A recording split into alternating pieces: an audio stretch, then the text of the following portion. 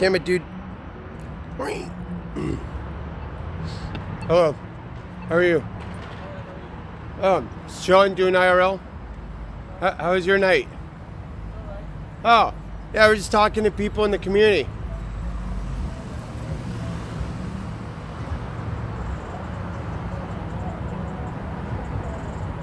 Bye. Nice. What's going on, boys? Oh, dude, I ran out. I think I ran out of push notifications. Fuck me, dude. We got one. We got a hot one. Let's go see what it is. Dude, already, and I already got content. No flipping way, dude. No, there's no way. There's no way I already have content. Oh, bro. Oh shit, I don't have a mask. Oh yeah, fuck it.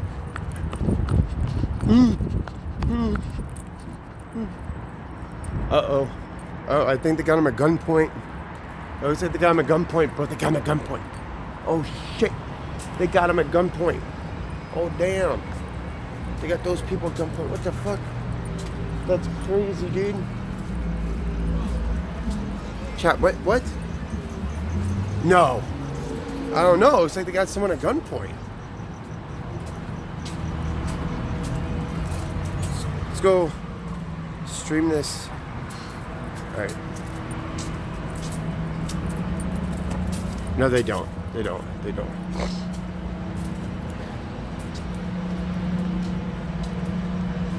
Might just be a regular traffic stop or something.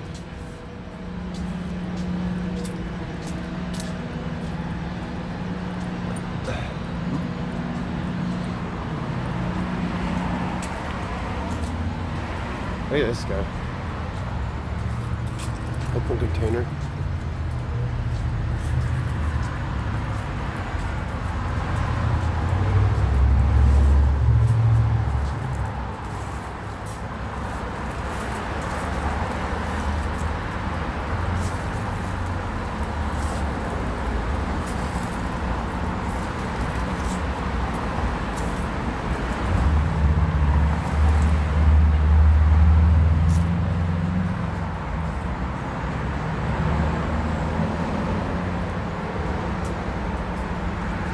Is that Mexican Andy?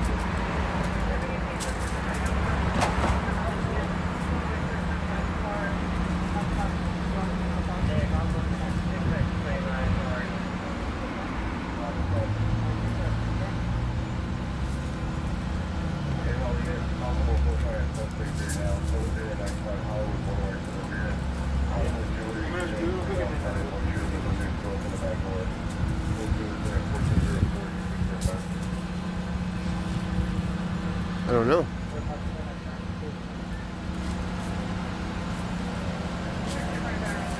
I thought it was Andy. It's not Andy.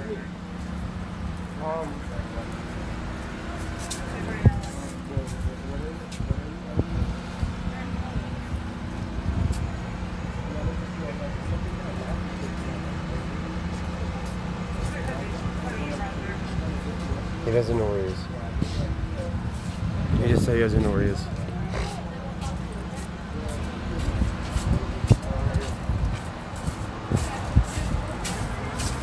It's better if you put it around your ears. It's more effective.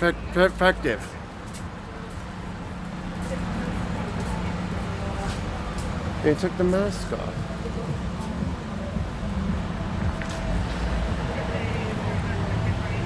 MX.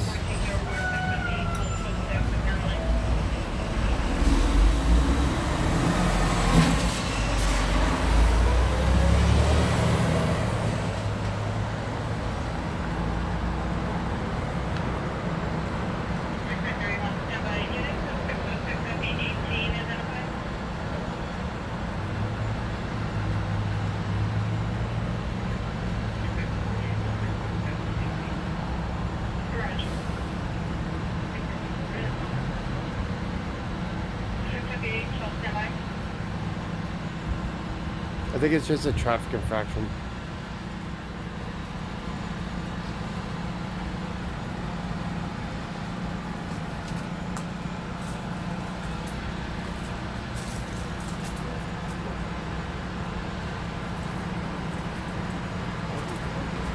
Uh-oh.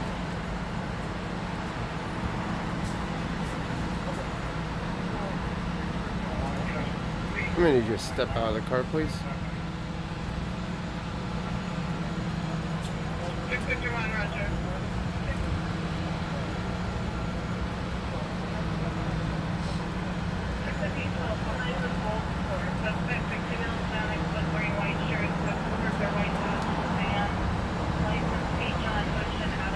I don't know if it's anything.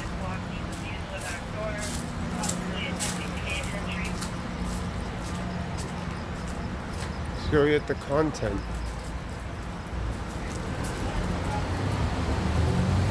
Why are they doing this?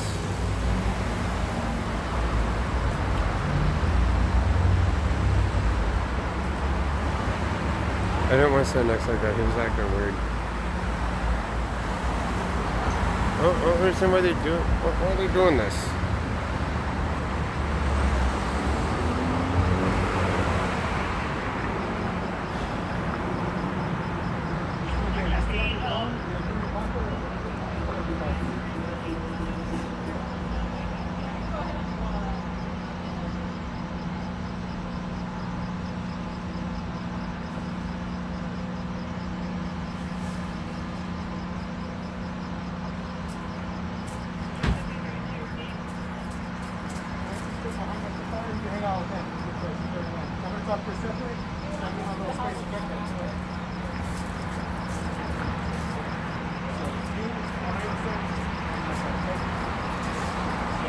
Wait, I don't even know what I walked up on.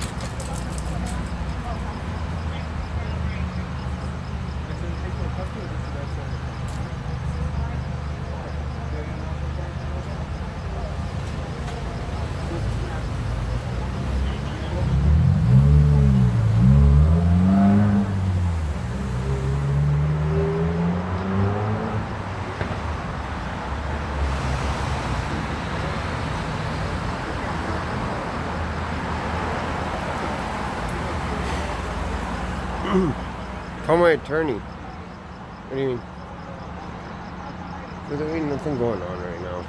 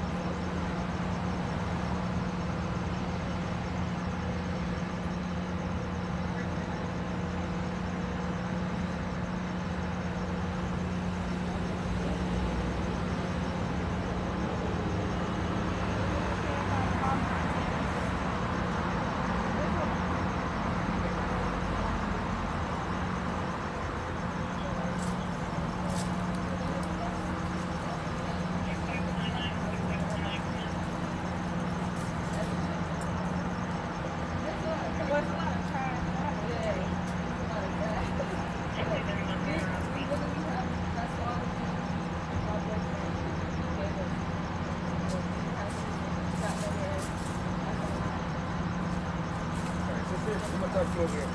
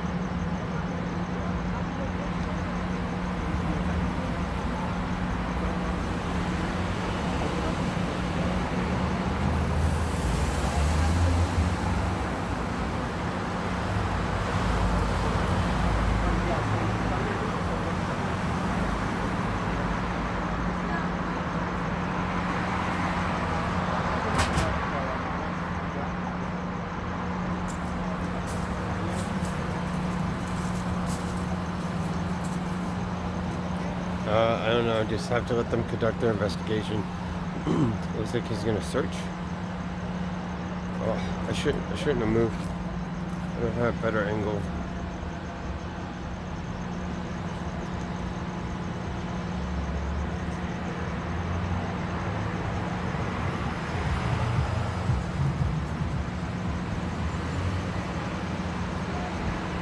Sorry, boys. I cannot ask questions. We know this.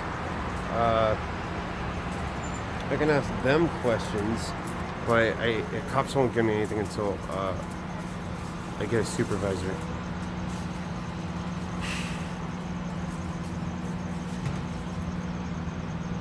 Go by the pole? I don't know if I can. You know, I probably can. That's probably fine. That's fine.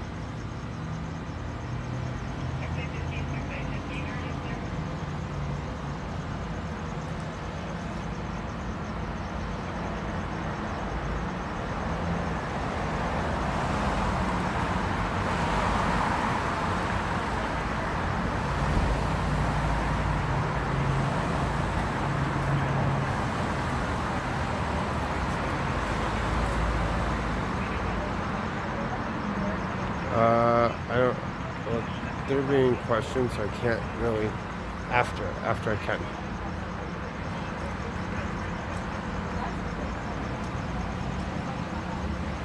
I can't interfere in the investigation.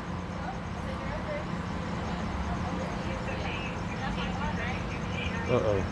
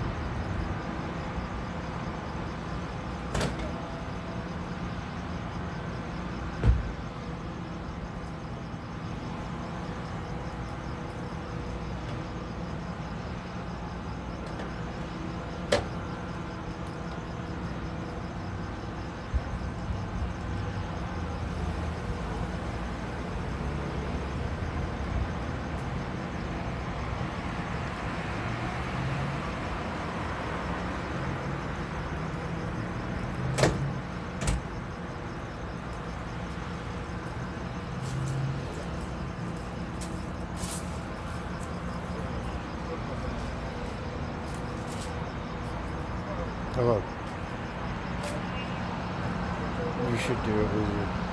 Loser.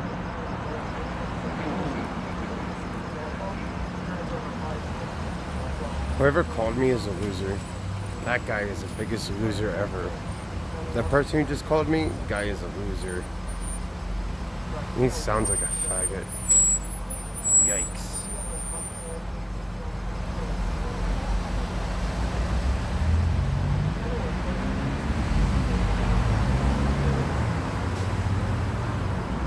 Holy crap, thank you for the $50 dono.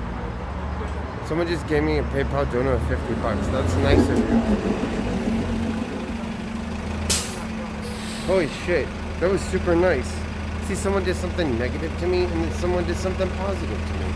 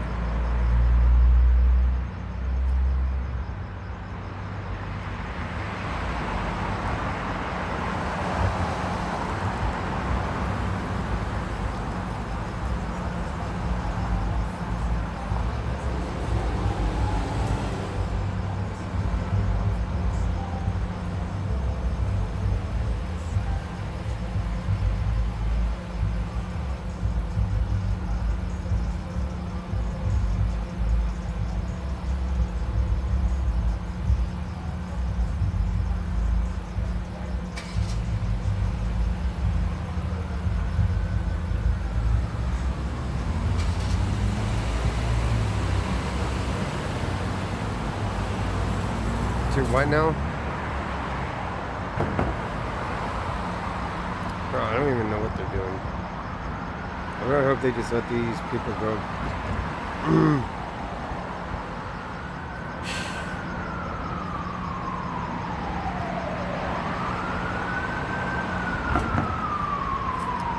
Let's go see what that one is.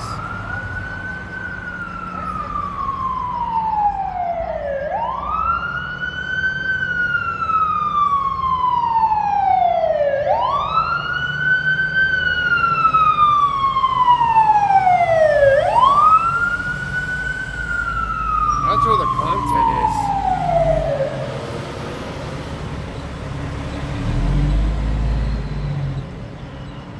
You want to go see what that is?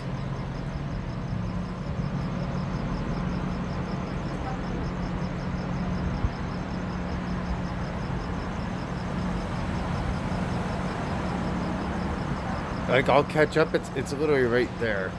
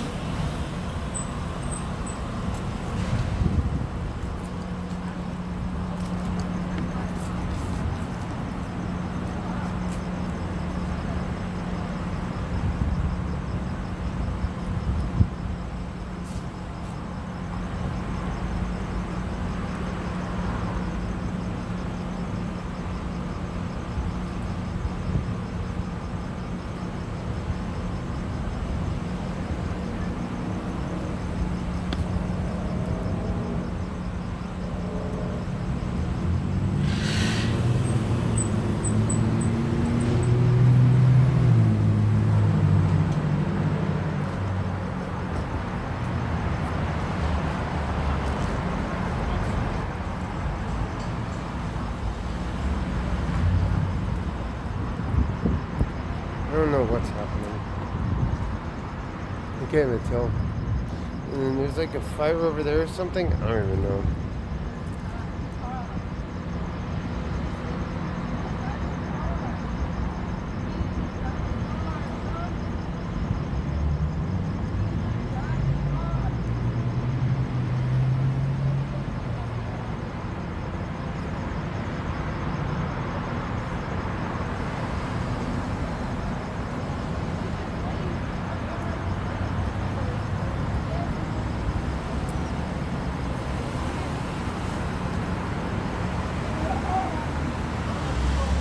Find out. I don't know. Do a dab? I don't need to do it. Are you guys okay? Are you safe? Are you guys good? Okay. I'm just filming for your protection.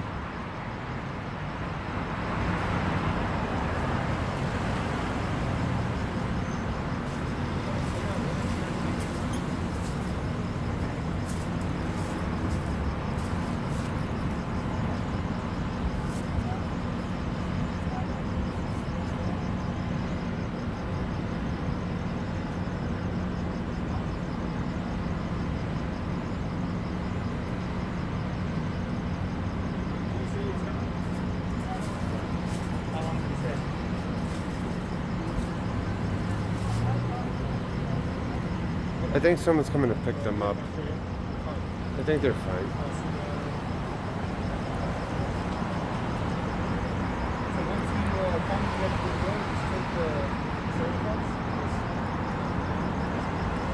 I think they're towing it. Let's go. They're gonna tow it. They're getting a ride. It's over with. He searched it. No, nothing's gonna come of it. Nothing's gonna come of it. They can't arrest her. They can't. Like, literally, like, from what it sounds like, they're getting a ride. They would have had her in cuffs already. They would have had her in cuffs already. They would have had those people in cuffs already. Let's see what's up here. It's like $200-300 tow fee or something. And then they charge you per day.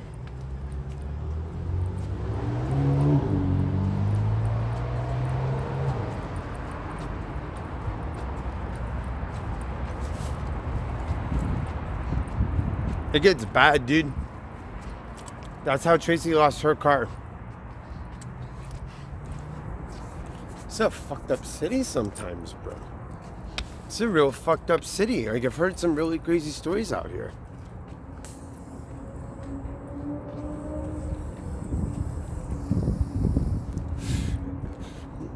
Is that a cop on a bike? Oh no, I have no weed.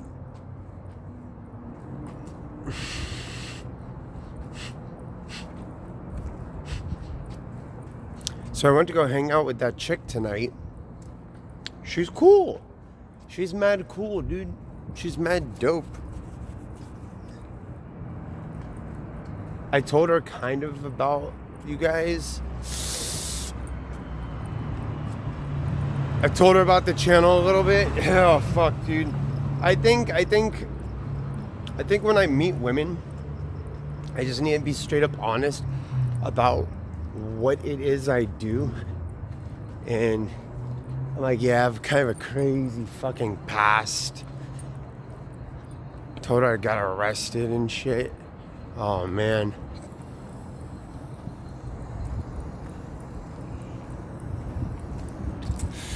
It was our first, like, yeah, it was a date.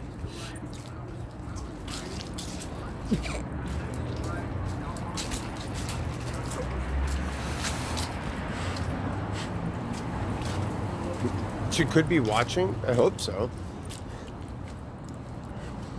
No, she went to work, dude.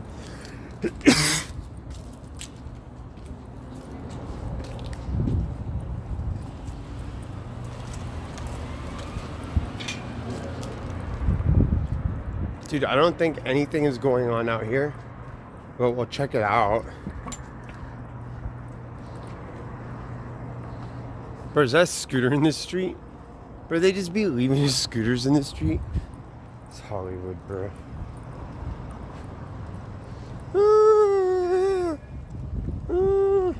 I miss walking around here at night, bro. I think I should spend my nights in like Hollywood, Santa Monica or something.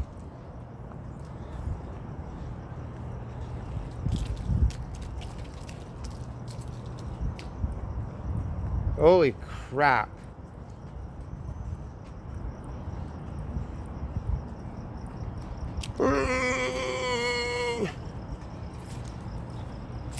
What is this?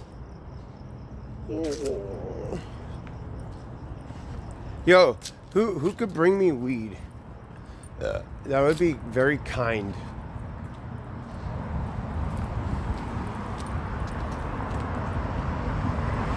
Yo, maybe we'll bump into Aladdin. Maybe we'll bump into motherfucker. The fuck was that? Maybe we'll fucking bump into Aladdin some shit, bro. That'd be lit. That dude's not so bad. He's just funny to troll.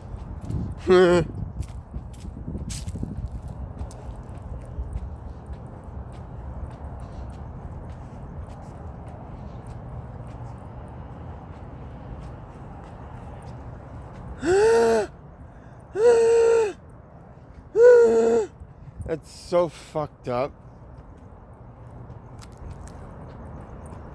That's so fucked up.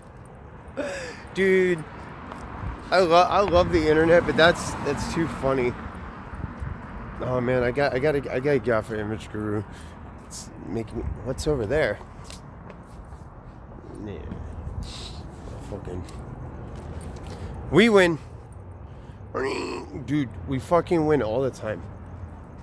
Hey, I know this taco truck down this sketchy alley, dude. That is the funniest thing that I've ever seen. Was that scumbag liar, bro? Jeez, bro.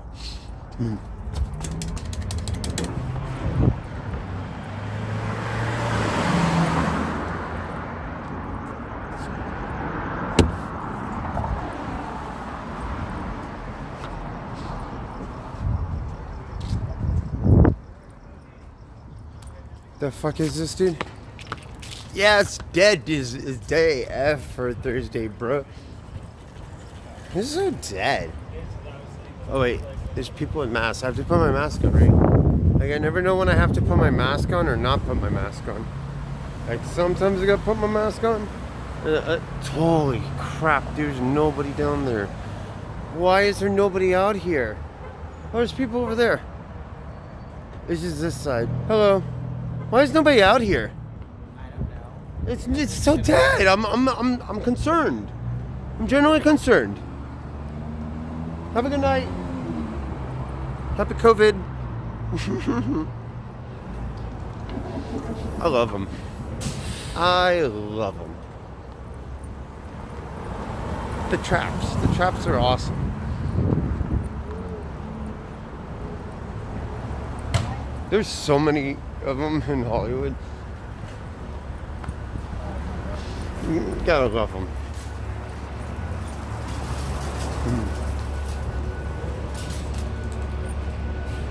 You appreciate me? But do you? What do you?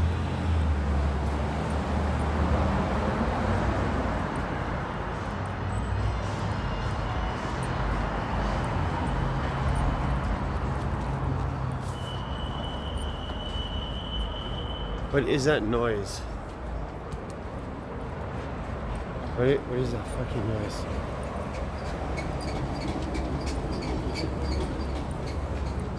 That thing is scuffed. Dude, it's so quiet. I appreciate you.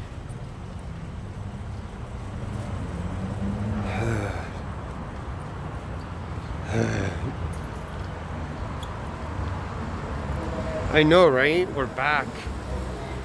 Dude, I saw that guy in traffic the other day, I think. Or I think that's like some new thing.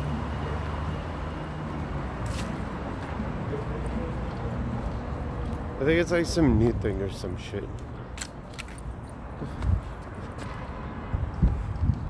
Just trash all over here, bro.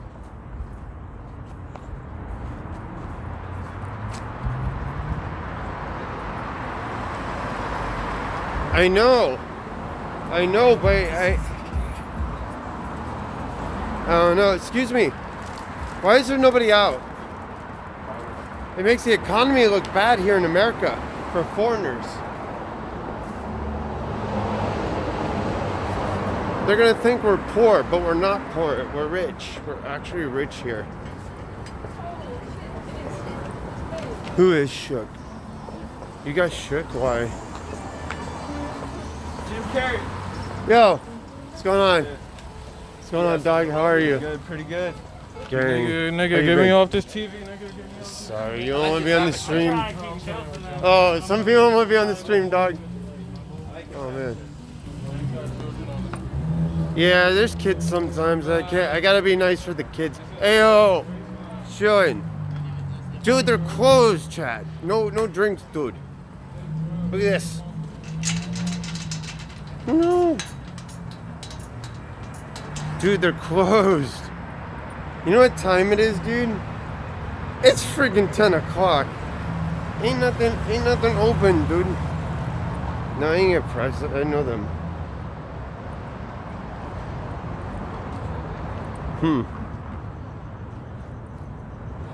Dude, it's locked. There could be content out here. We could find content. I don't know. I mean, it feels like a good Thursday. It feels like a good Thursday. Bruh.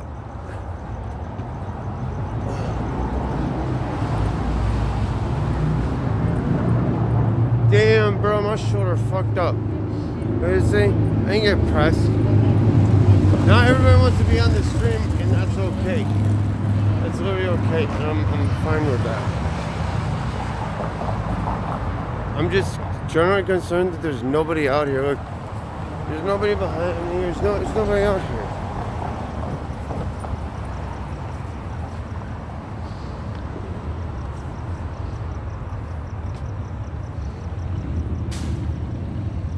Countries are gonna collapse here soon. Food shortages and food. Why?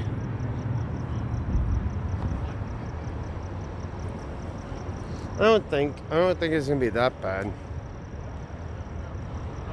I go, interviewing? I kind of want to do Nightcrawler shit.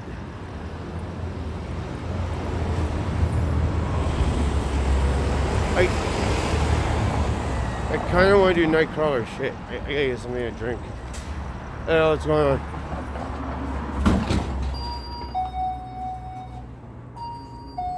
Hello, how are you? Hey, you still got the food stamp?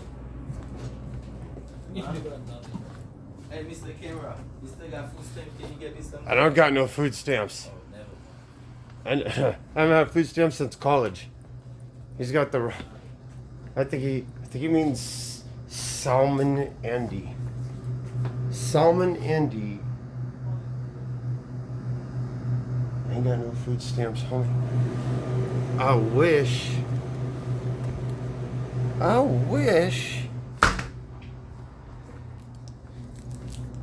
Do I look like Salmon Andy?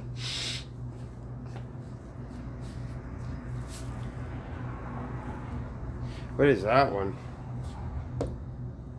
Weird. I look like I'm on food stamps, but those, probably not. Wait. Yeah. Get that. How are you? You live on YouTube or Yeah, I'm a YouTuber. you have your own channel? Am I what?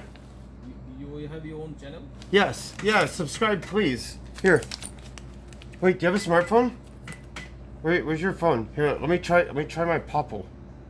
It's my business card. Yeah. Here. Wait. Oh, here, bro. Sure. No, I have money. No. Where's your phone? This is my business card. This thing. It's called a Popple. It uses NFC to put my YouTube channel on your phone. Don't worry, I check it. All right, I'll just give you a card. It's okay. Here's my card.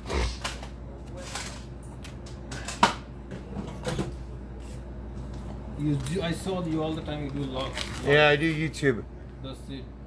Now everybody wants to use the Popple. I like the Popple. Yeah, subscribe. I appreciate you. See you later.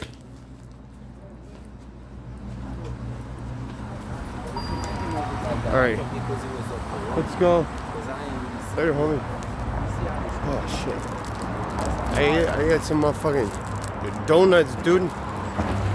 What? I got cards. I got cards now. Shout out to CMAS for hooking me up with the cards. Bro, without CMAS, shit.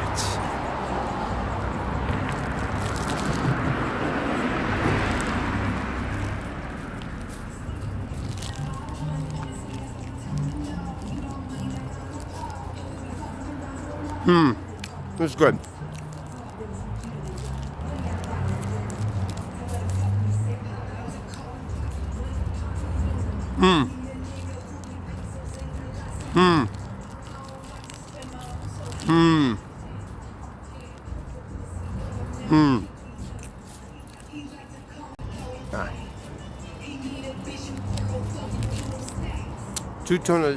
Two donuts down.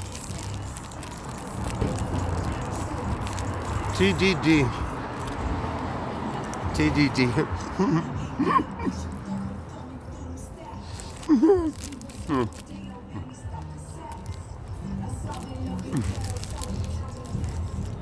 I like going IRL.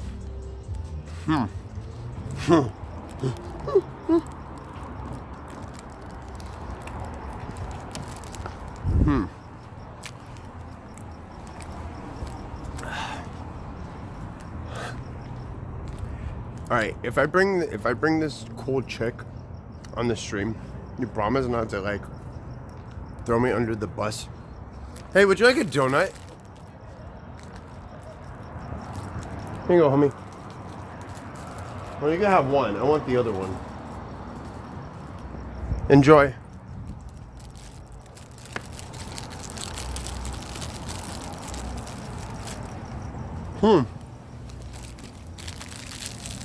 Introduce you? Probably, maybe.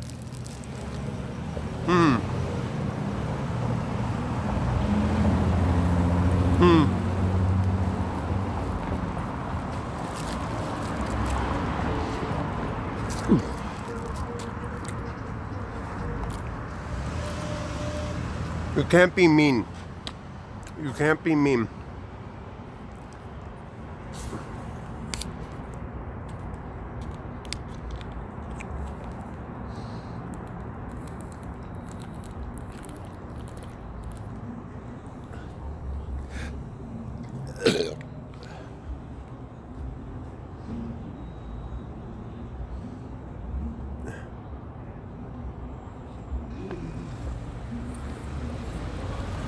Well, she's at work right now, but she wants to stream, I think. Hello. Subscribe. SJC on YouTube. Subscribe. Yeah. We're going to get all of them. All of them.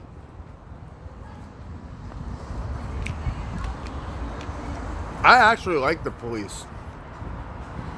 I don't commit motherfucking crimes. I try not to.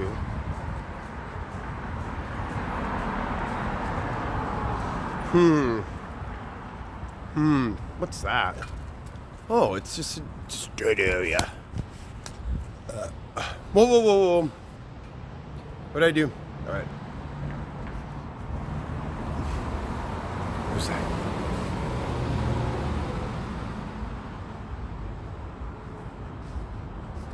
No. I wasn't aware.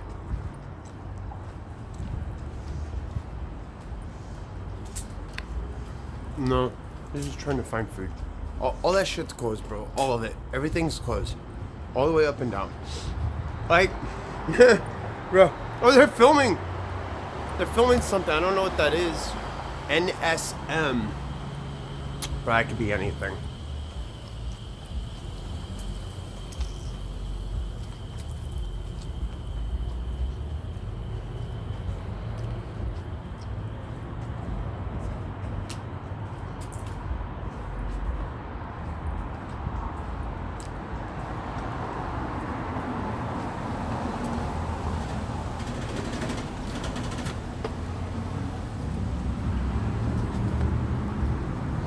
I think we should go. Dude, we should go find that dude Rooster. That guy was pretty cool. Wait, I know where he lives. Wait, I think I have his number. Yeah, I have that guy's number.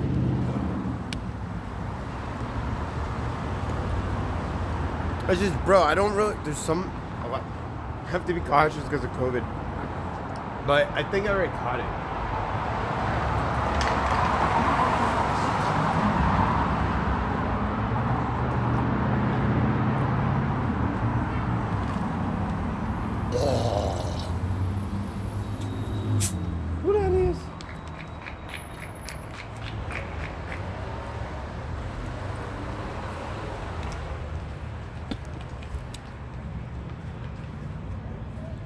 CX.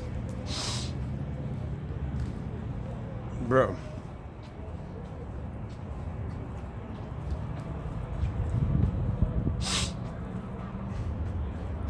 The hell is this? What the?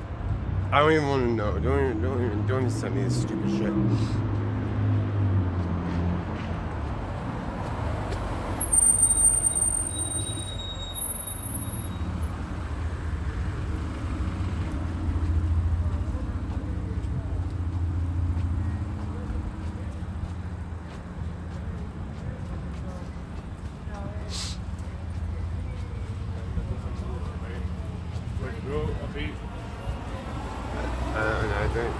I don't know, bro. I think it's just mostly boomers.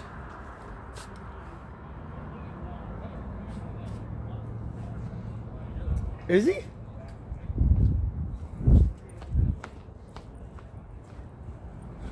Wait, is he really?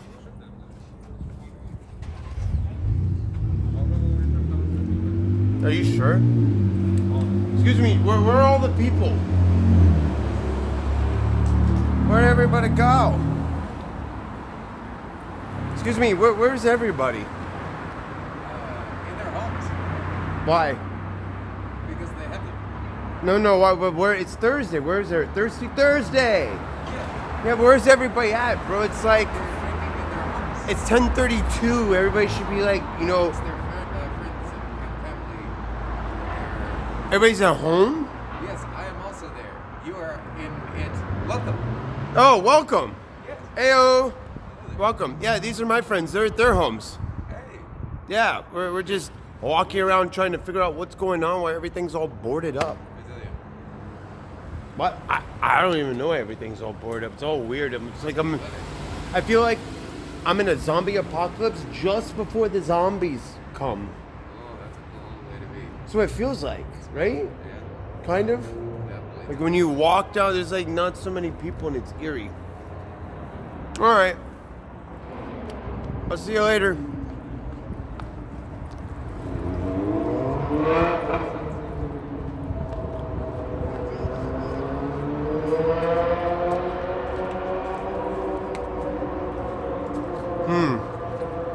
All right. So I owe you guys a camping stream. Now I'm gonna buy a tent tomorrow, and we're gonna go camping.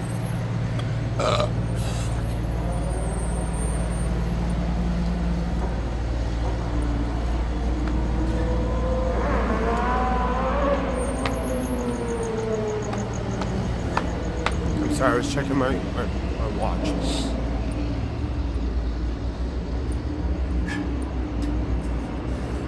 Good.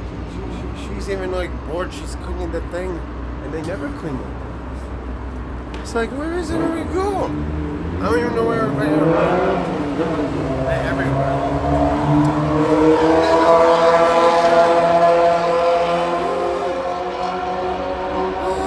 Hey, wait, is that the guy who's going around taking photos of people? Wait, did we get him on stream? Because I think that was the guy. See, I'm aware. I'm way more aware than a lot of other ones.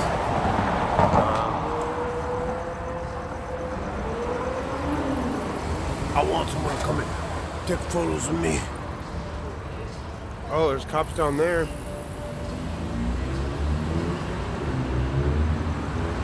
There's cops over that way.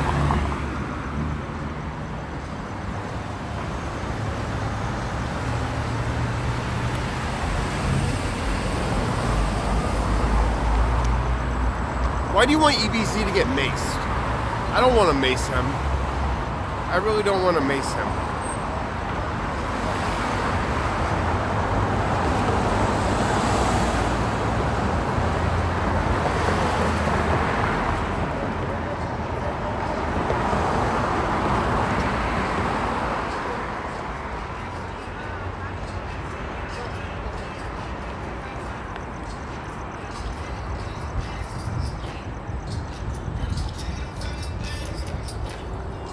Who is this?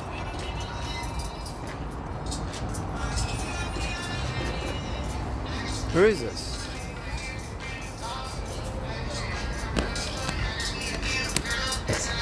Who is this? I have your number. I have your number.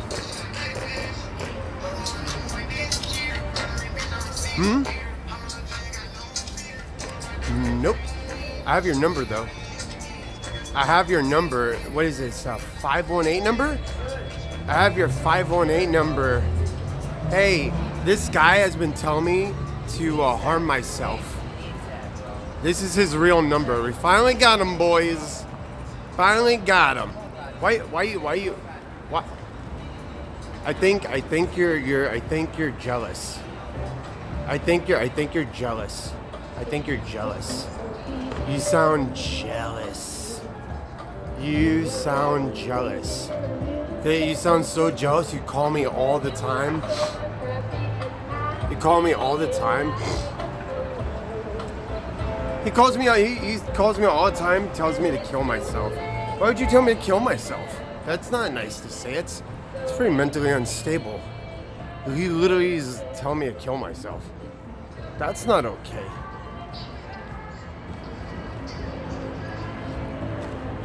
That's not okay. That's mentally unstable. Yeah, it's really gross to do that. It is. That's why I didn't put him on speaker, because I'm not going to allow that to be on my stream. That's wrong to tell people to harm themselves. Oh, I have his real number now. Now I'm gonna call you over and over and over and over and over until you change your number. I'm gonna call over and over and over and over and over and over and over and over and over and over and over and over and over and over and over. No, I have his real number now. I have this psycho's real number. I'm gonna call over and over and over and over and over and over and over and over and over. Bro, I'm gonna call you all night long.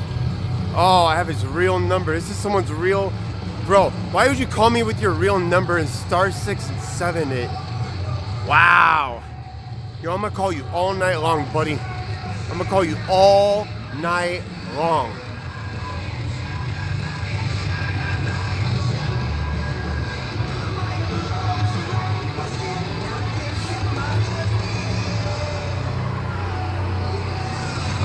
I'm gonna call you all night long. All night long I'm calling you. You just made content for the stream. I'm gonna call you all night long.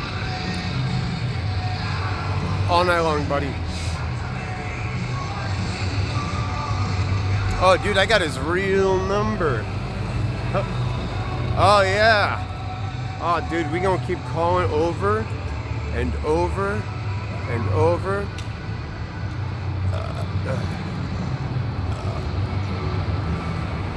Wait, where? Oh no. But no one's out here. No one's out here, bro.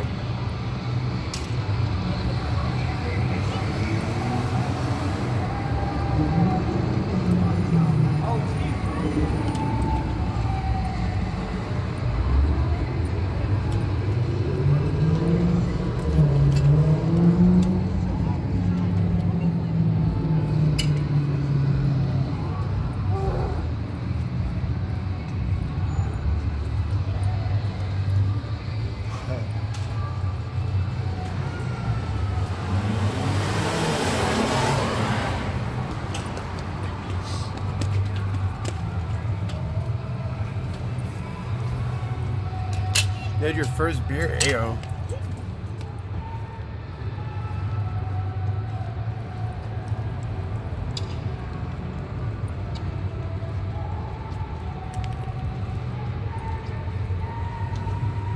Bro, there's nothing going on here.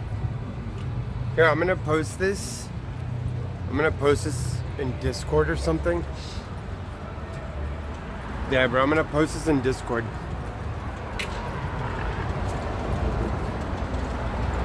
Oh, do I got another one?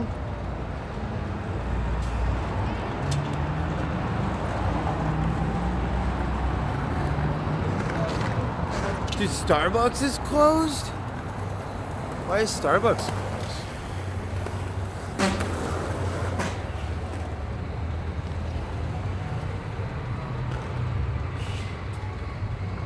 Hey. Hey, look at that. I win. The guy's following me, dude. Probably, dude. Just a bunch of weirdos here.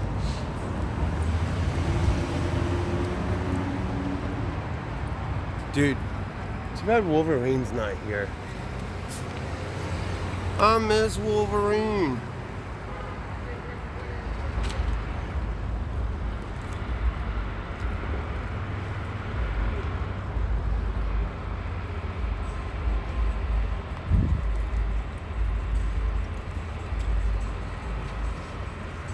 Oh my gosh, so good. The Fago cream sort. There's nobody down that way. I don't even want to go down that way. I always sketch. Ross? I mean, alright. Ross went back with his parents, bro. Oh.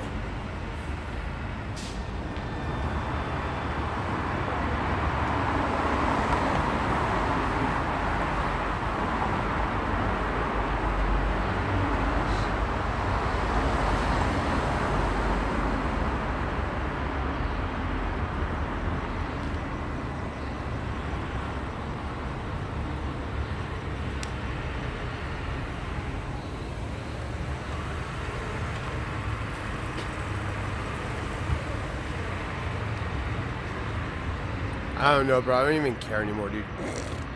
I don't even really care.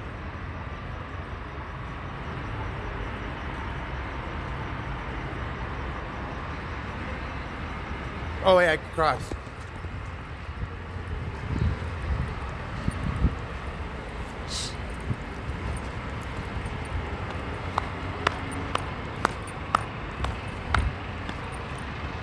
Oh my gosh.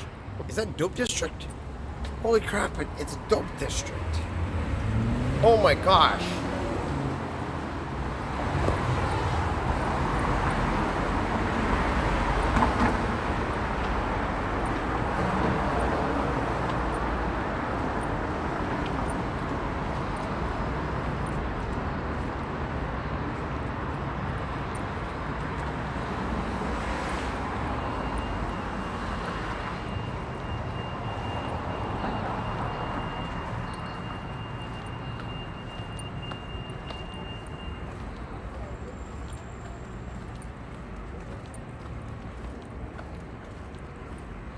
That's his uncle. That's his uncle.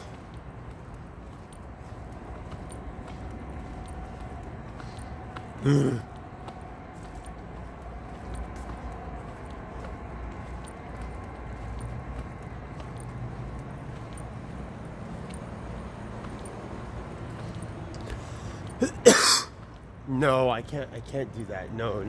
No sneezing, bro. Especially not around now, bro. Fuck no, dude. That's horrible, dude. No. I mean, bro. No.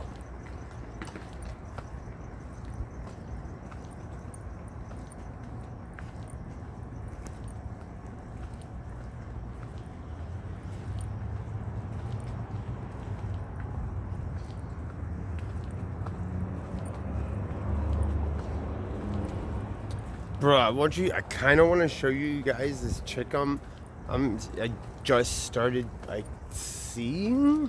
Like tonight was like our first date. Let's go down here. I haven't been down here in a while.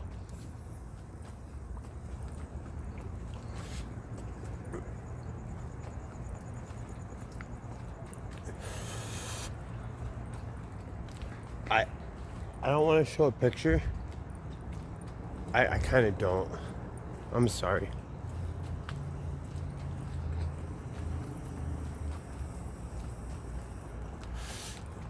Shook of Brandon? I'm not shook.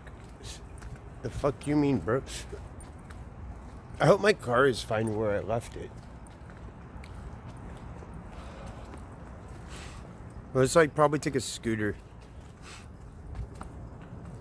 back to my car or something.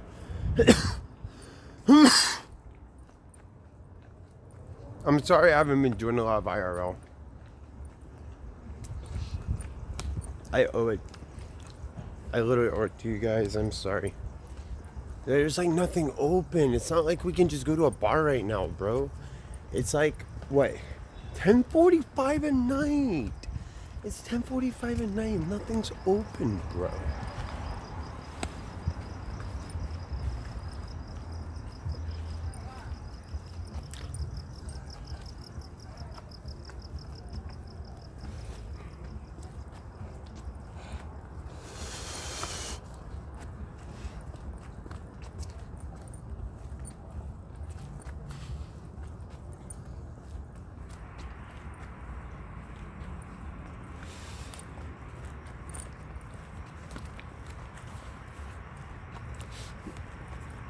Wait, what does it say?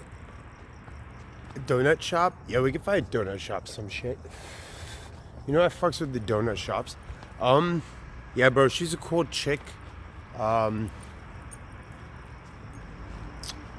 She's from Illinois.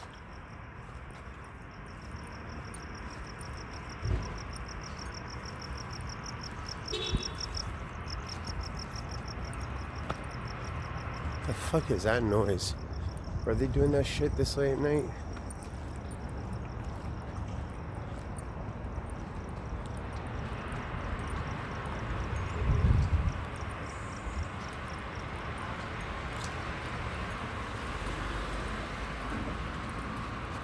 I have content spray.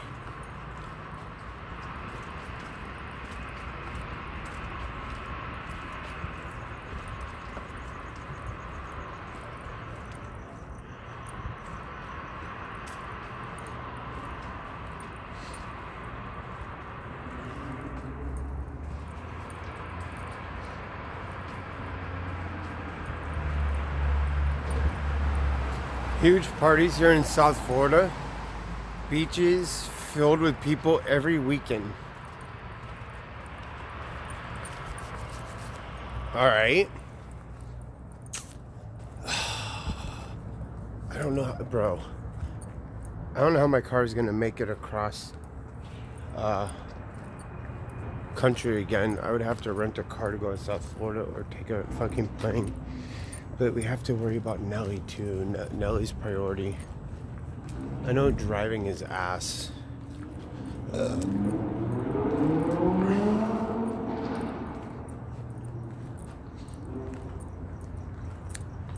This chick is hella cool though.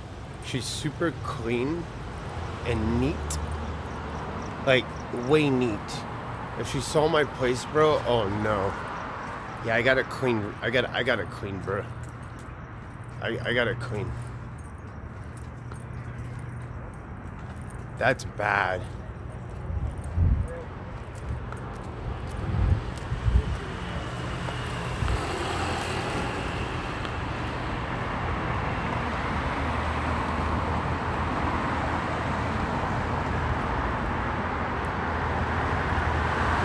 There was a donut shop over there or something, bro.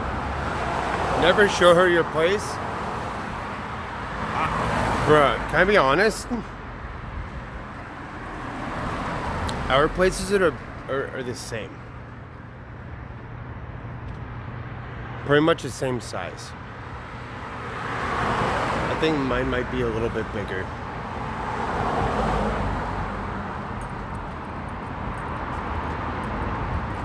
Bro, I feel bad because for what she's paying, she could have a whole fucking apartment. She could have easily a 1-1-ing. She's nice chick.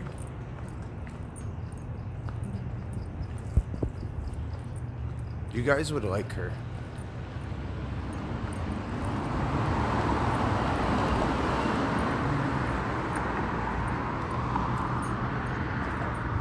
Neighbors? I don't know. I don't know what that means.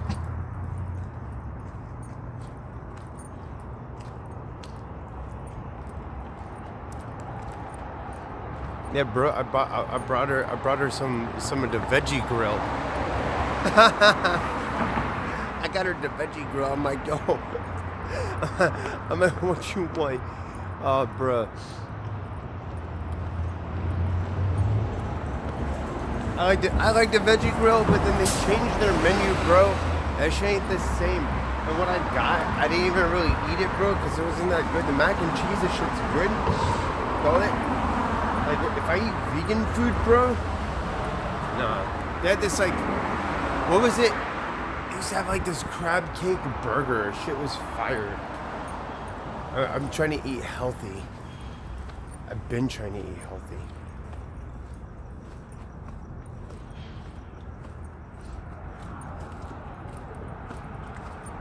Oh, no. Where is this?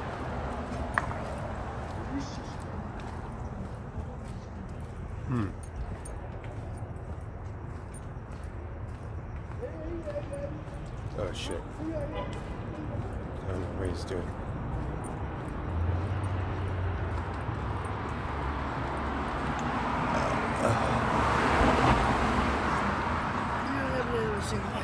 Oh, don't smoke cigarettes. Cigarettes are bad.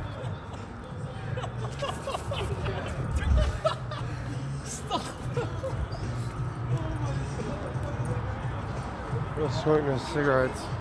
Wait, I already had donuts.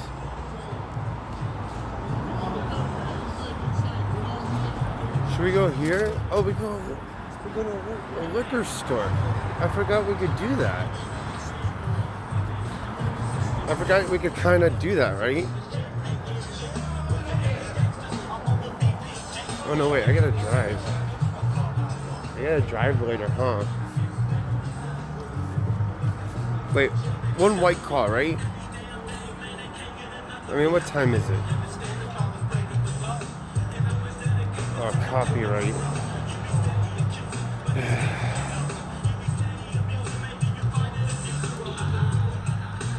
Donuts at a gas station? I can't drink because I'm motherfucking, I have to drive.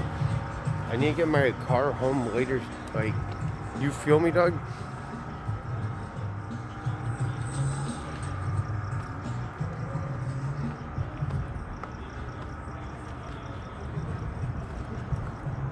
I don't even know. Do you know where a donut shop is? I forget. I think there's one over that way. Donut shop is approximately Like a wind chills. 6 blocks. The wind chills like that way, right? Wind chills? Inches? Yeah. That's like It's like this way, I think. I forget. I'm sorry. Have a good night. Chat, does anybody know where the wind chills is?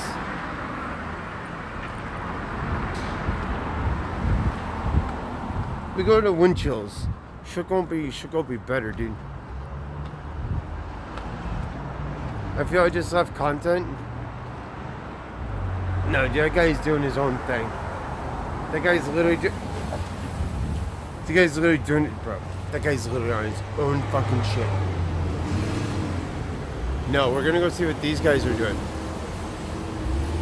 Look at that. Well, here, let's cross the street right here. Let's cross the street right here. Dude, there's like 4 cops over there. And they got 4 cops on someone's nuts. It's content. Most likely content.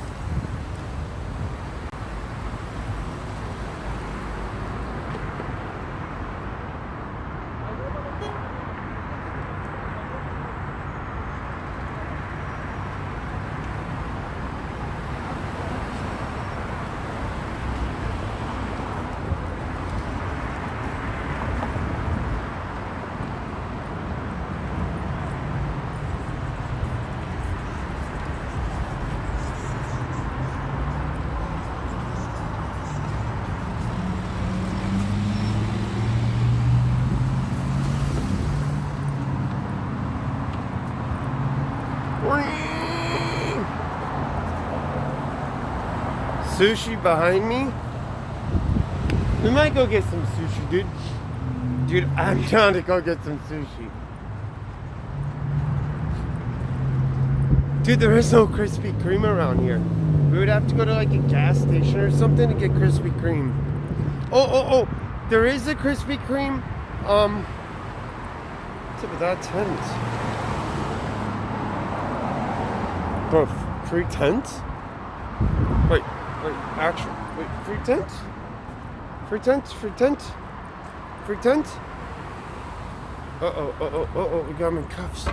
Oh yes, they're in cuffs. Cuffs. They got like 5 of them out here, dude. It's like 5 of them. I don't know if it's anything. It looks like someone's just getting a ticket.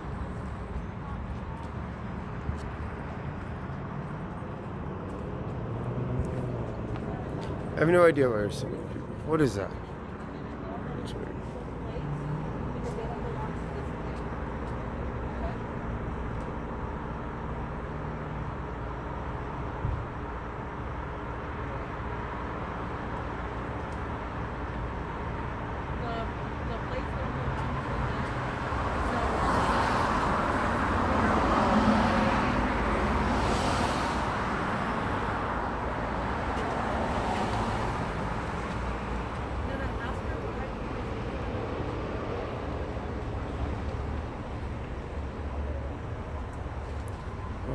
Is there another car coming? Hi, ma'am. This is Stephanie.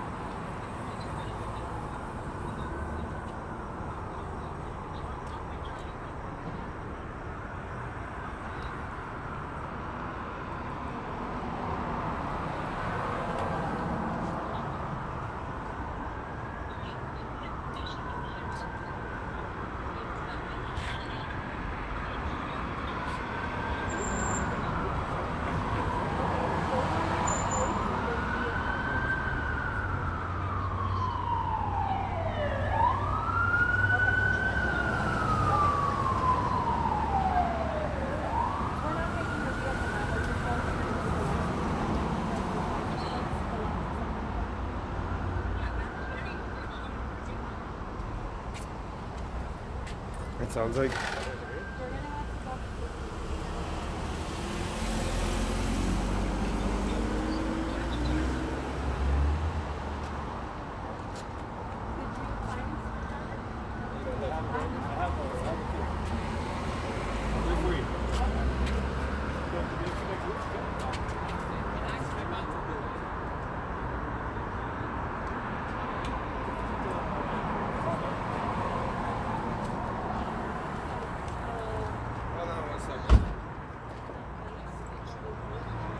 Oh shit, that's definitely not the license plate.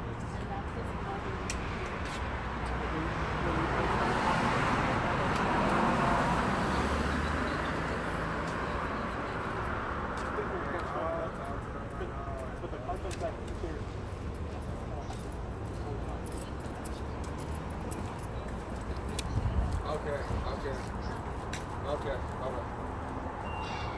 No, yeah, ours is like 7K some shit. I literally haven't seen this shit.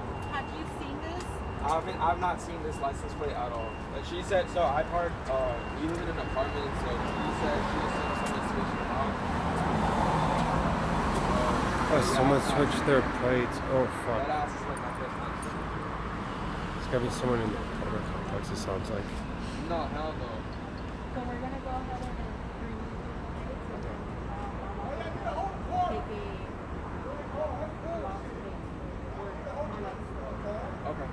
so like if you do get hurt,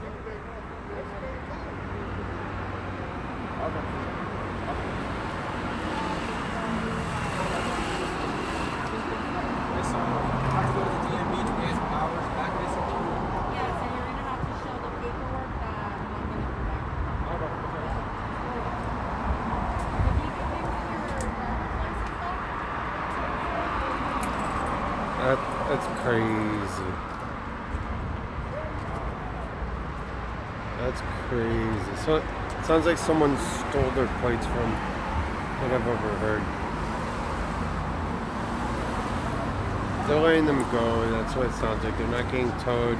From what I've heard, everything seems cool. Everything seems cool in this situation. It doesn't seem like a bad situation at all. Yeah, the situation's absolved pretty much. Usually happens that people feel weight, not saying you take your weekend. So like that, like in front of the vehicle, it goes like that. But these places are Crazy. That's crazy that happened. Hey, it happens. I could see someone taking plates.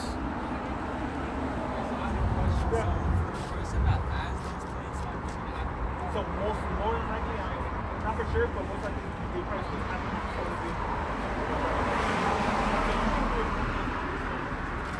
Wherever you live. Yeah, so you don't know. That's why there's so many of us, because usually this will happen.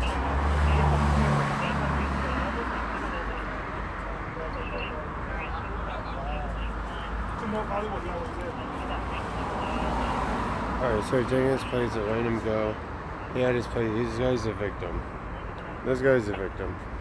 No, from overhearing the situation, gentleman in the car is a victim. It happens. It's LA. There's sketchy shit happens here.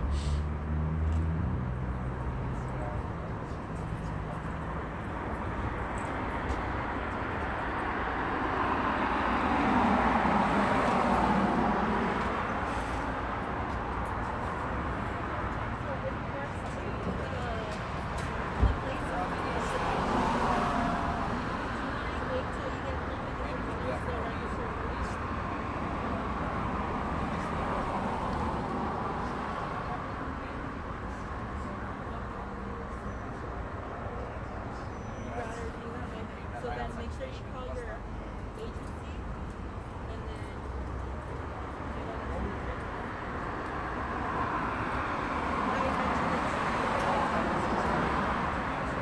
so right now we're gonna remove these plates and then we're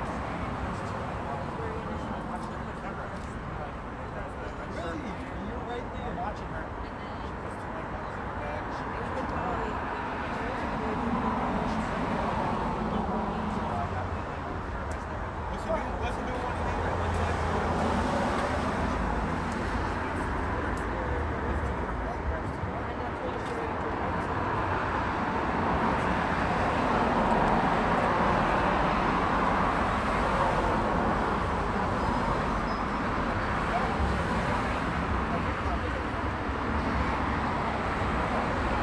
have no idea what the high pitch sound was. I heard it too. I hear it again. I hear it again. Weird. Is it that?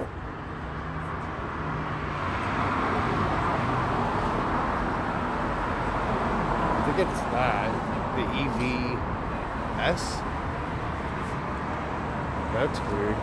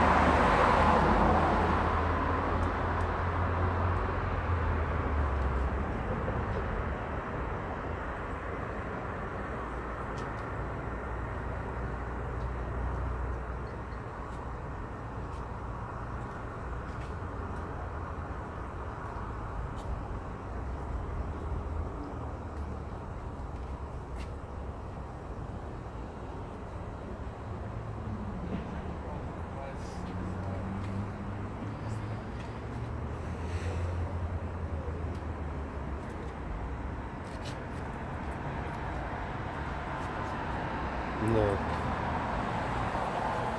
Yes. No, we are in Los Angeles.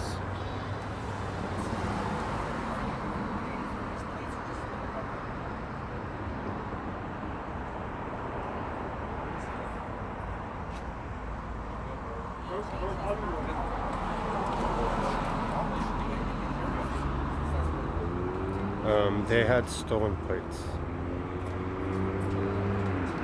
from a car that was stolen. Like they're victims.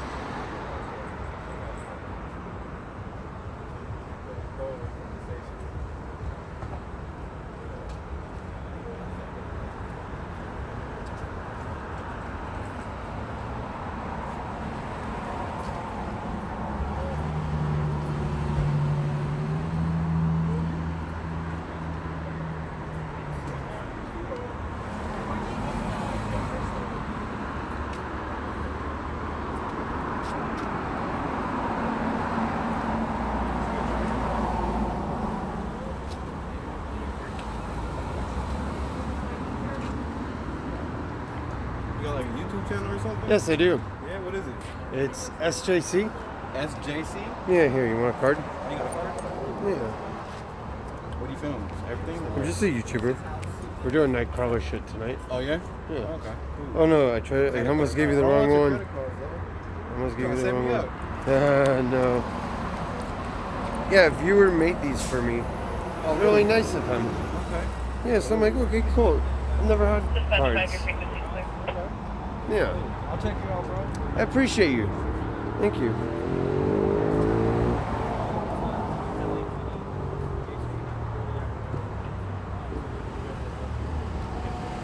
Another subscriber. Ew. Are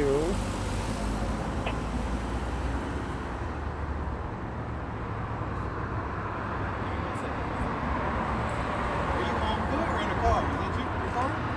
I'm on foot right now. And then I drive. I got my car around, so then I go to my car and yeah. You got a scanner in there? I have I have an app. Oh, okay. I have a few of them. Yeah. They're really, really accurate. Super accurate. Yeah. The more you pay, the better it is. Makes sense.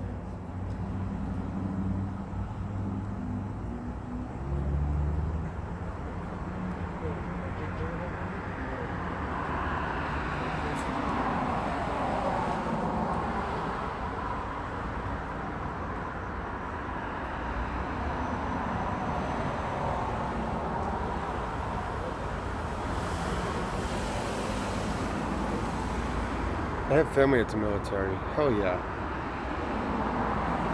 Yeah, if you're military in the chat, thank you. I appreciate you.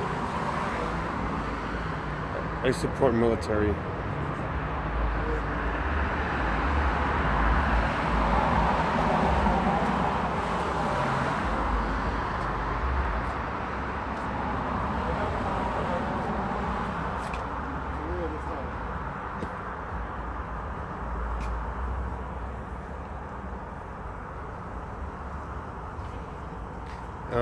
Basically, the cars, plates, someone stole their plates and put plates from a stolen vehicle on theirs or something.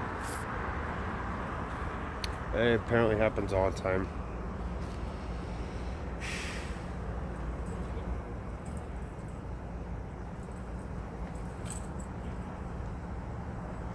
So go to your local agency and then just let them know what happened.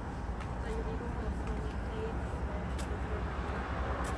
Your vehicle, yeah, they're fine. And they're free to go. They're safe, free to go. Drive safe. Yeah, you guys have a good night. Please. And let's go to the next one. So, wait, it is. Oh, it's getting louder. Wait, it happens over here. Yeah, I do recall. I think it's like this. I think this is a tower.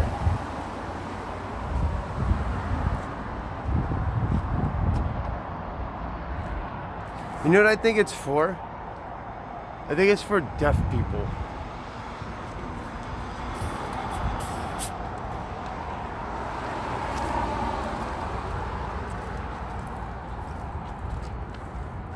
Because I see the little device up there. Look, there's one up there. I don't know why it's up there. What is it for?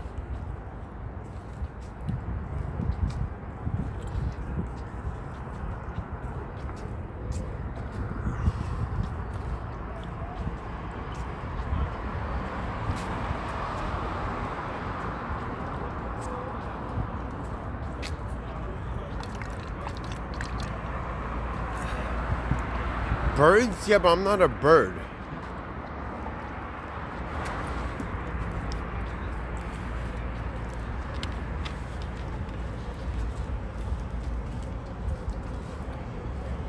I am not a bird.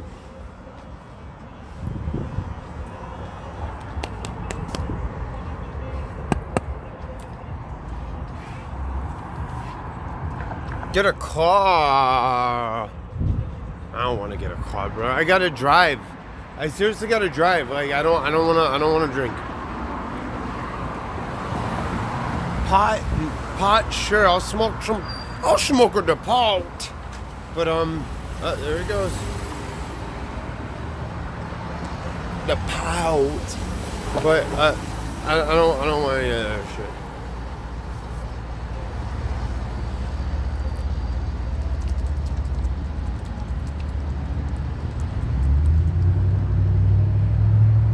What is up with this shit?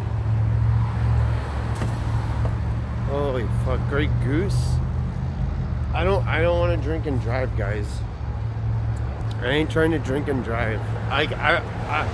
If I took an Uber here, sure, I get smashed. I get smashed for you guys, sure. But that being said, nah.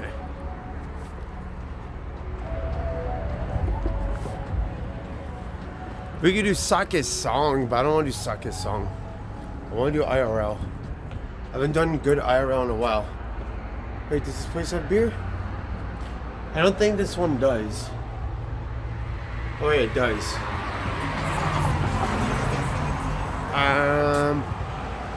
Ooh, Burger King.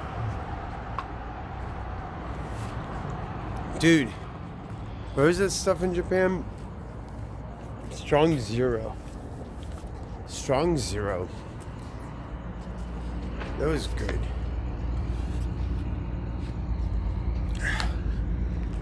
Do they have the PlayStation cups yet? Doesn't have the PlayStation cups yet. Give me the PlayStation cup. I want to win a PlayStation 5. PlayStation 5. All right. I want to see if we get entered. What is that? Dude, I just kicked a pasta. I want to see if I could win a PlayStation 5 from some type of like competition. I want to see if that works.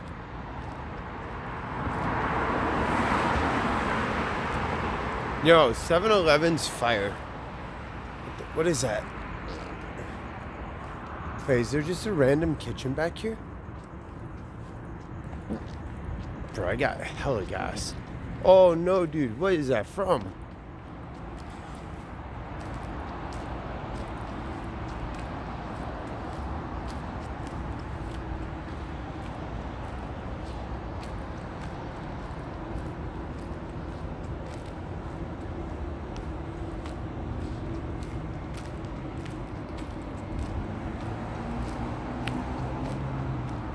It is a food truck. Wait, it is a food truck.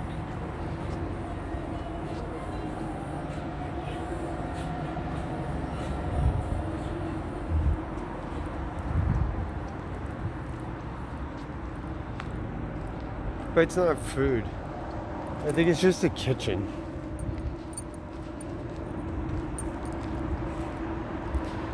No camping out on lot. You're being monitored. Hi.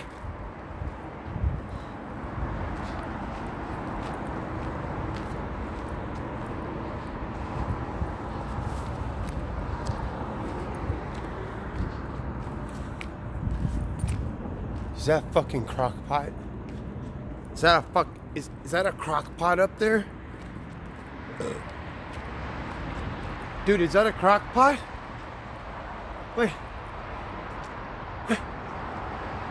Dude, what is that up there for? How did it even get up there? Did they put it up there? Is it a fucking crock pot?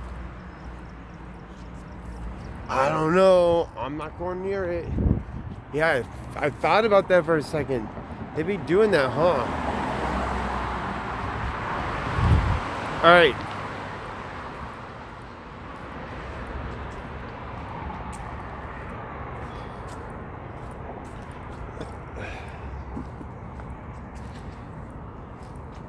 There was a fire by my house earlier today, but I decided it just wasn't going to be content enough.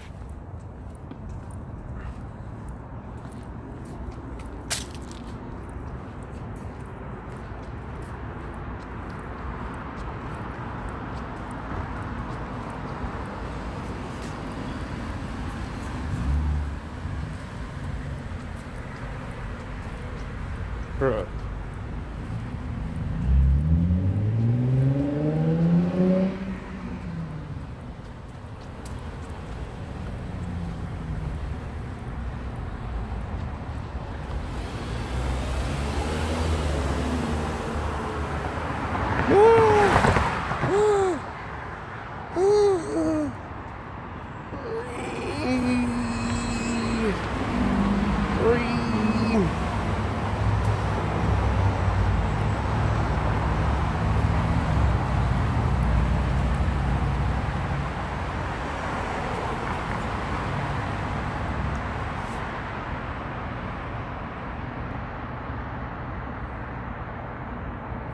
Did Skid Row spill into Hollywood?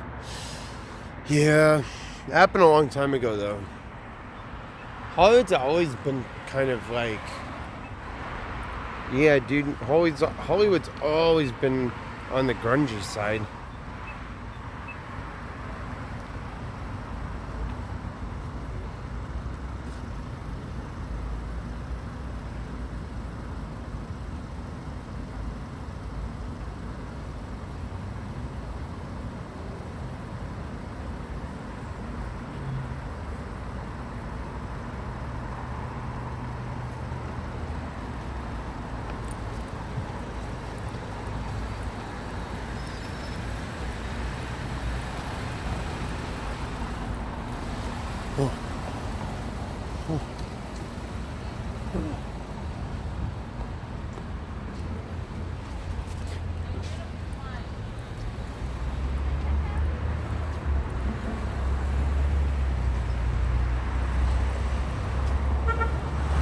Who that is?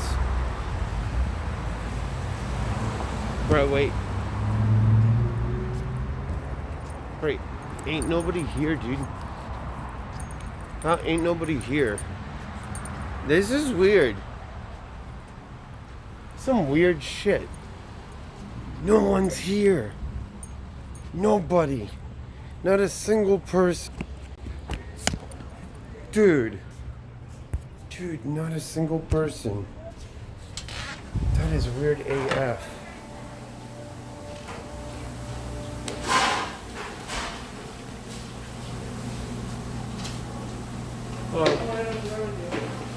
Thank you. Can I please just have salmon number 2 with onions, and I'll do it with a pink lemonade. Can I have 4 spread? 4 spread. Thank you. Yeah, can I have 6 spread? 6. Oh, 6? 6 spread. Oh, 6 spread. No. 6 spread. Thank you.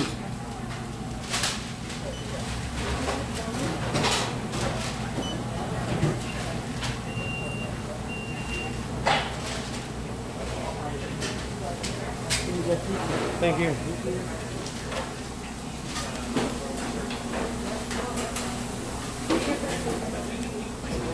It's so weird. It's literally so weird. Everybody's in their car. Nobody wants to come in here, I guess.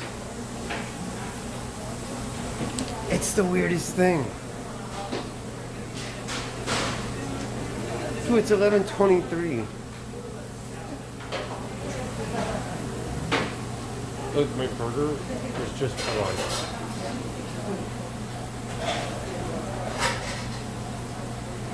My burger was just put on.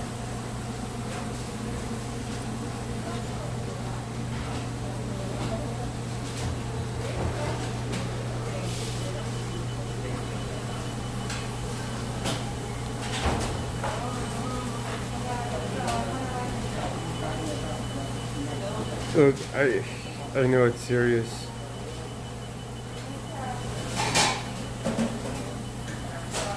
Oh my gosh.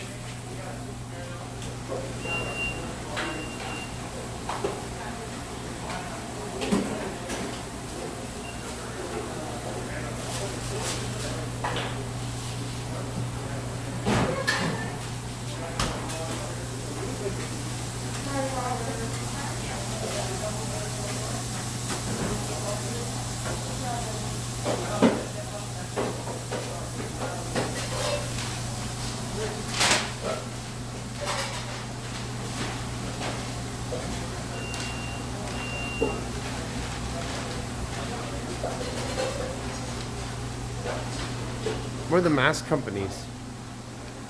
Well, what about the Japanese masks I bought?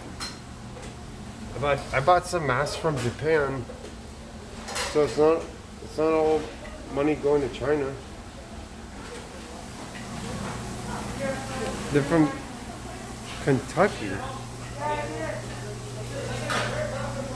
What does that mean? Damn, it's so weird. It's so weird. This place is so empty.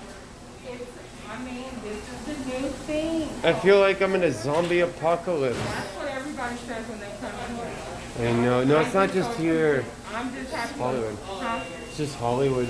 Yeah, Hollywood is desert town now. It's crazy. But that's good. Guess what that means? Huh. Unlike what the news is saying, that us Californians and Florida people do not, follow lockdown procedures, Yeah. curfews, or wear masks. Yeah. That it's a lie. Yeah, it's alive. Yeah. Everybody's in the house. Yeah, everybody's in home. People are Yeah. at home. Yeah, I she's thank right. you for not recording the tour. Oh no, I don't. Yeah, I know not to do that in here. You are just so awesome. Everybody, they give me so much heck. They do not. No, I know. I've been coming here for years. I just respect it. I just appreciate you. So Yeah, I much. appreciate you. Thank you.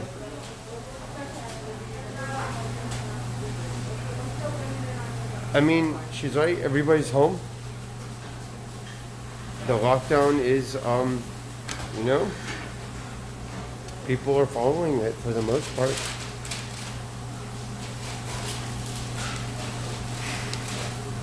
I'm Kyle. I didn't know. We still don't know. I still think it's a troll. Because, bro, people are mess. I wasn't disrespected. I don't want to talk about it now.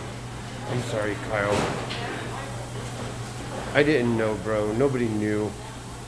Who would believe Chicken Andy of all people? Of all people.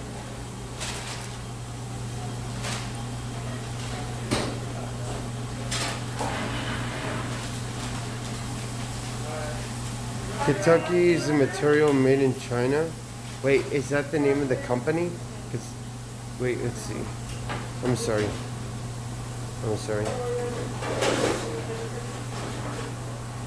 I'm gonna look it up.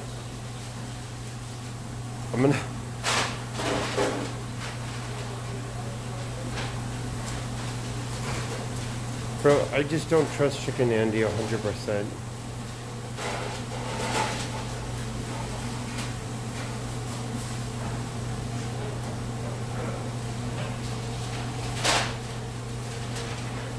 Oh, it's this company's based in Kentucky? Cool.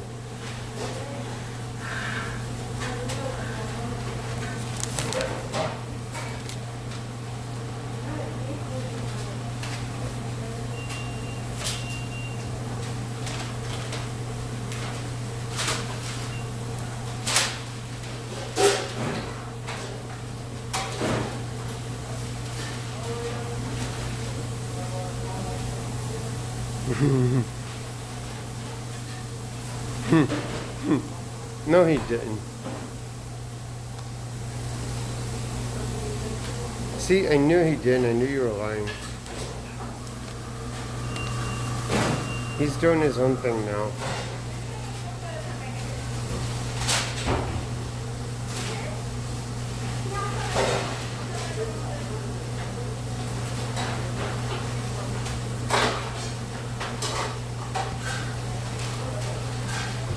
He's done. How so?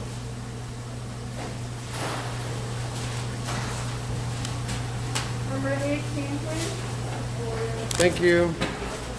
Hi. Hello. Yeah, give me 1 second. I'm gonna get No, take your time. 31 in and 2 seconds.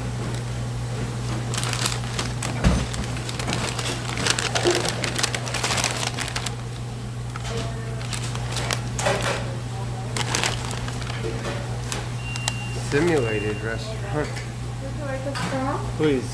Thank you very much. Have a great evening. Thank you.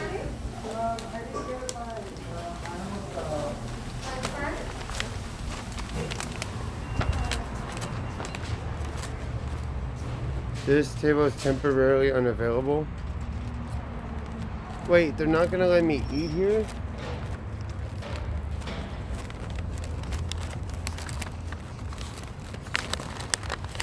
I should just sit there anyway.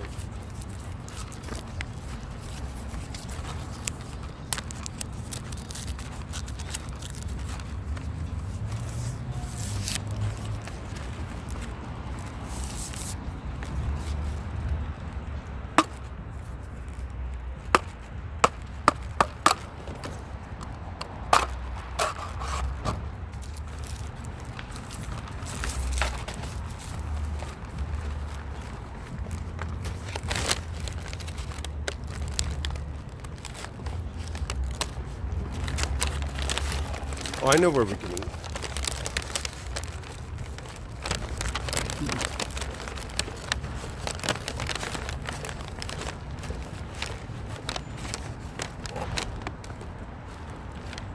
We can eat over here, somewhere where Captain Babyfucker can't go within 500 feet. Or is it 1,000? I don't know. You gotta ask him. He can't go within 500 feet.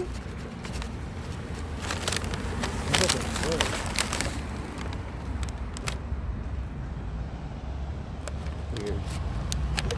If he runs up at me, let me know. Oh, look at him trot.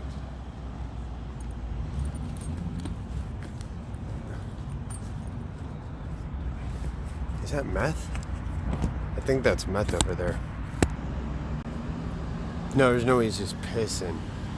There's no way he's pissing for that long. Dude, we got a helicopter. We got helicopter action. Alright, let me scarf this down and see if there's helicopter action coming this way. I see it. I see it flying. I just don't know where it's going. I have to wait.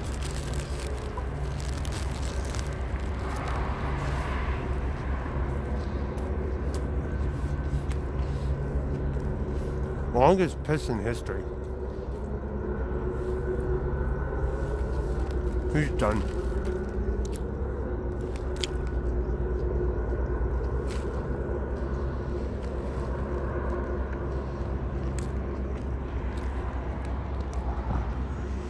Why is he just standing there? Oh my God, he's gonna kill me.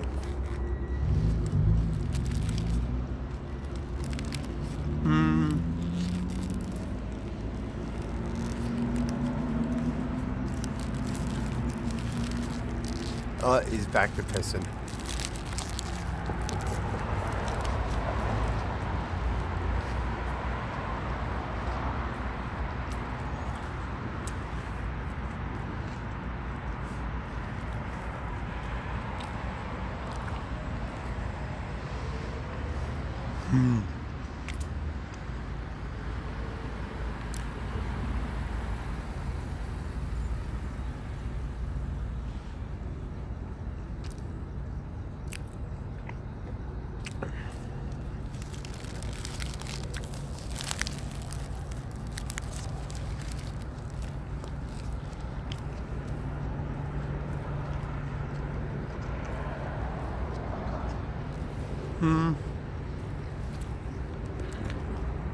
I love the hoodie.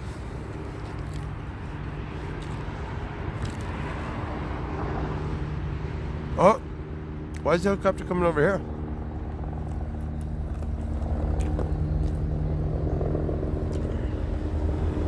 Oh, oh.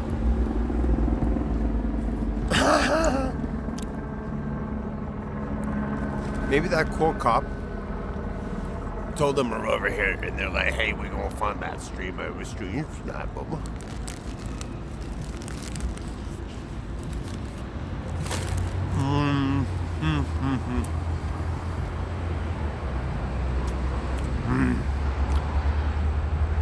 Oh.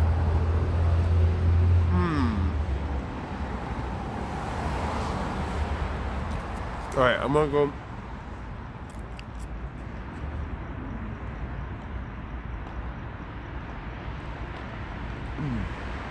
This was unplanned IRL, by the way.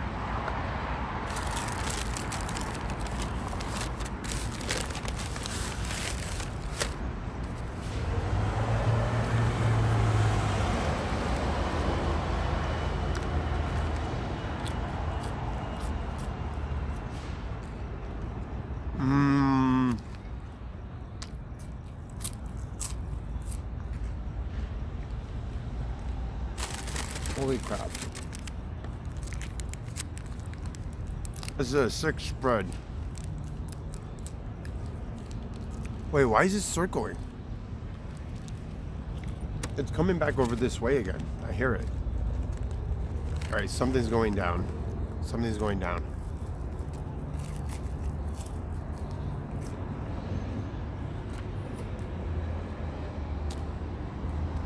I hear it.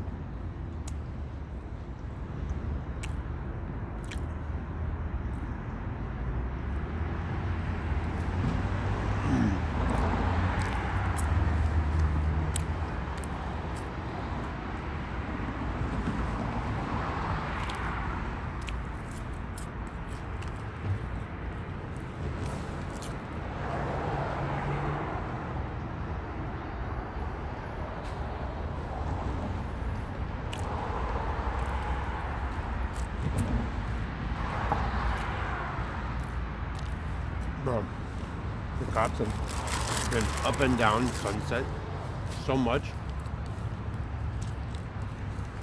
Here it is. I hear it. I told you. I hear it. Here it goes. I told you it was a helicopter. I hear him. Hang on. Let me eat this and we'll go get it.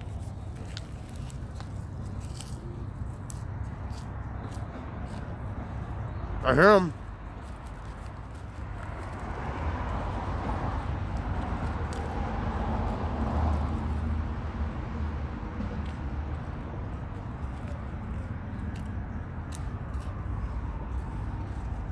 Sounds like a big one because they're coming from all over around. Right there.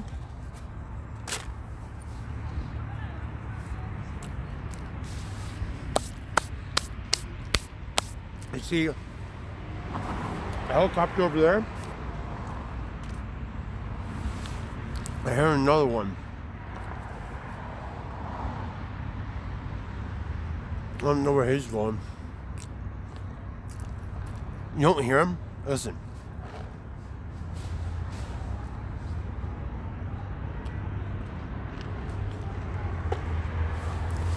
Bro, I've done this so much. I know what the hell I'm talking about. All right, we gotta go. Here? Listen.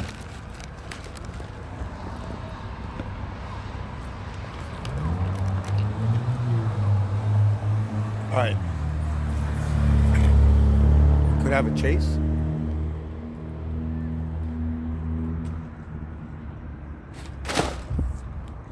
Try and gauge where it is.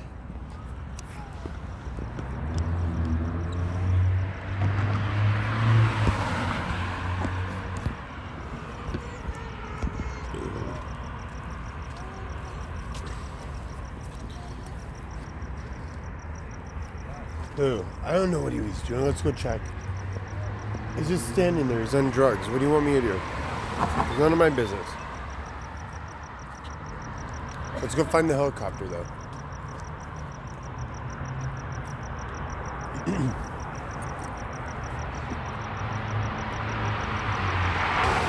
That's him, that's him. He has kidney stones. He's trying to get it all out.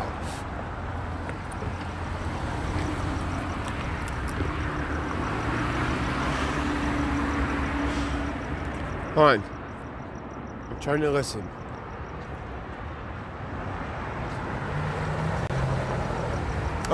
There we go. There we go. We have a helicopter.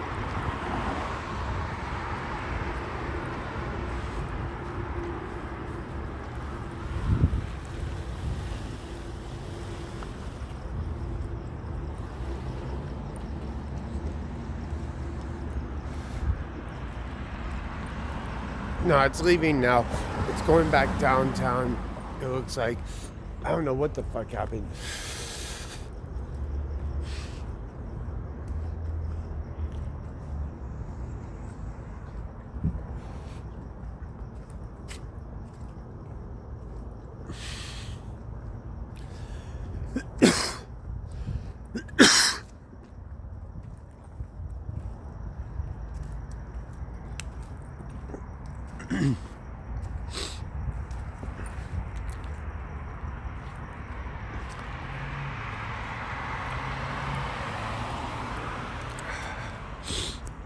What is all right?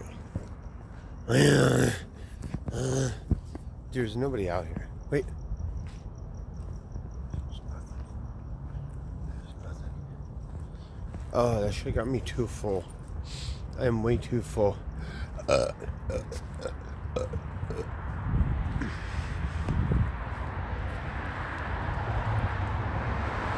Ask the homeless guy about it. Bro, I'm not talking to that dude. It's gonna get him fucking stab me in the face. Yeah, I'm gonna hang out in front of a school. Okay. Here. Where'd that go? No, it's an ambulance.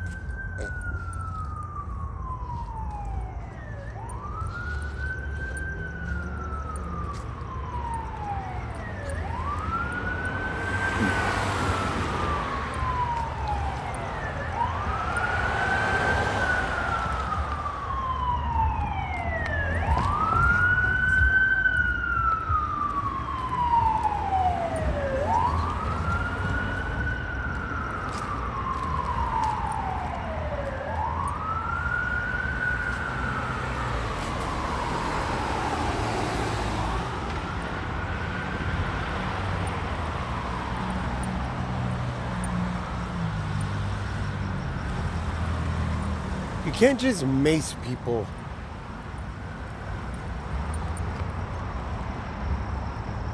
It doesn't work like that.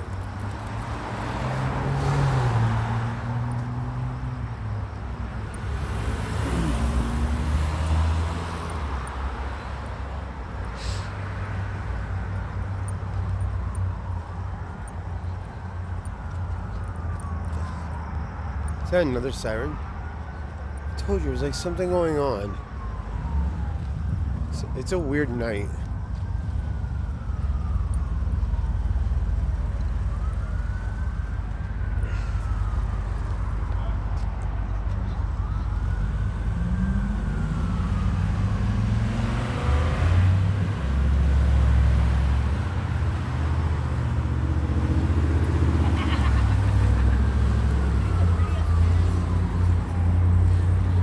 What was that? Where they had a sheep in there? All right, let's go.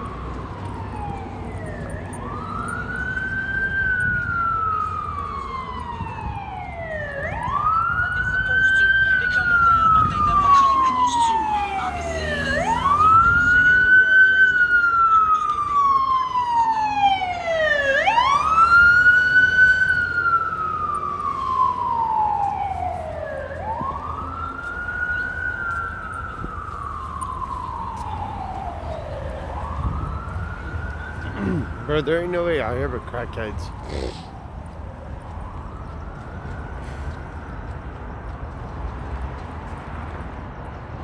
Eminem. Hi, Eminem.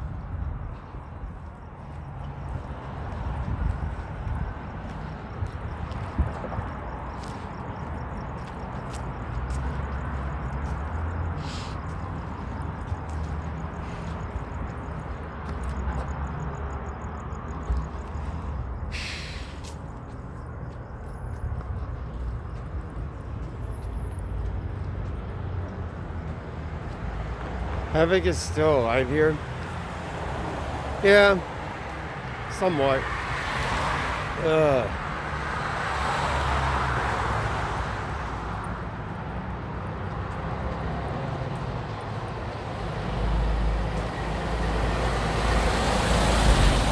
What do you mean toss them? I don't know what that means. Damn. Where's that Winchell's? You know where that Winchell's is? Yeah. It's that way, huh? Yeah. You have a good night. You know, lost his shoes.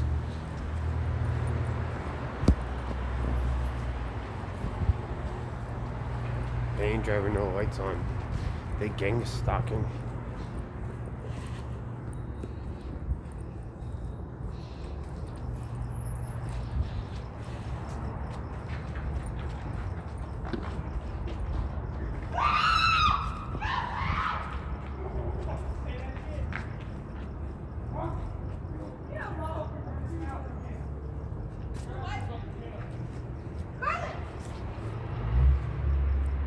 Let's go walk this way.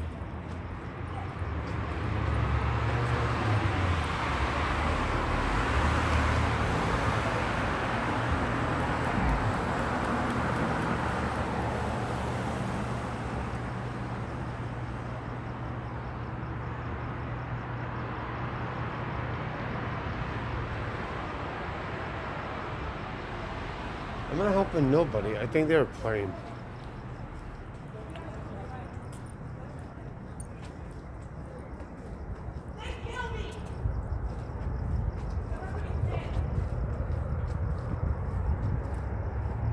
Oh, they're filming.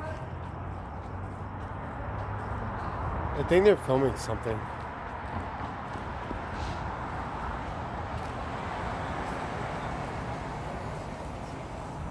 Or meth. It could be meth. Bro, are they taking a night tour?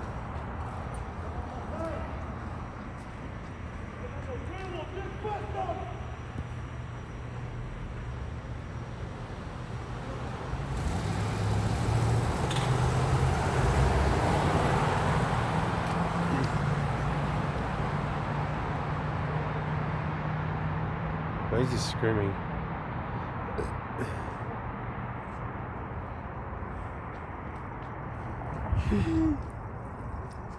No.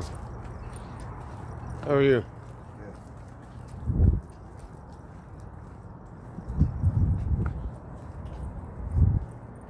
Where is everybody?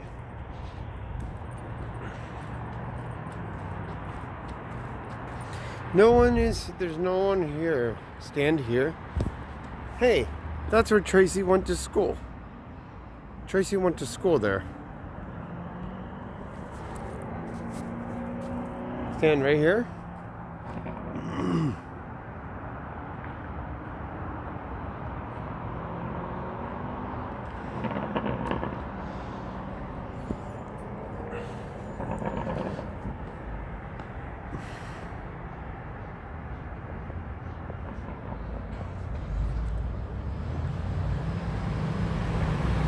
Let's go.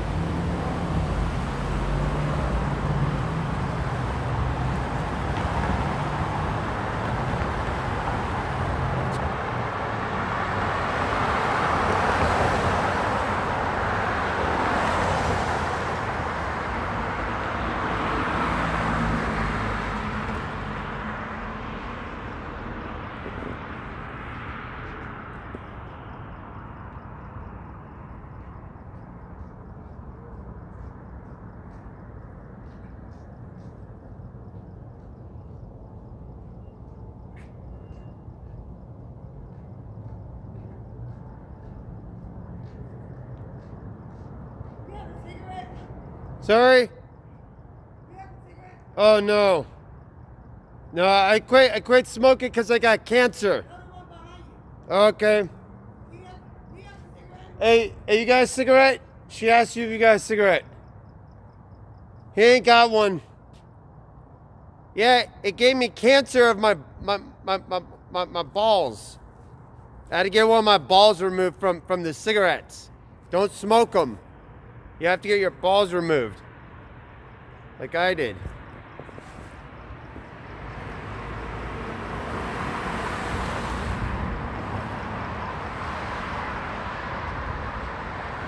I shouldn't have said that because people really get cancer. I take that back, but whatever, dude. Maybe she'll learn not to do it because her balls will get removed.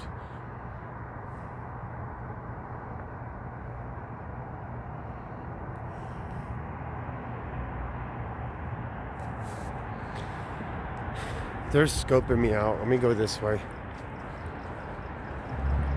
They're planning on like, yeah. Actually, This is sketchy way. Let me see where they're going. Alright, they're not. They're ignoring me. Let's continue. I don't want to mace anyone right now, bro. But I will. I will.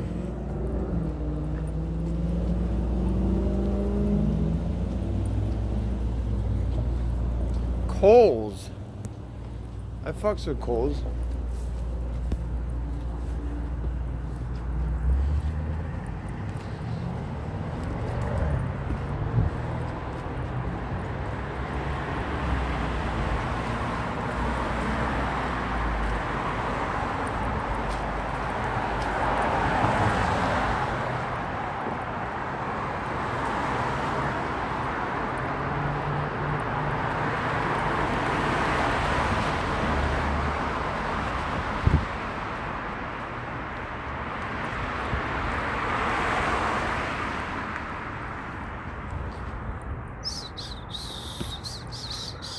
This place is cool.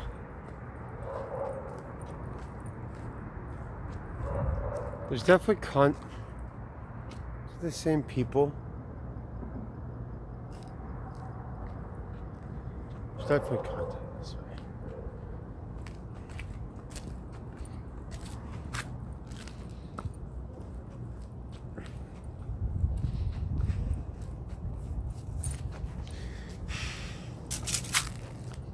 Hey.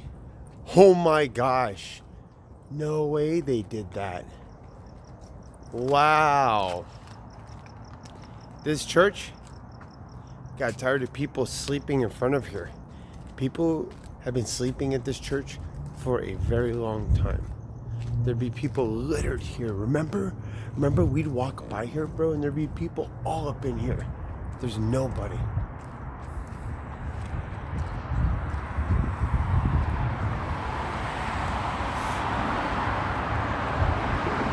That's weird.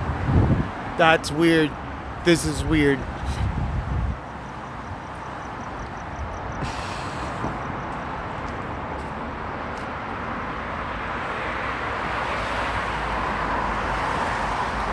Actually, air quality's not so bad. It's actually gotten better. Now leasing. Hey, this place looks nice. That's a new place. That's brand new. I bet that would be very expensive.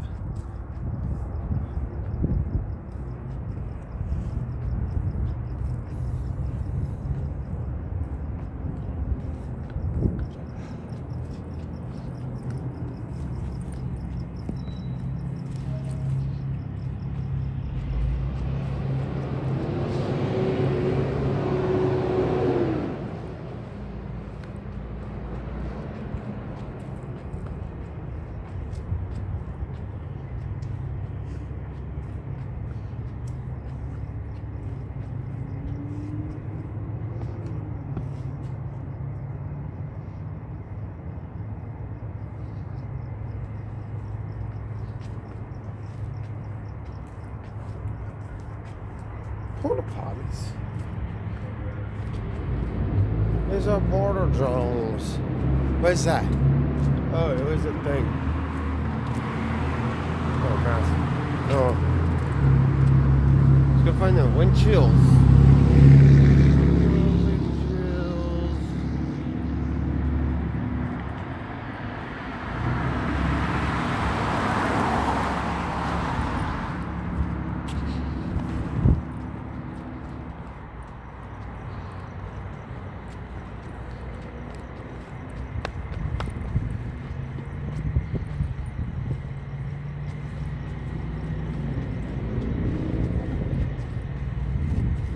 Hey, you got a cigarette?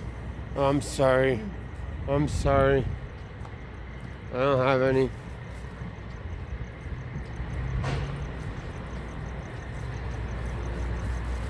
I'm sorry, I ain't got no cigarettes. Everybody asks me for cigarettes.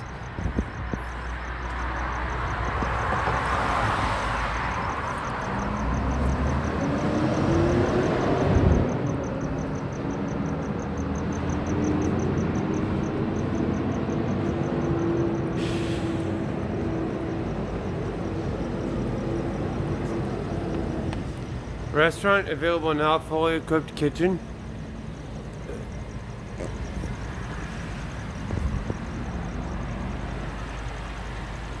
What is this person doing?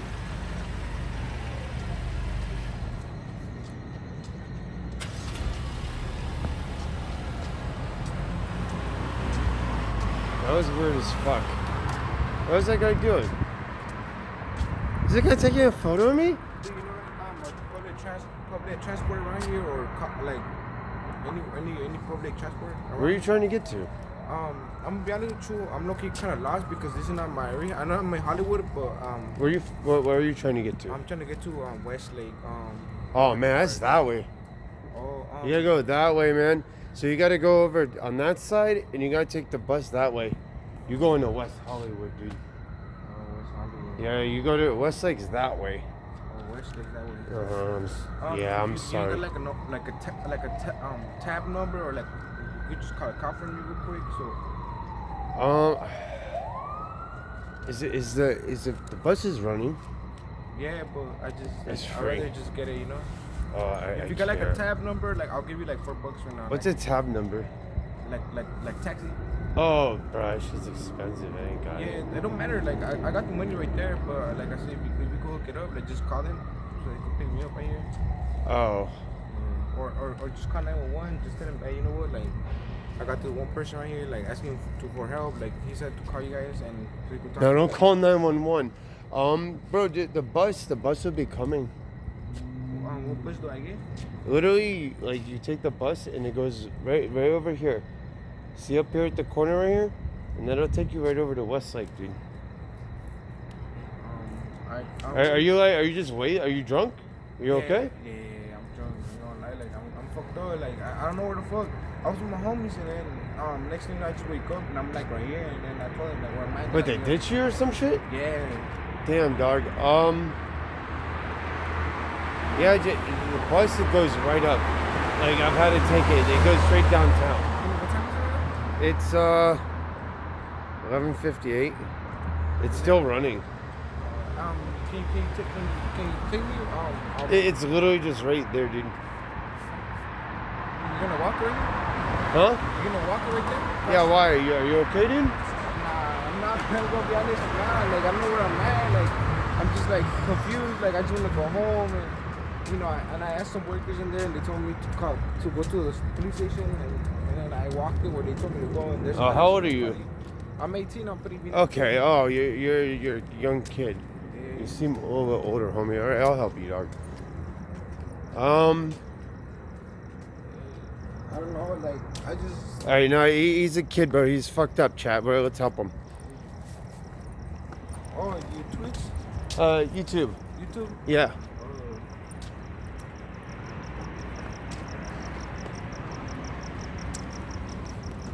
They said you're 27. You guys are funny.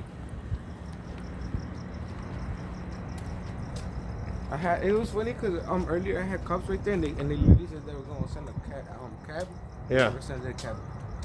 Nah, cops here. Nah.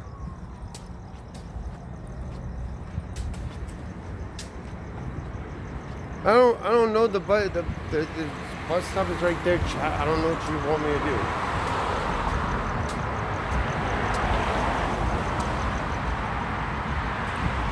That's the Randy.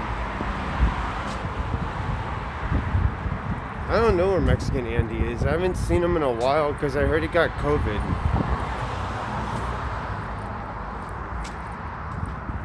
Yeah, bro.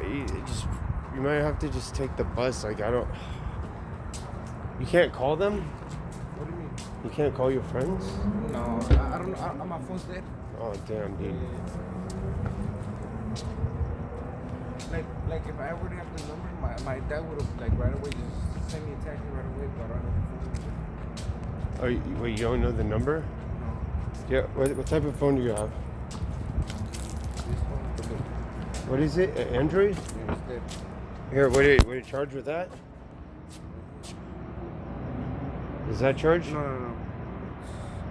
It's a little bit like Oh, it's the other one. Shit, I don't have one of those on me.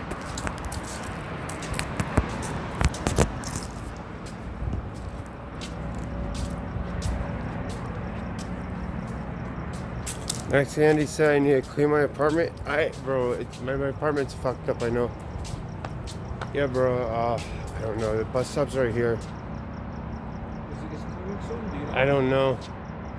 I'm not trying to wait here like an hour and shit. When I have, like, literally, I've been right here like almost an hour and I haven't seen no blood.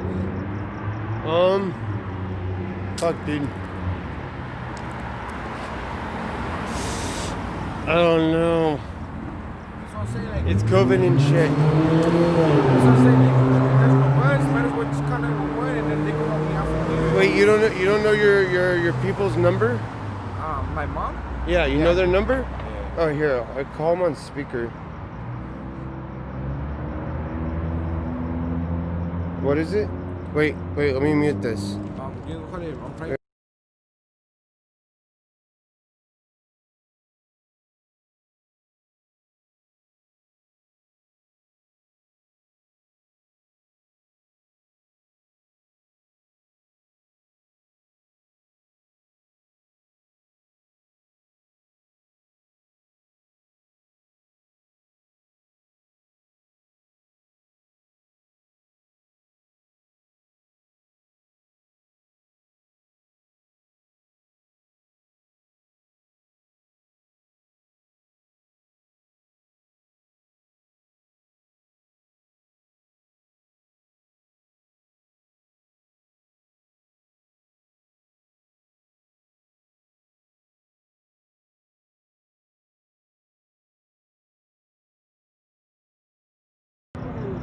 Con mi amigo y ese güey me dejaron y ahorita solo me tenían bien, me estuve bien pedo y luego ahorita me tenemos solo.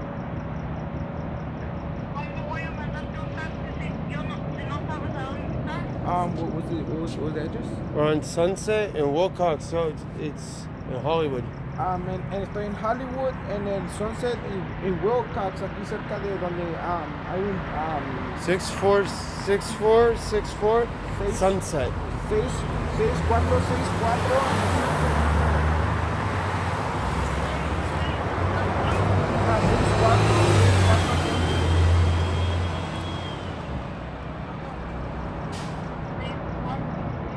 Lleva casi como 2-3 horas. Wilcox and Sunset. Y también la policía me paró y me tiraron un taxi, pero pura mentira esos culeros. Por eso yo le pedí a un compa que me estaba ayudando que me pueda mandar un taxi.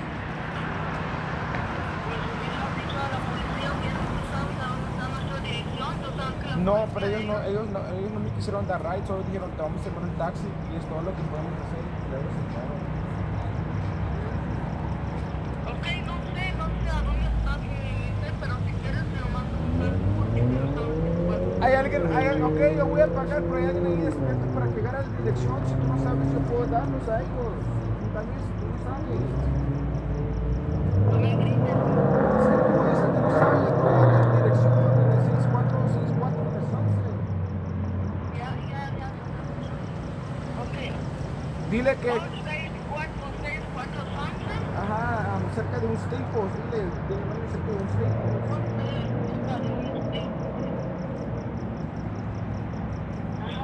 Mándalo, señor. Ahorita vamos a mandar por ti, pero quédate allí con ese señor, ¿ok? Ok, aquí estoy cerca en Staples, en la esquina de un Staples. También ahí está en la dirección 646. Hay algo que se llama un, what is it called? Zapata bar? Juice.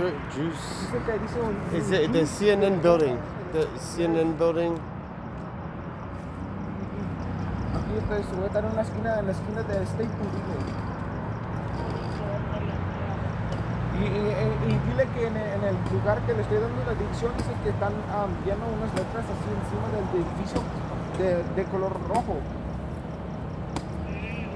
A ver, ahorita,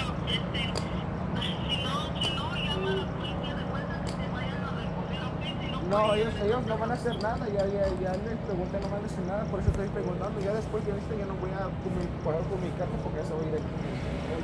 Por eso estoy diciendo que agarre mi dirección bien, porque ya después de esto ya no te voy a hablar. ok, pues yo no puedo hacer nada, eres tú el que se va. Si no, ese señor no te encuentra, Alex, no puedes hacer nada. Vuelve a llamar a la policía de vuelta. Ok, pero ya te di el pinche dirección en el 6464 Sunset aquí, en el cerca de un Staples, ya te di el dirección. Por eso, dirección ya lo estamos llamando, pero estaba llamando del taxista ahorita. Si quieres, dile a ese señor que se para ahí 10 para... Dile que tengo un, no, es que no sé si va a esperar, pero tengo una camisa gris, 6464, las letras van a ser rojos, a donde está el edificio, va a haber algo que se dice como jugo, pero en inglés, juice, y luego otros ahí como, todo está cerrado, solo voy a estar aquí cerca de donde dice Staples.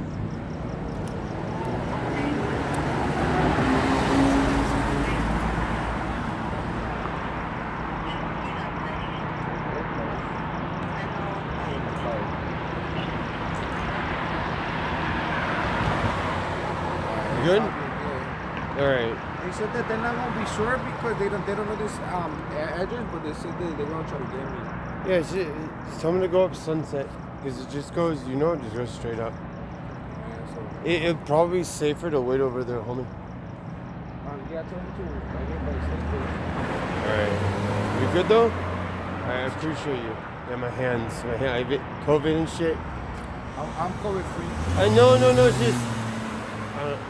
I've been touching everything today. I'm just trying to make it home, that's it. I get it. Thank you. You be safe. Please be safe. You too, thank you. Yes.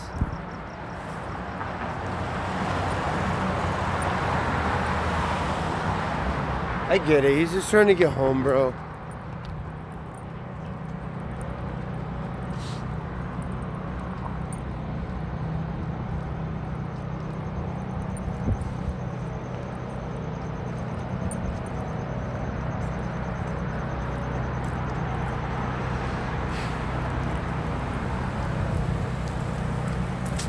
You know what?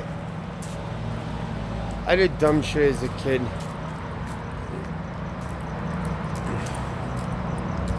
He should just start walking, bro.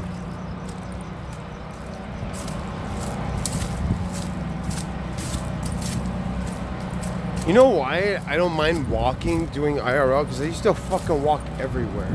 So I really don't much mind walking and doing IRL a bunch. There's not really much going on right now. I mean, there's a little bit of stuff going on. Yeah, there's content out here. You know what I mean, dude? We out here, trying to make a difference doing some shit. I don't know what is this? Oh, the liquor store. Tecante. Oh, it's all boarded up because of the riots. That's right. There was riots here.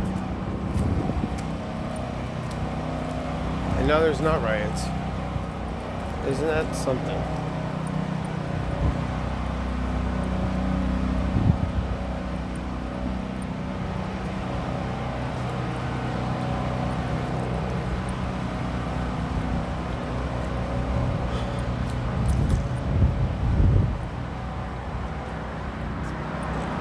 Wait, what's this up here?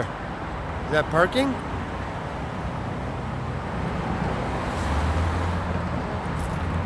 Oh shit. Oh fuck. Wait, did I get a ticket? Wait. I gotta go make sure I didn't get a ticket or anything. Fuck, did I get a ticket? No, I don't know if I could park here now. Dude, it is so dead right now. There's nothing going on. Why? Where is everybody? Why is it so dead?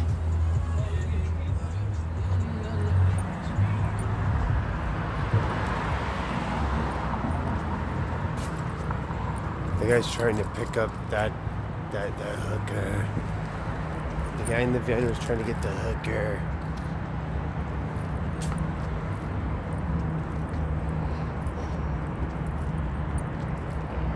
Oh my god. What the fuck? Where is that now? Someone's taking a piss. I can't go that way.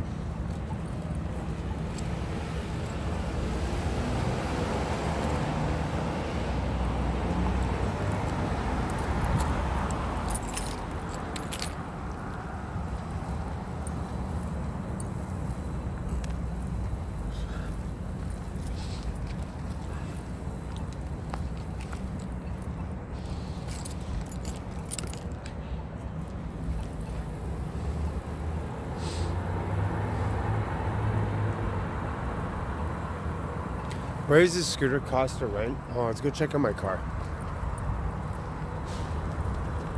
I want to make sure. Where does it say?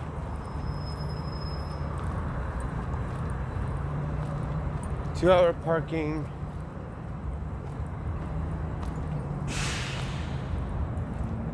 Towaway zone.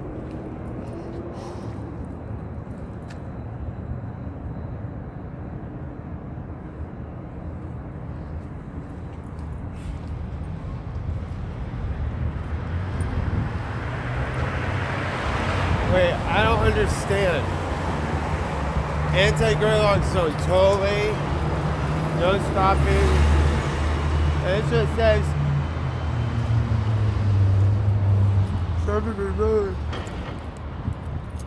7 midnight. I don't know what that is. Let me make sure my car is fine. Oh no, what happened to my car?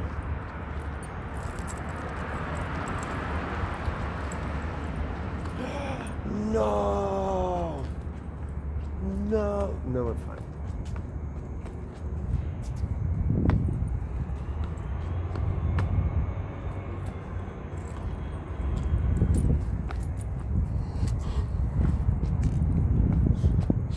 I don't know. There's not much going on. What are you guys doing? Do you guys want to walk around more?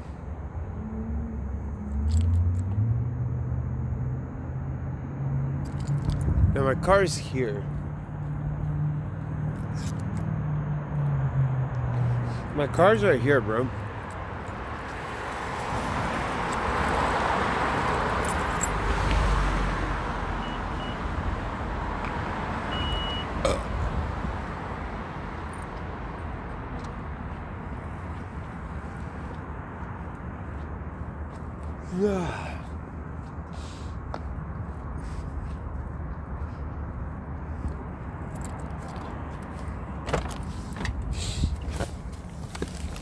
Okay. Poverty. I don't know any poverty mobiles that do that.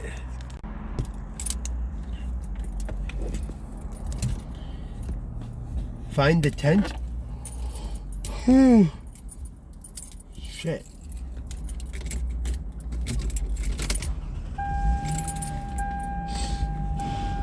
Uh-oh.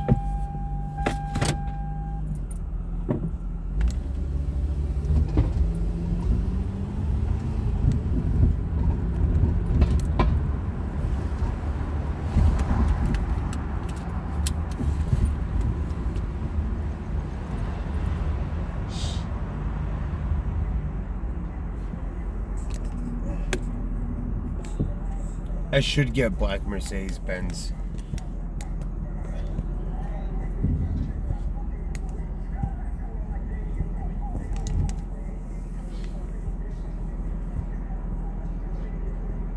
Nah, bro. All those strip clubs are closed. All that shit's closed, dude.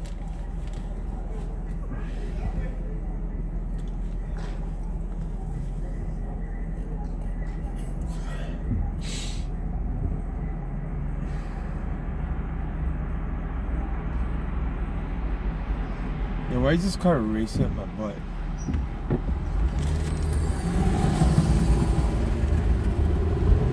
Oh my gosh, what a scuffed Toyota. Scuffed AF. Oh my gosh. Jeez, bro. Jeez. It's a scuffed ass car. Oh my god. You guys' cars. Scuffed. I mean, my car's scuffed. Where should we go? I want to go do something for content. Like, I walked Nelly. Pick up a lady? No. I'm already talking to his cool chick.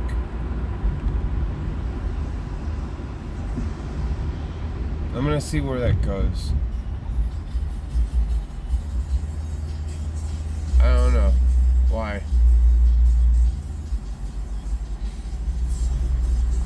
don't even know where he lives. I don't even know where he lives. Why do you always want to go to Skid Row? Is it just something you don't see?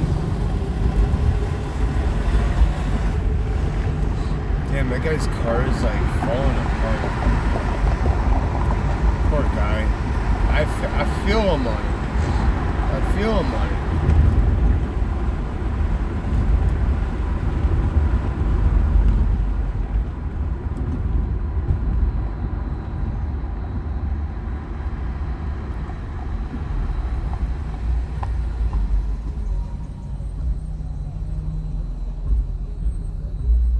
Oh man, that guy's on meth.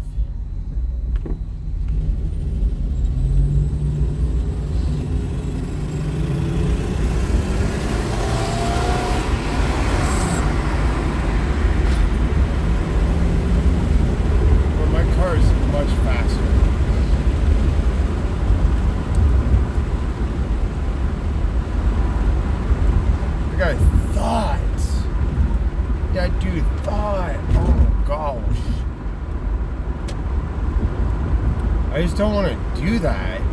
I hate doing that.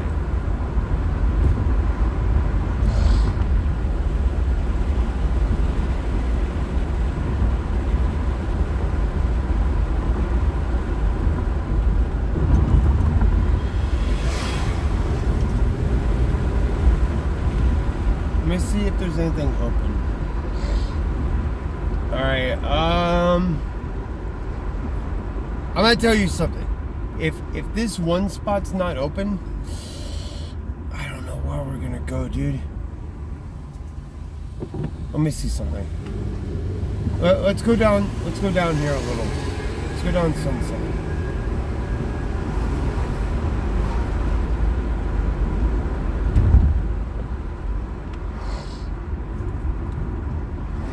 Oh.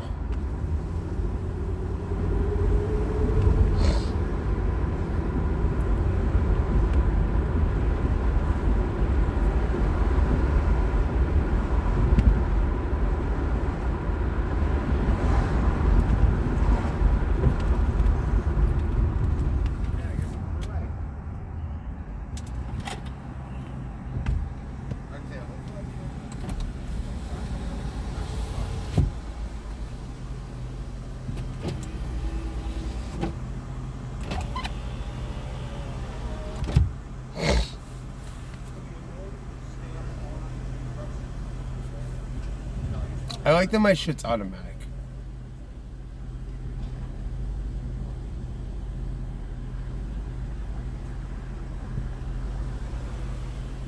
Yeah, there's no dispensary open right now.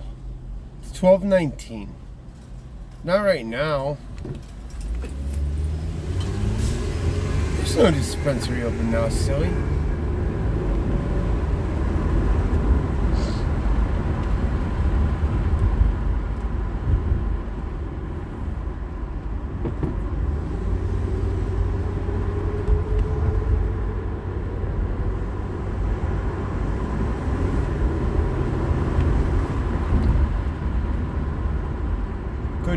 Good car. Hello, good car. Hi, good car.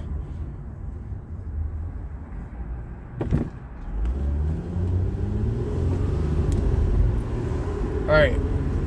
Let's see. Let me think. Give me a second. Okay. Alright. I have an idea. I think I did put those crab cages I got. I think I put them in my trunk. I think I have them. Dude, alright. We need to go. I know, I have boogies. We need to go tomorrow. Tomorrow I gotta get a fishing license. Oh, we gotta find content or something. Let's go check downtown. I should have taken the highway, but I didn't.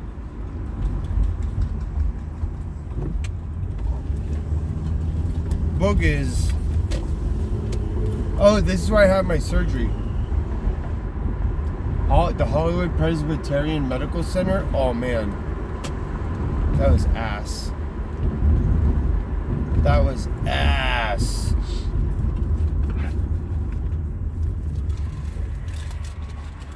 What an ass experience. Fishing license. Dude, I have to get it. I already said I would. Listen, I'm either gonna get the fishing license tomorrow. Fuck it, dude. Let's just get it tomorrow. I say get it tomorrow, and then we go to one of those really, really cheap discount motherfucking Korean markets, and we'll just get some squid. I usually just fish with squid. Squid is squid. I feel like it's about the same, if not cheaper. Plus that's like fresh, and the other one's like frozen. So that's like, I feel like I would catch something with the fresh squid.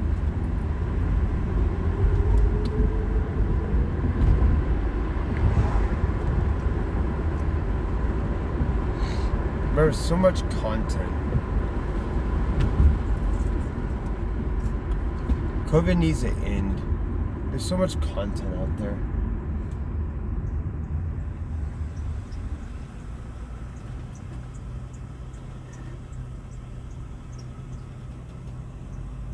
Get off? I don't want to get off there, dude.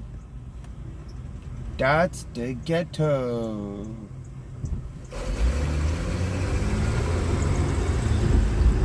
I was gonna go to Jumbo's, but they're closed.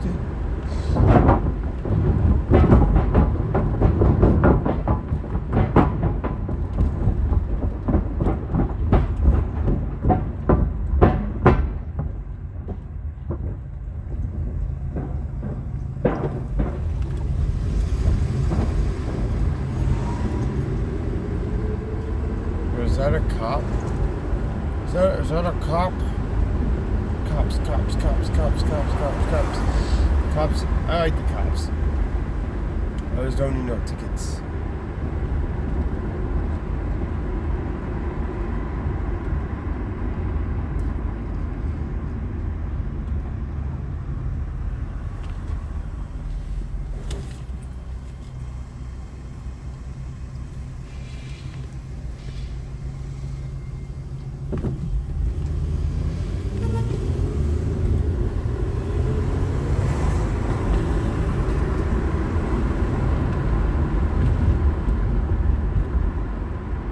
Do not understand, I love my car.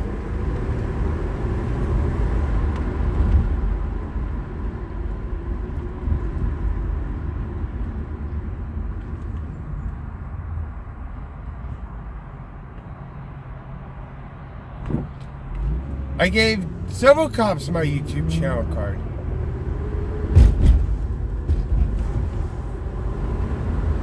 I'm not committing no crimes. I haven't done anything. I haven't done anything at all. Oh my gosh. There's nothing going on.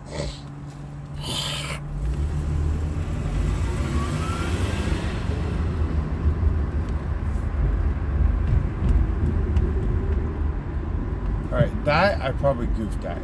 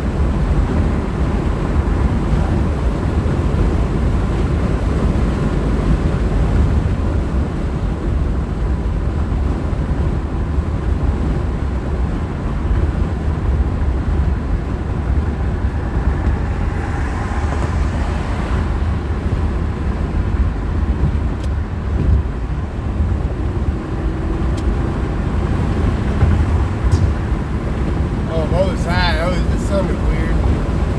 Why is that car going so slow?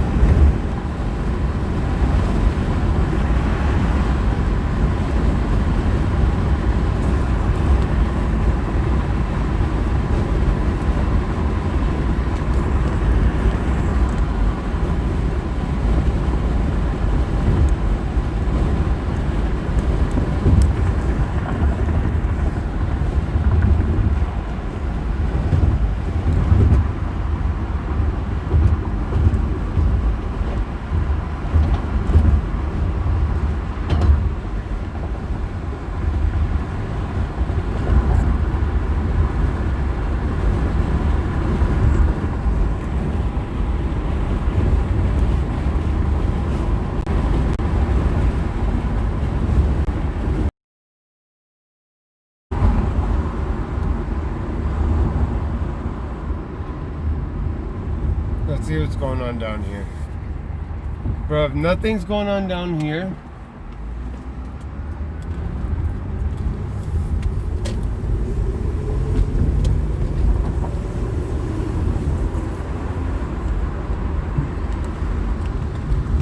let's see what's going on down here.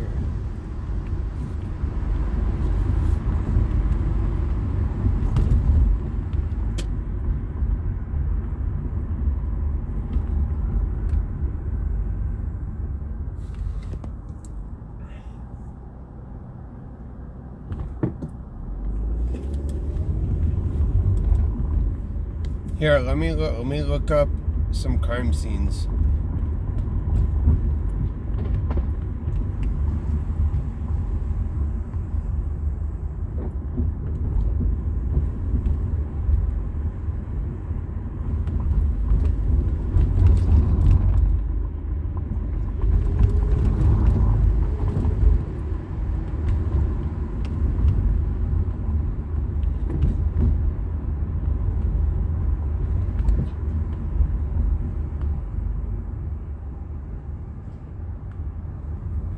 Oh, that's what that was. There was a stolen vehicle.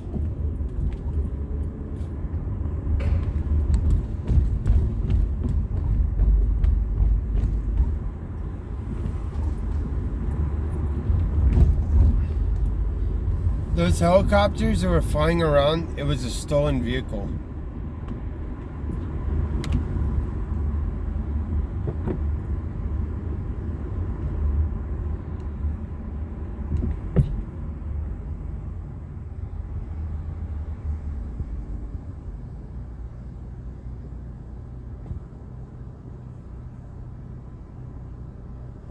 Bro, I hope he gets home.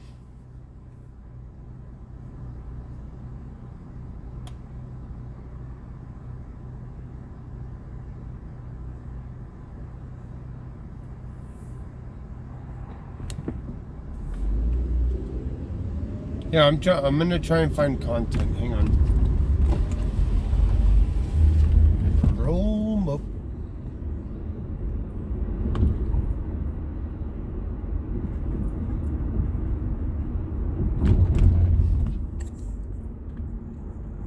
You know what I realized tonight? It's so fucking hard to explain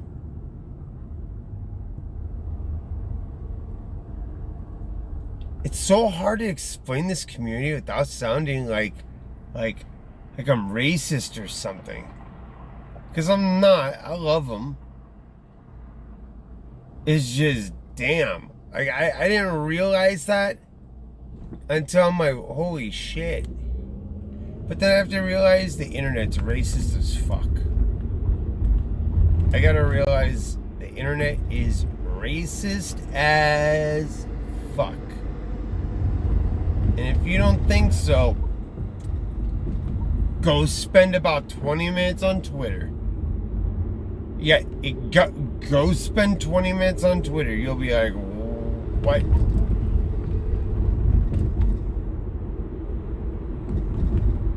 I'm not.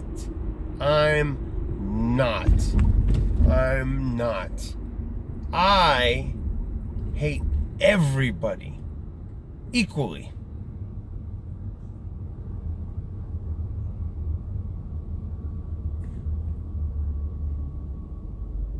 I don't hate anybody in particular.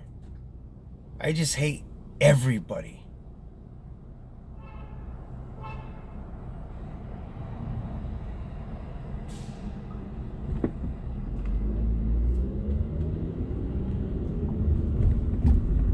Folks up with that bus. Bro, there ain't nothing going on here.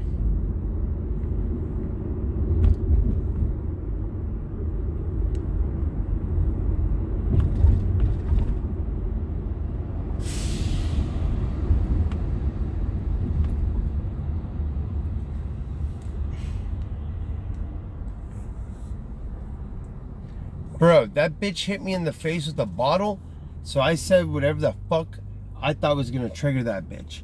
And boy, did I trigger her for hitting me and someone else in the face with a bottle. Fuck that bitch. Stupid bitch.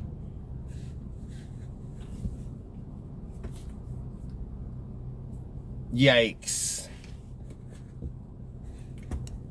Bro, first of all, got hit in the face with the bottle.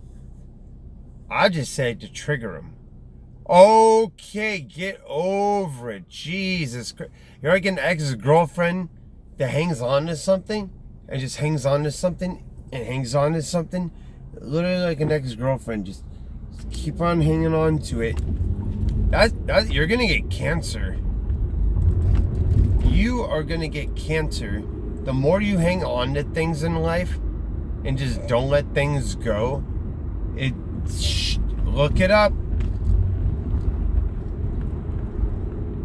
Stress, you're causing yourself stress over dumb shit I did, you dumbass. You're gonna cause yourself to get cancer. No, Jimmy Kimmel did a blackface in a comical way. I screamed at a girl in a comical way for hitting me with the bottle. And she cracked someone's head open with the bottle. They really don't give a fuck. They truly don't give a fuck.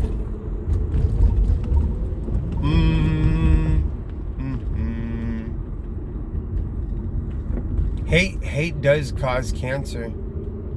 If you have hate,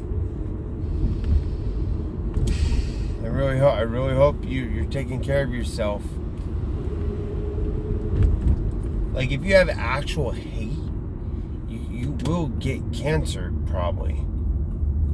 It's just nothing good ever came from something bad.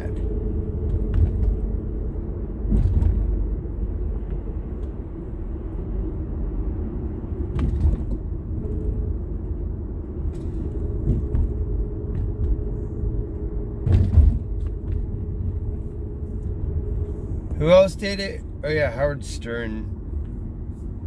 Yeah, Howard Stern did a blackface. Yeah, stress is deadly. Don't stress.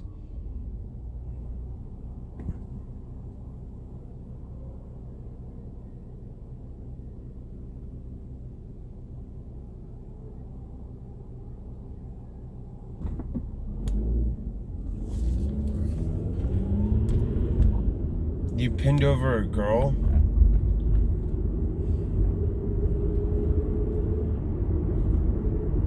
No, you didn't waste time. Bruh, if you chase a girl and it just doesn't work out, you learned something. You didn't waste any time. There's no such thing as wasting time by trying to catch someone. There's literally no wasting time.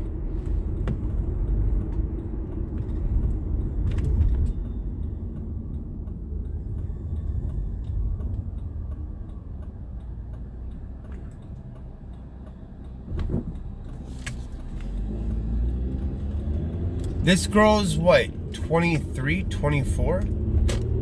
Is that old enough? Can I date a 23, 24-year-old? Or is that, am I good? Or are you guys gonna fuck with me?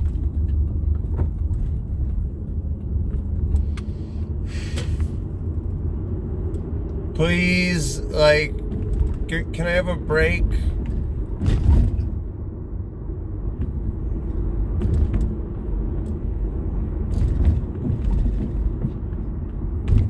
I'm not 40, bro. I'm 33. Stop giving me shit.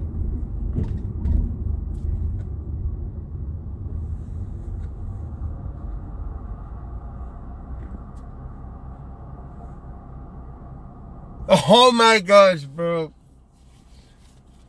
You'll stress me the fuck out sometimes.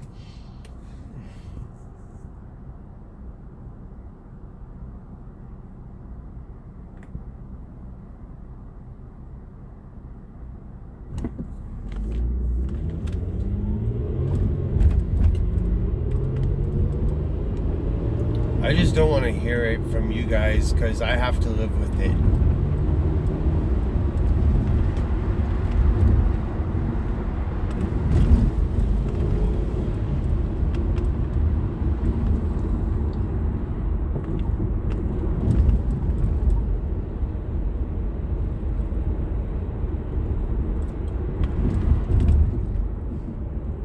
Damn, he's 40? Holy crap, that dude is 10 years older than me?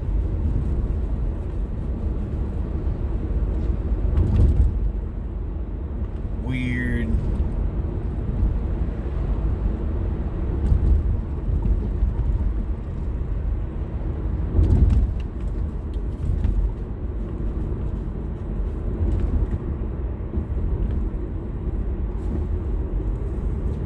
Bruh, I met this girl by chance, too. I literally met this girl by chance. I think I met her in front of a Starbucks. I think so. I think that's where we met.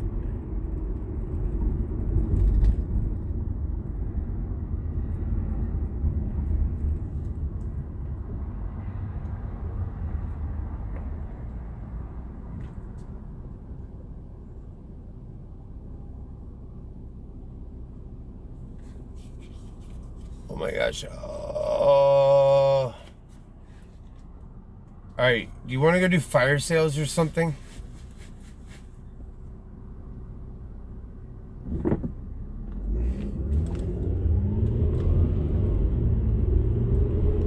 What do you mean lying? Bro, I had a dinner date with her tonight. I bought her veggie grill. And then we talked.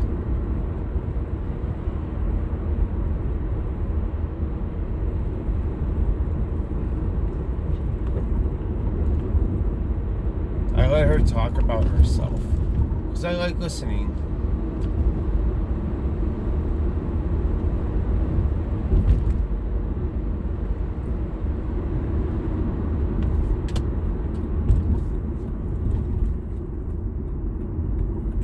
Ow, my shoulder.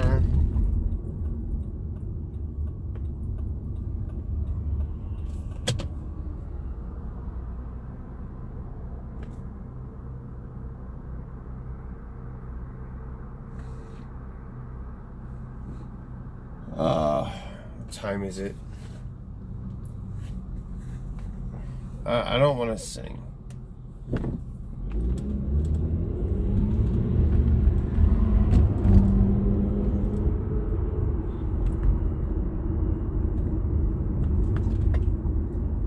Ah.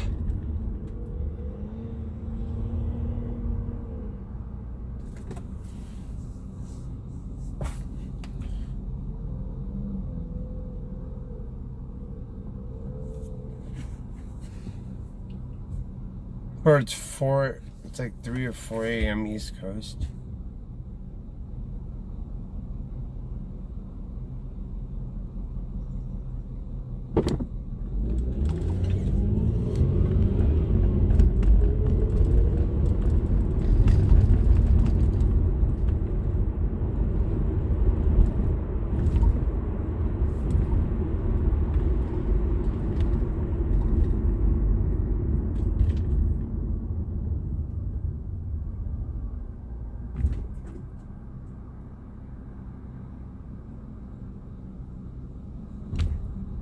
No, let me go this way.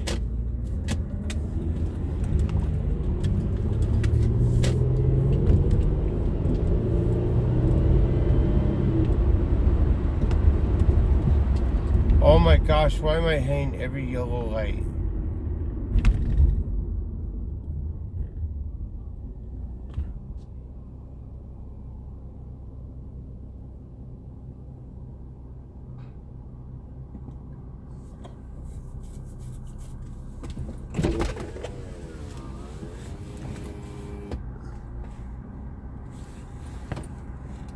Like that.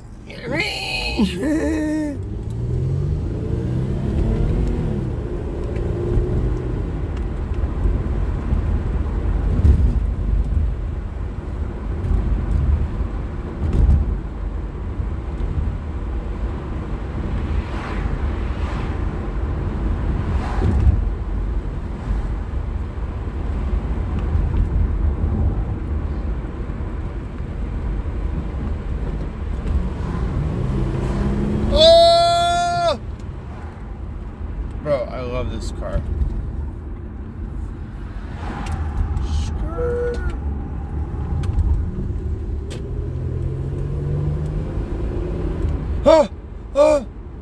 I'm sorry, Ebenezer. I was supposed to save him for you. I told EBZ I would save the boogies.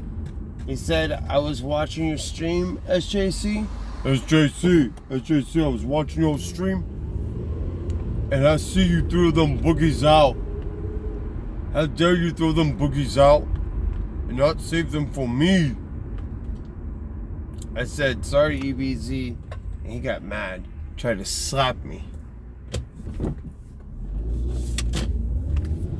He got mad and tried to slap me, bruh.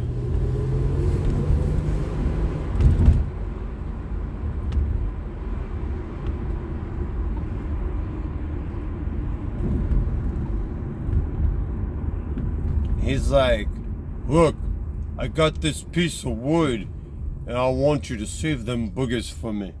I like them crispy, like little chips.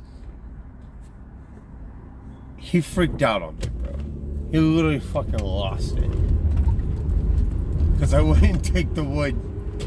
He got mad as fuck. He literally was gone at that point in time. He's like, SJC, you need to take this wood right here, right now. Mind you, granted. The fuck is that noise?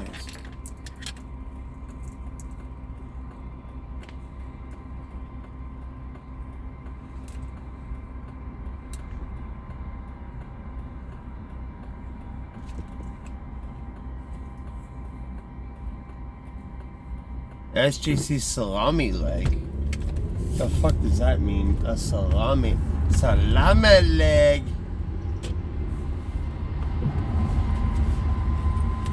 I'll eat some salami. It shit has to be like fucking done the right way. If it's not the hard salami, I don't want it. Hard salami. Wait, is there boba open?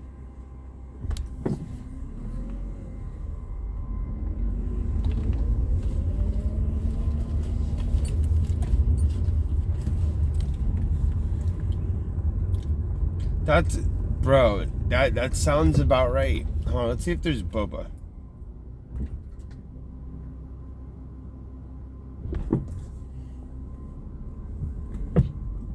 No, there's that one boba place.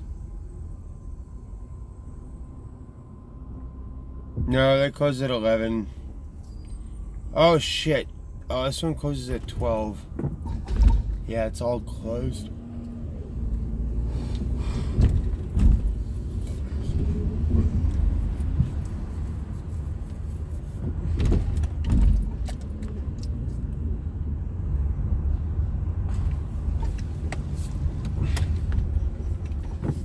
Alright, I need to go do some research.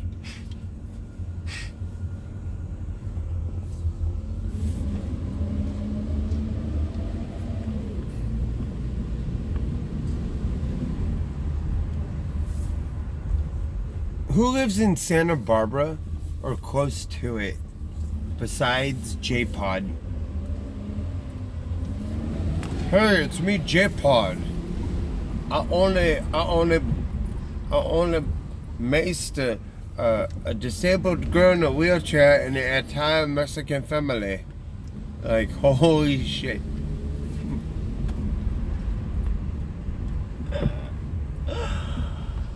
Oh my gosh. J-Pod's a legend.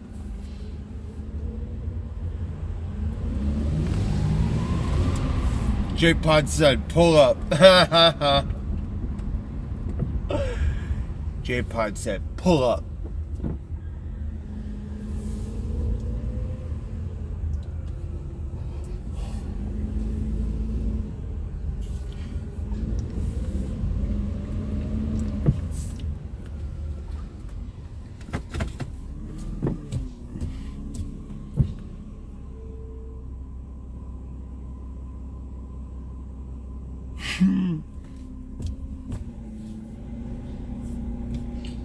My name is Benicio. Bro. I just can't believe that guy is actually a person. He's like some sort of retarded cartoon character.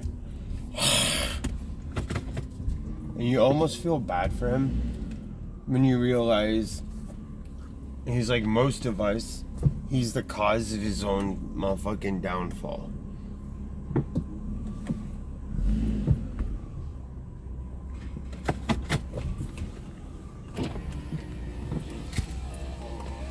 Yep, blames on other people.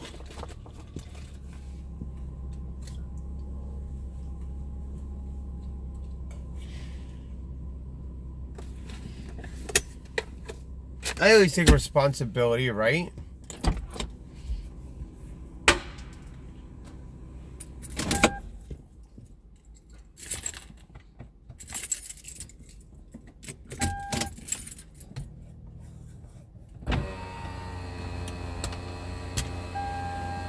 In EBZ's mind, he's the main character. EBZ is a side character.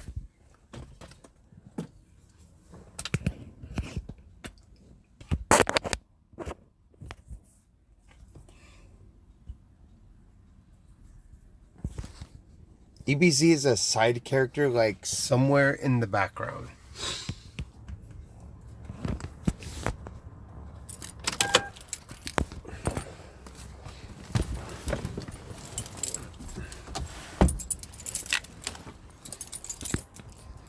If EBZ were in a school play, EBZ would play the tree.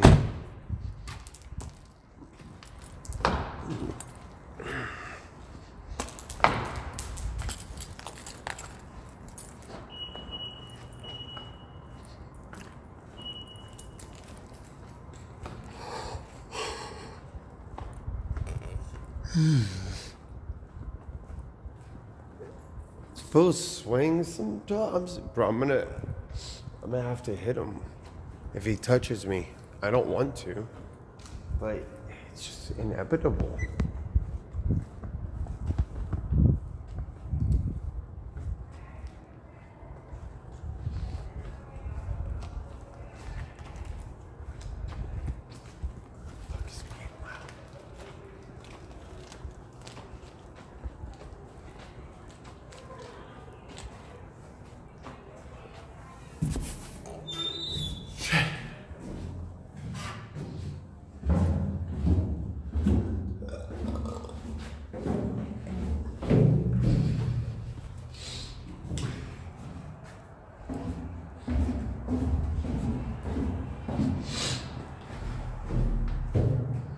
Damn, dude.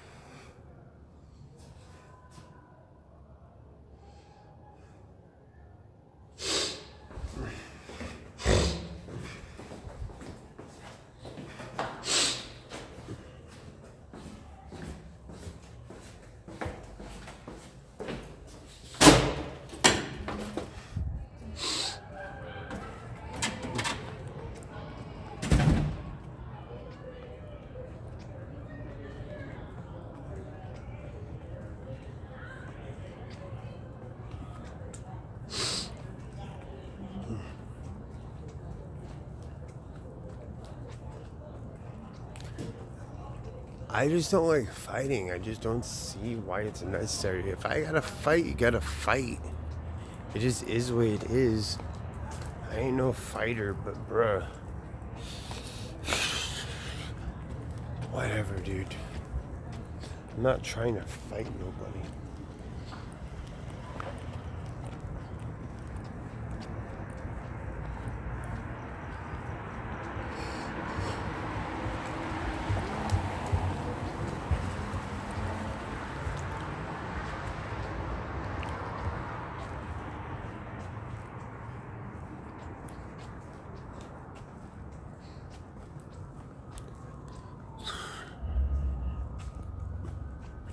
Yeah, I kind of do. I think this one lost its charge.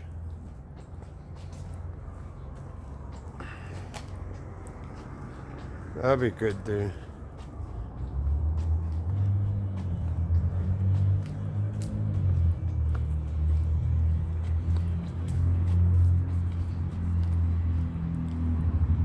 While I go shower.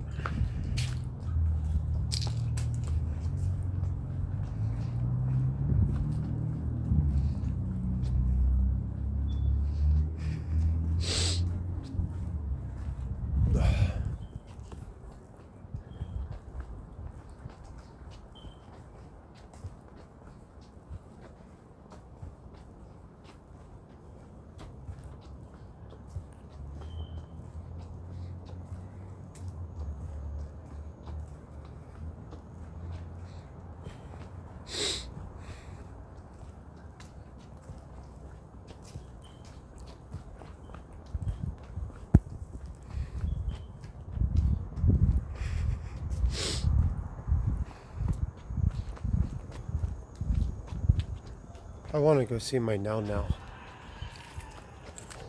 I'm ready for now. I'm ready for Nelly.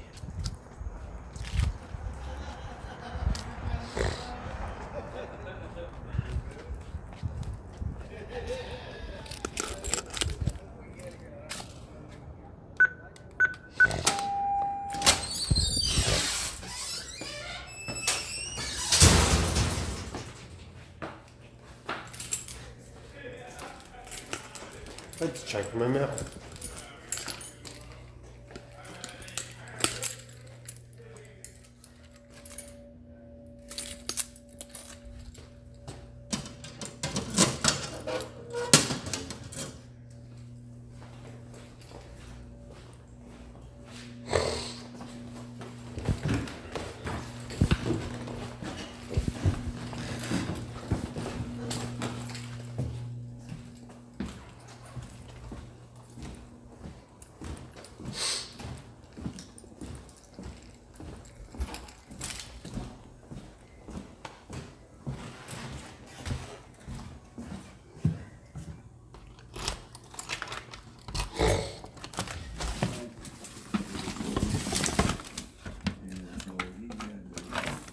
What are you doing?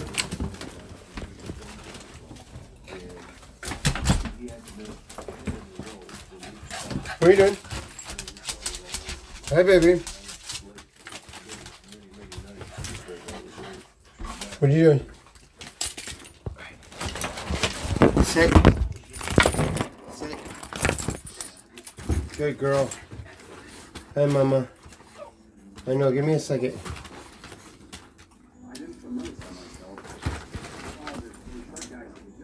Let me get, okay, I know.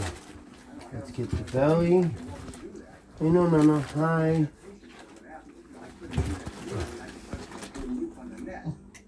Big girl. Alright. Come on. Let's go. Let's go.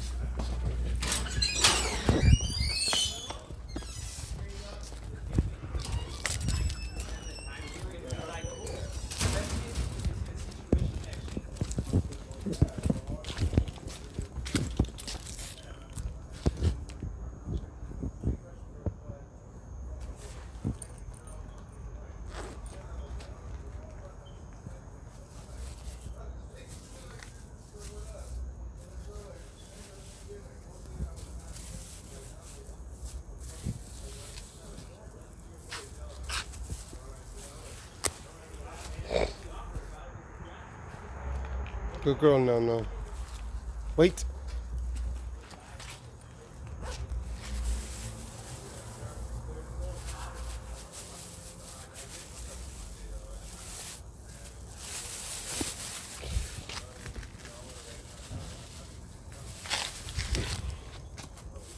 Come on. Oh.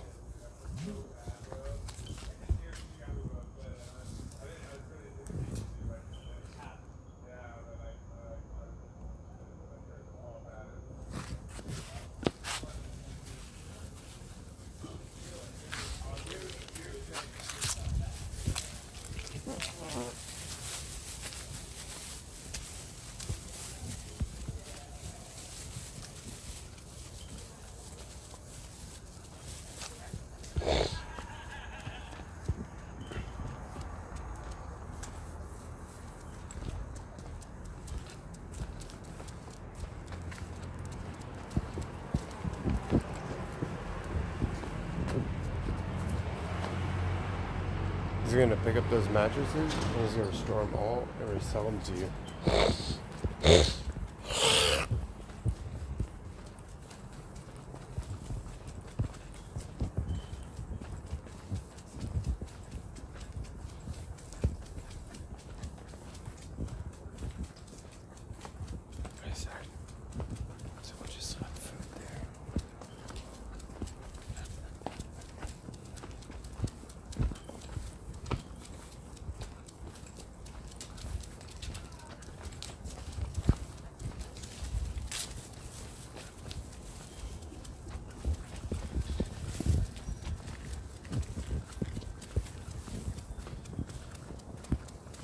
What does that say?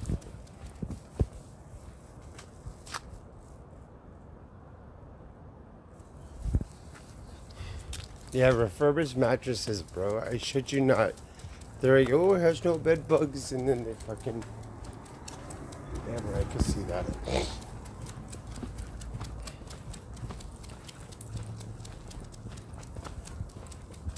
Bro, I want to show you guys this chick. She's like super cute. I don't know. I don't know. I hope you like her.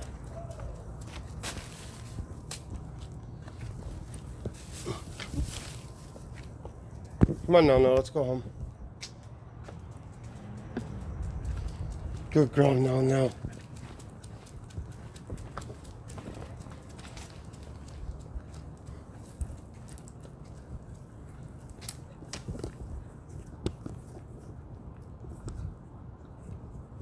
I think I'm gonna wait, because I don't want people to ruin it, because I actually like this chick. I actually worked really hard to talk to her, but I think she'll talk to me if she's interested, regardless of what people say.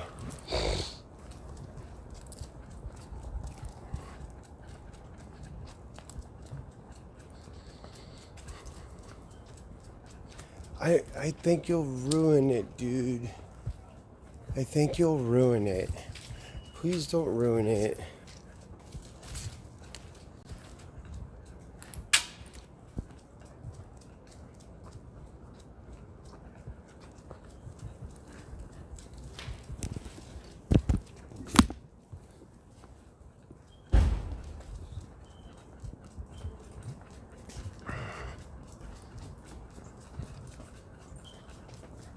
Bro, she's a baddie.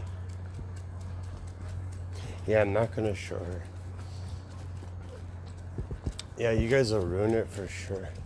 You're just trying to bait me to do it. You're just trying to bait me. I'm not gonna do it.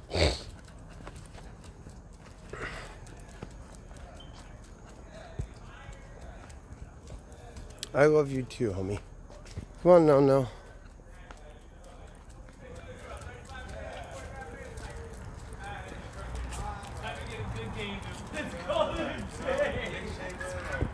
What's over that car?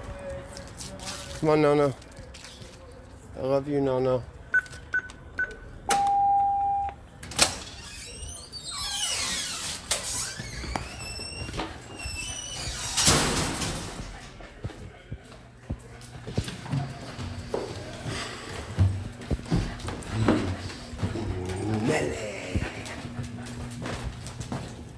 Nelly. Hi, Nelly. My good girl. She's a good girl. What a sweet dog.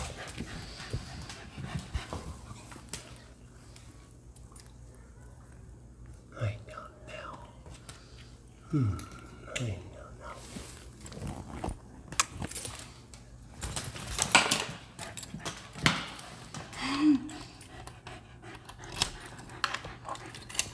Ready?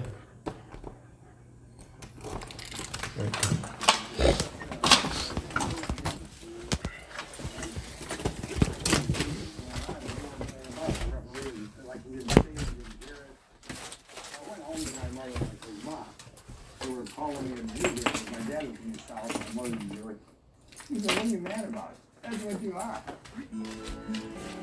He never tried to hide the fact that he was Jewish.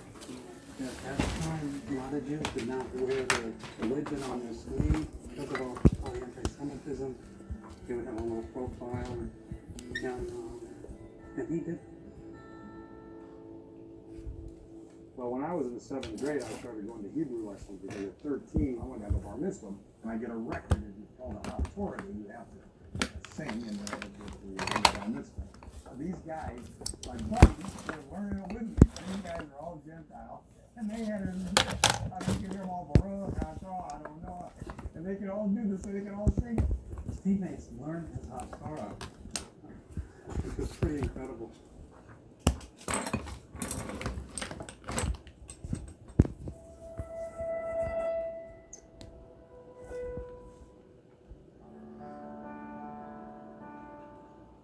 I first heard about Rich Jordan when I was in the 7th grade, and a coach happened to be my math teacher. And I will never forget him making the statement that right now in Fenville, Michigan, there's a kid in the 6th grade. You're moving to LA? Rich During a pandemic? He thought could play on any varsity team in the state. Good luck, homie. Out of 6th grade. He was always pushing himself. Could I go a little higher, a little faster? And I had just never forgotten that. And I've always said and have written about that time and what he did. I even wrote a fairy tale about him called Court Royalty. For me, what Rich was all about. And I said in the conclusion of the written piece, he could really fly. Wait, what drunk girl flashed cans on stream? Not tonight. He could. We've never seen anything quite like him. Before in the past, yeah. Thank you for the dono, homie.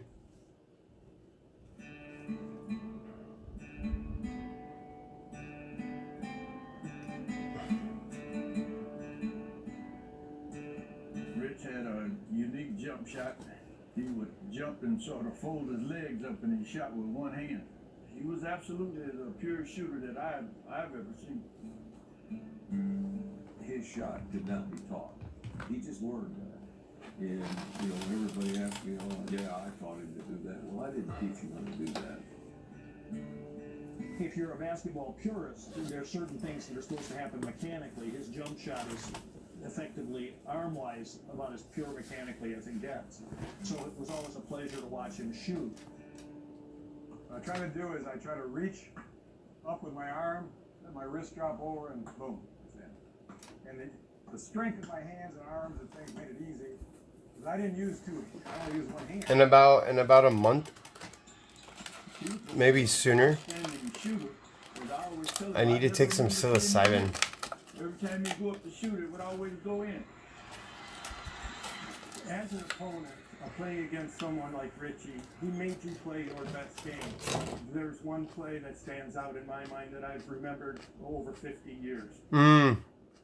He came down, I do need a wife. put the ball on the floor, maybe Don't three fuck times, up dribble, when I talk to dribble, these chicks, straight bro. up in the face of a 6'2", good defender that held the ball in one hand and cradled it and waited till the defender started to come down and just flicked his wrist.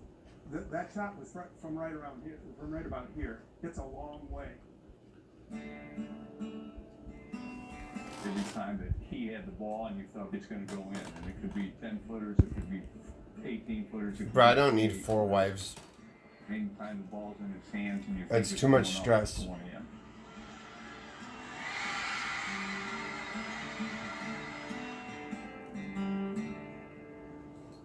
It would be amazing to find out, and it's impossible to do so, but how many points that he might have scored had they had the three-point line. Because I can remember one time his senior year, there were several college scouts at a game at Hopkins, and he missed his first couple 3 shots, and then he made 15 in a row from the middle of the second quarter till halftime, and every one of those would have been 3-point shots. Instead of having 30 points at halftime, he would have had 45 points at halftime. Some people would have thought that Rich was arrogant. But where do you separate arrogance or confidence? I mean, he knew he was good. Even in warm-ups, you saw something in his demeanor that this guy just has that certain thing. He wasn't your average high school player. Richie was focused. He was already thinking about what he wanted to do, how he was going to do it. He was in game mode right from the get-go. His demeanor never changed. It didn't pout, didn't, be disgusted or anything. Just come back down and shoot it the same way. He had no real outward signs of emotion. He could miss 3 shots. He could make 5 in a row. You would never know it. I've probably talked to 100 people over my lifetime who said, geez, that guy must have been a real ball hog to score 44 points. He was anything but a ball hog. The thing with our team is everybody knew what they were supposed to do. And everybody did what they were supposed to do. If you'd watched us play, the ball moved around a lot, did a lot of fast breaks, and all of us had some pretty good speed. We all got our hands on the ball at various times. It wasn't kind of just feed Rich and let him shoot. Because you don't do these things by yourself, You know, if this was open, they got the ball from me. It would be a pleasure to play with somebody like Rich because he'd dish it off to you. You know, he just had to be smart enough to be in the right place and could get an easy basket. It was never all about me. It was, let's win this game as a team.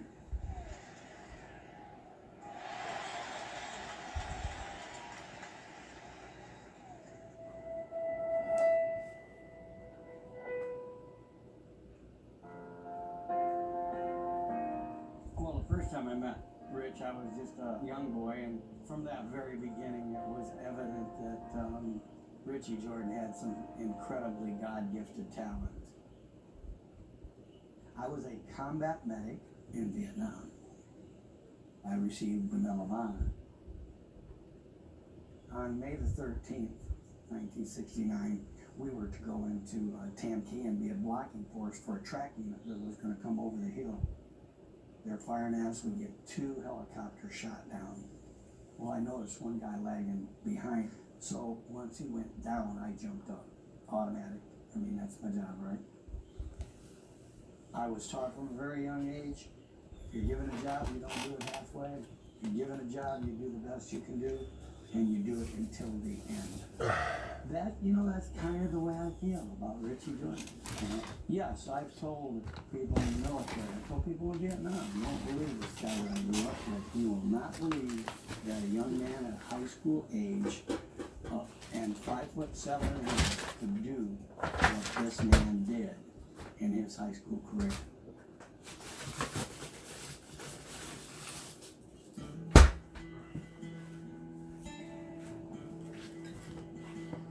We were supposed to play them the home game. They were supposed to come defend them.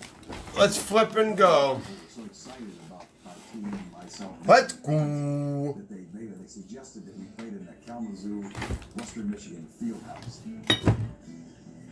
remember the bus ride over, and we were excited because I'd been in the field house a couple times in high school track meets, and we knew that there had been a lot of people. Well, we come in from Benville with this big arena. It was so exciting. We've been out of college. Yeah, that place was chock full, and I know somewhere around 10,000 people in there. And these kids had never played in a crowd like that. And they were so nervous, I got them in the locker room as quick as I could, and we got dressed. When we went onto the floor, it was a different experience than any of us had ever had because there were so many people there. That's still the most well-attended game in the history of that field. So we start the game, and we're just terrible.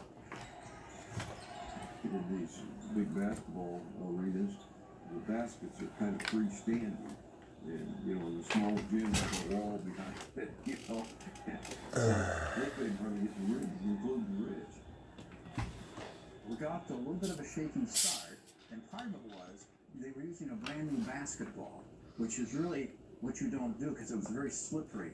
And so we were having a difficult time handling it. I was 6 for 12 in the first half. I had 13 points. And they're booing. And people were sitting next to my parents and they were saying, oh, this guy, you know, I came from St. Louis, Missouri to see this guy, that. And they're beating us by 18 points, I think. I think Rich had maybe 12 points, but he probably shot 25 times to get him in the first half. He turned the ball over. And we were awful. In the third quarter, we got off to a slow start. Yes. And we got behind, I can't remember. Oh, yeah.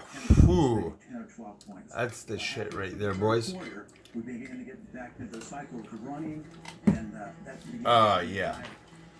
Ha. It was like someone took my arm and started shooting it for me. Everything started going on. Rebound, we were working, we came back. Rich shot several very key shots, very long shots, and so that drew them out, where we would start driving the ball to the basket and gradually whittled away at it. I ended up having 24 in the last quarter, 36 for the second half, and we beat them 76 to 72.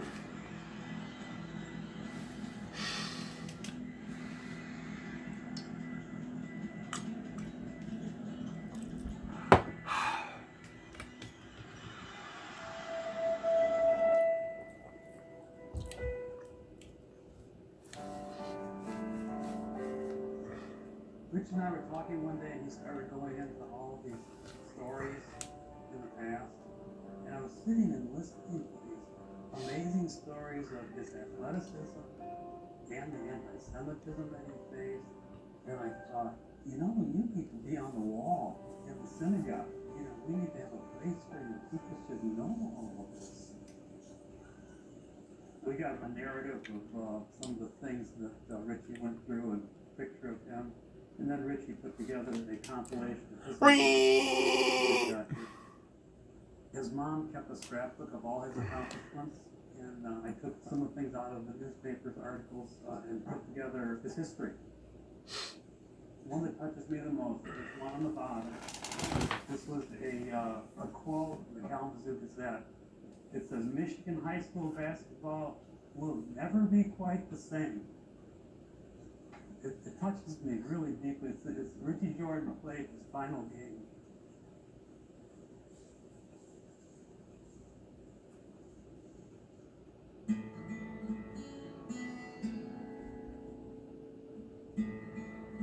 Fanville is home. The people there, they just treated me like I was very special. They named the town after me for a day. You know, how many kids at that age get that kind of recognition? When you mention Fanville, you think of Richie Jordan. Richie was just a great guy. We all wanted to be remembered. We wanted to be the greatest team that ever came out of there. That's what we wanted. Playing for your hometown is different than playing for your college team or your professional team. Because the people in that small town, they know you. They know you. They're not cheering for a logo or memorabilia they can take home after the game. They know you as a person. It was a wonderful experience, a wonderful time of life. You know, something you'll never get that kind of feeling back. It was a great time while it lasted. It was great.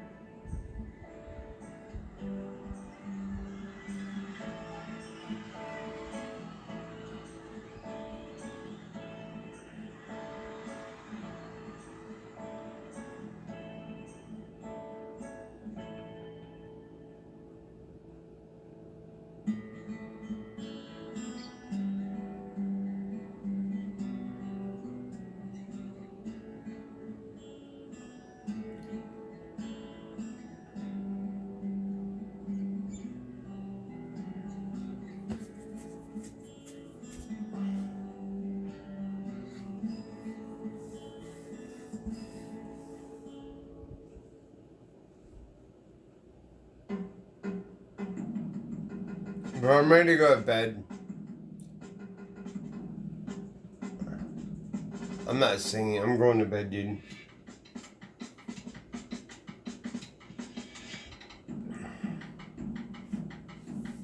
I thought I would just have one drink before I go to bed, dude. Like, I should stay up all night and drink with you guys, but I don't feel appreciated.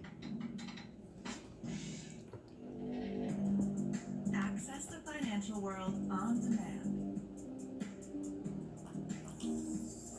Hear from leading economists, policymakers, and industry experts via live and on-demand webinars, only from Bloomberg.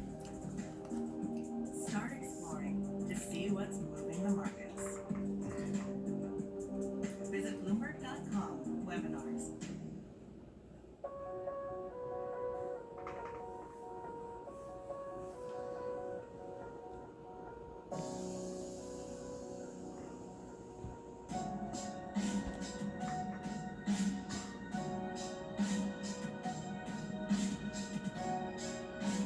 No one's appreciated. I'm not special. No, I am a special person. I'm an extremely special person.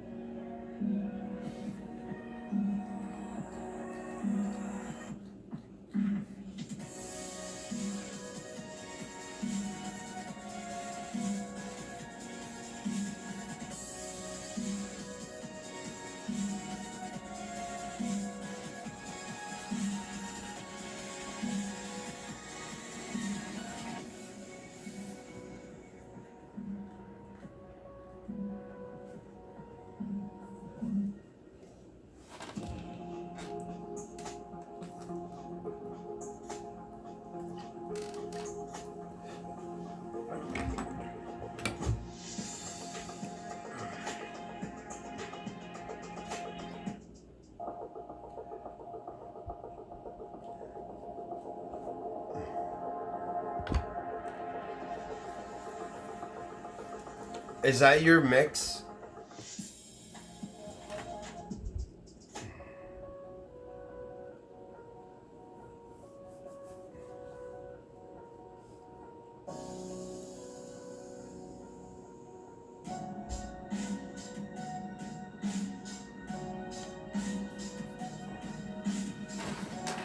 Alright, I'm gonna put this back in the freezer. I gotta lay down. I just don't feel appreciated. I appreciate others, but others don't appreciate me.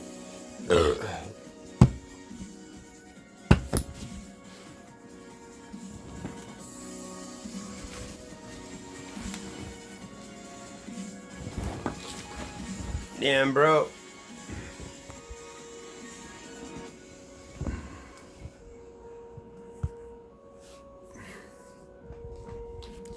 Alright, guys. I'll see you guys later. I'm going to bed. Oh my god. Oh, my shoulder.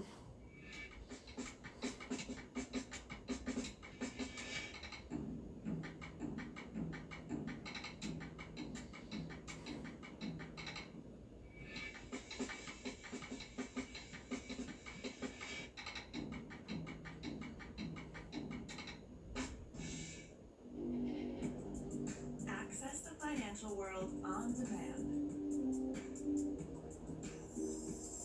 Hear from leading economists, policymakers, and industry experts via live and on-demand webinars, only from Bloomberg. Start exploring to see what's moving the markets. Visit Bloomberg.com/webinars.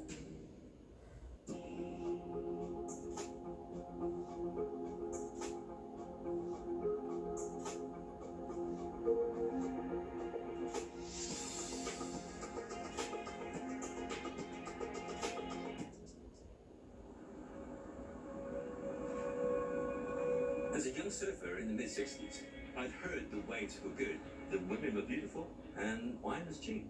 And I discovered that this was entirely true. You didn't know what you were going to get. It was stepping out into the unknown. None of us had gone to Europe before.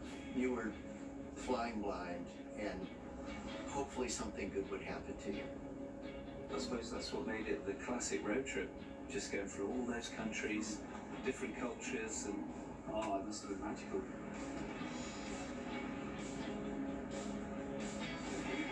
Europe is, and always has been, a travelling surfer's dream. Wildly diverse coastlines, curiously other cultures, and perfect waves. A beguiling mix for those hardy souls who first explored the old world for surf and adventure. What transpired was an annual winter pilgrimage from the bitter north to the sunlit south. A quest for perfect waves and life-changing experiences in the most culturally diverse continent on the planet. To go south from here is to go into warmth. It's on days like we have today that we wanted to get away into warm climate and warm surf. That became like a ritual at the end of the summer. You try to make money during the summer season and then take your ill-gotten gains and head south for the winter. Those were the early stages of the hippie surf trail. This was the European way of surfing all winter. 50 years on from those pioneers, British surf explorer Mark Harris will make the same pilgrimage across the Channel. Teaming up with fellow European surfers along the way, he'll discover how Europe's most iconic surf breaks were discovered and tamed. And how this surf caravan transformed Europe's beaches and united its coastal youth at a time when border crossings were serious business. They led the way. They were the first generation to explore and discover perfect new waves. Since then, surfing and traveling and exploration goes hand in hand. It's an epic road trip. Can't wait.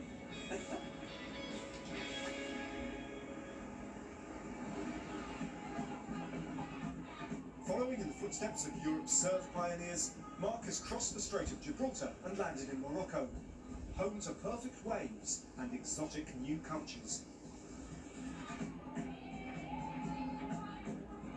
told me we were in a very foreign country. Oh my God, Morocco was just a shock to any surfer coming through. It was a complete cultural shift, for sure. People walking around in robes and hats and speaking a language you can't even catch one word out of, you know? The air smelled different, people dressing completely differently. Different kind of customs, signs were in Arabic. This is so foreign, how do I do this? It was a totally different experience. Look at this, look at the state of that. Just been getting used to the rules of the road. It seems like a bit of a friendly free-for-all, and if things get a little bit close, people get on their horn, so that's been quite fun. As soon as we've rolled off the ferry, the sat-nav stopped. We've got the map out, and it's back to old school, trying to find the coast, and it's definitely feels like a long way from home now and not in Europe. Ah, look at this guy.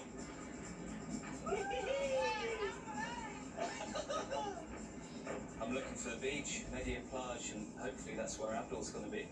Is this us? Media Plage. Here we go. Big sand dune, there's the sea. Really looking forward to seeing Abdul. Haven't seen him for a long time. He used to do the surf contests in Europe. He's an amazing Moroccan surfer. And he's going to be my tour guide down here, which is really good because I haven't really got a clue where I'm going. Here we are, I think. Hey! How's it going, Ryan? Oh, good, cheers, mate. How are you? Good to see you, man. Good to see you, too. So yeah, good. It's been a long time, man. Yeah, a long time. You remember, like, I used to compete with you in the juniors. I was like 10 years old. Yeah. That was so sick. So yeah, let's go in. مرحبا.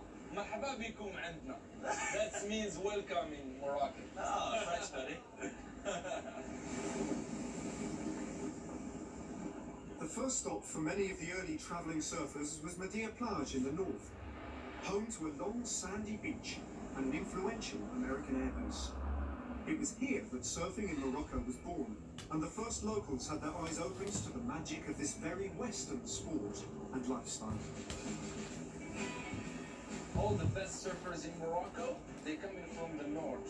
So from Lehiya to Rabat to Casablanca is the most massive population of surfing here.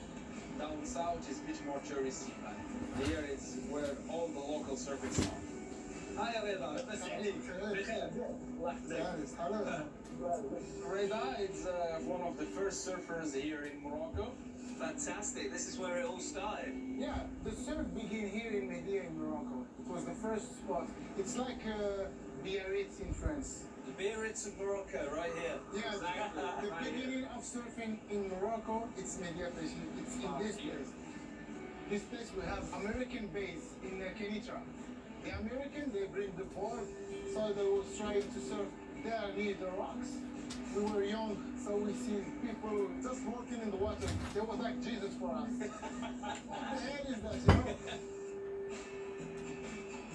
We was young, and the first idea that we had in our mind, wow, we want to be like those persons. So we were trading with them. So fish, food, and all stuff with board, leash, wetsuits. So we dress like them, we try to talk and surf like them styles, you know, because they bring a new thing, you know, to have contact with the ocean. You know, we listen music, they play guitar, they like herb. Herb music, relax music, hippie music, yeah. And then did you guys realise what amazing surf you had on the Moroccan coast here? And did you guys start exploring then? Some early road trips up and down? Yeah. All people around the world heard about Media and Morocco.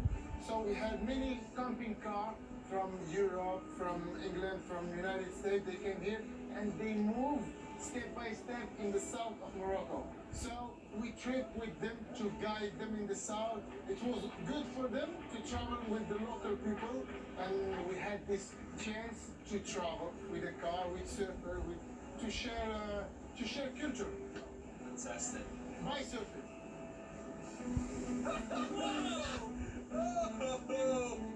You're taking me to your secret dangerous spot now. Exactly. You can only get there by camel. Are looking for waves somewhere in Morocco.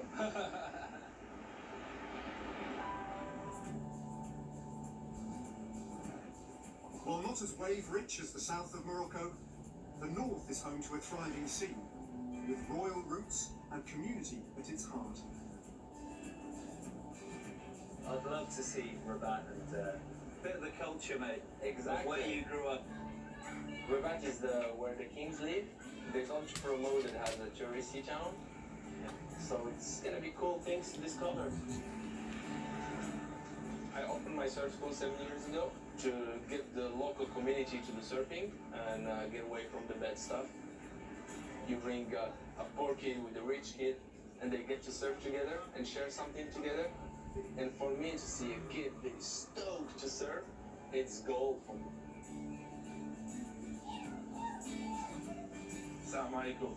Ah, You want something? I'd love to see it. Whatever you're having, Abdul. Whatever I have it? Okay. I'd love a coffee, then.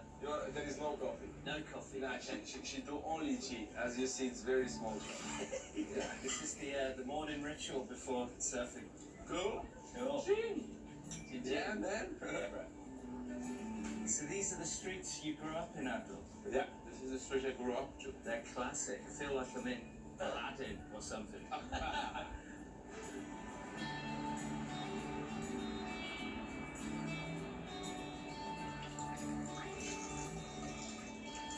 You want some water? I'm alright, cheers. This is me the diarrhea for you guys. We're gonna stick to the bottles.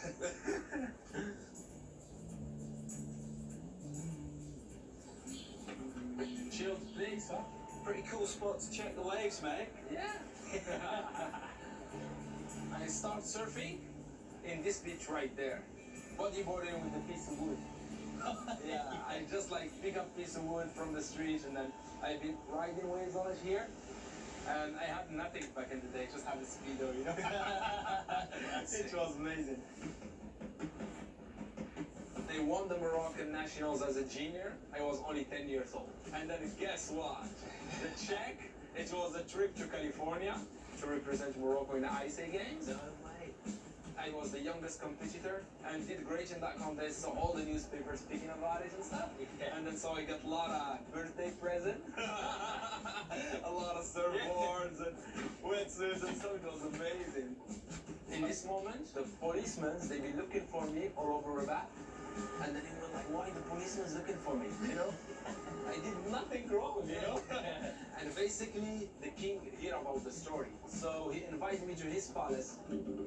It was amazing. He's a really cool guy, really easygoing and loves water sports. He told me, you want something? I told him I want nothing. For me, it's a big pleasure just to meet you, sir. He gave me a sponsor, my Surf Club. Yeah, and a salary from back in the day till now and still going, so wow, crossing fingers that keep going. You've got to get knighted soon, Abdul. Yeah. Sir Abdul El Arib. Thanks, man.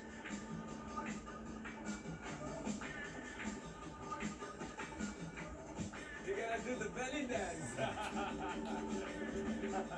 Right on, brother. Do it, bring it on. This is cool, isn't it? Yeah, I love it here, mate. Look at this set.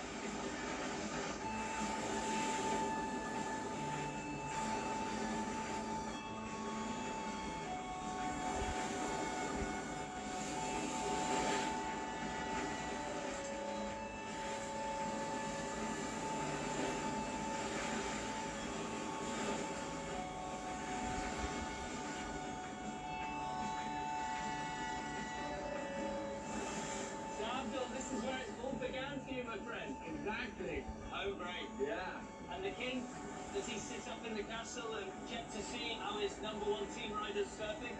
Sometimes. I don't know any surfer that's sponsored by the royal family. So now you know what? The Prince of Morocco.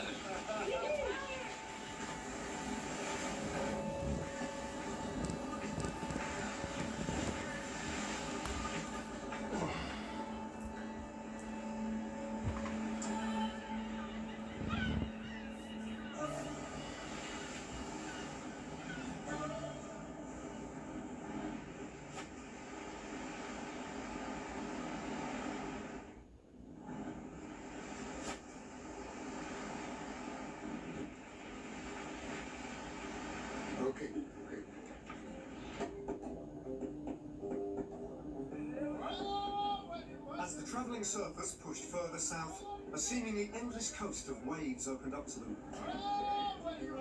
This quest for waves was matched by their desire to fully embrace and absorb the rich Moroccan culture. They didn't have a lot of tourism in Morocco, so a lot of people hadn't really experienced many tourists, what to do with them. So the police were mystified as far as like, I know I got to pull you over for something because you look just so foreign. But what do I do here and how do I talk to you? You know, and same with us. How do we talk to you to say, we're going surfing?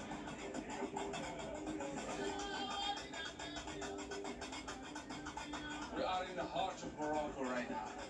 Right in the heart of Morocco. Exactly. Marrakesh. Marrakesh. Crazy.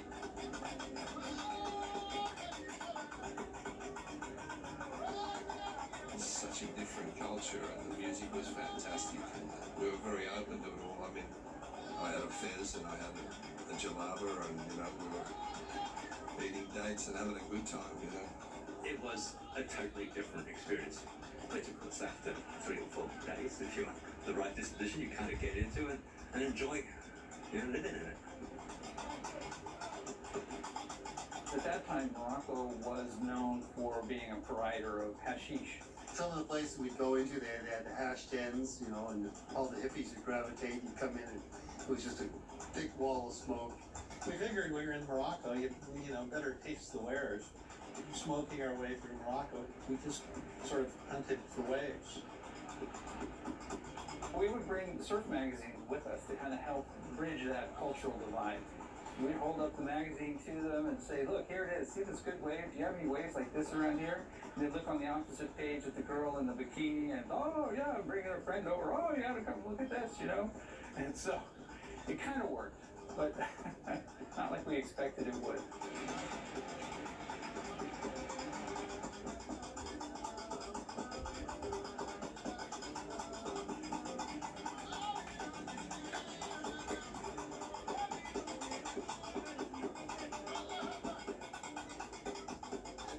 That's why a lot of people would team up with 1 or 2 other vans, you know, to do the caravanning thing down, because it's such a strange world. Let's join together and figure this out.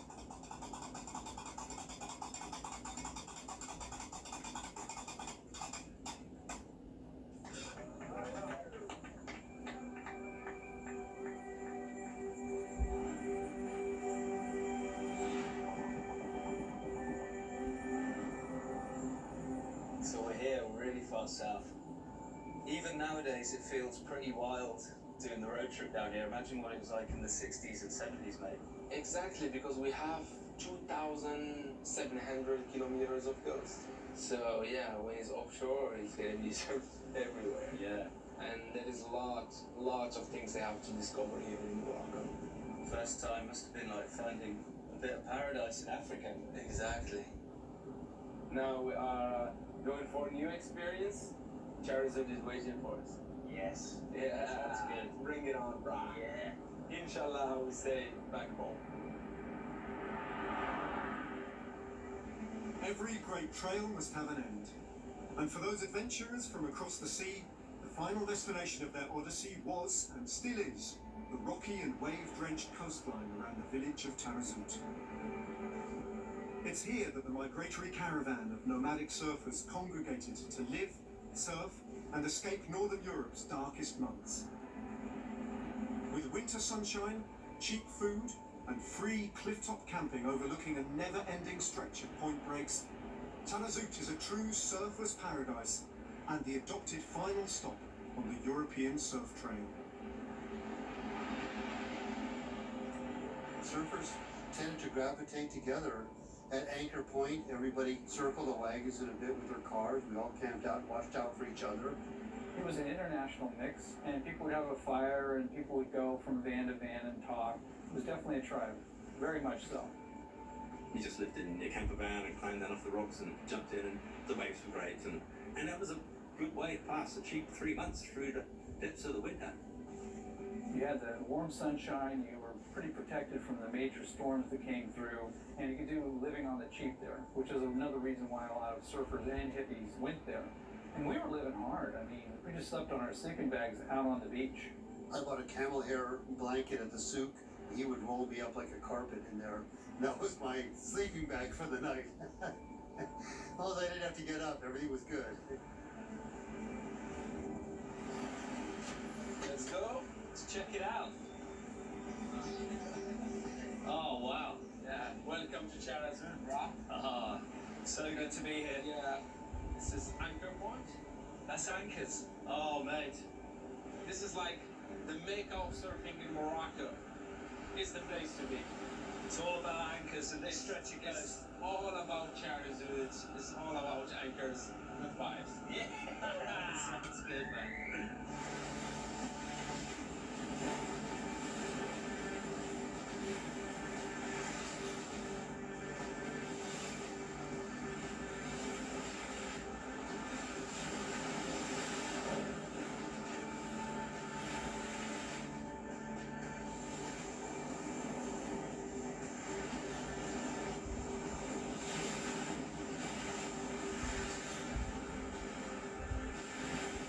Morocco is a reservoir of waves for Europe, you know. There's so much surf over there. It's amazing.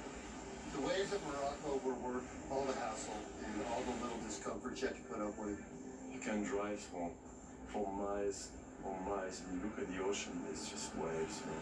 It's just incredible.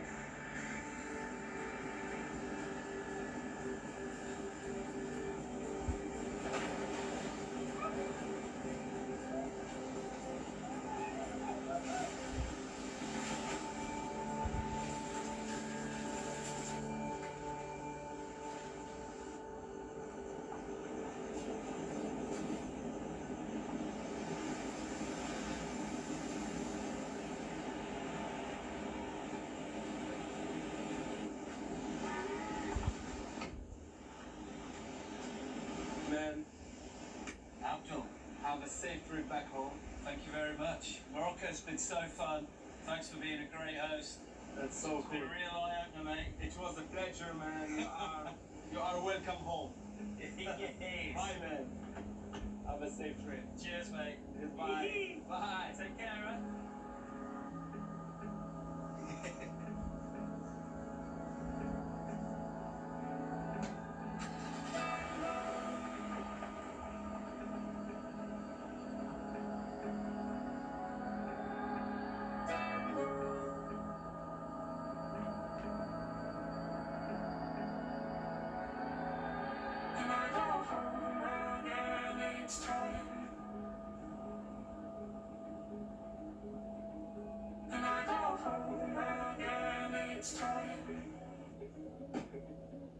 This road trip south is the classic road trip and it's been absolutely amazing.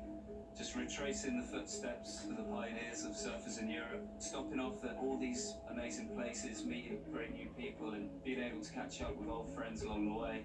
It's just felt pretty special. I feel real lucky. They led the way. They were the first generation to explore and find amazing new places and discover perfect new waves, and they paved the way for the spirit of adventure in surfing, and I've got a lot of respect for them. Since then, surfing and travelling and exploration goes hand in hand, and it's the same buzz, it's the same feel of exploration and hopefully discovering amazing new surf spots and meeting great people on the way.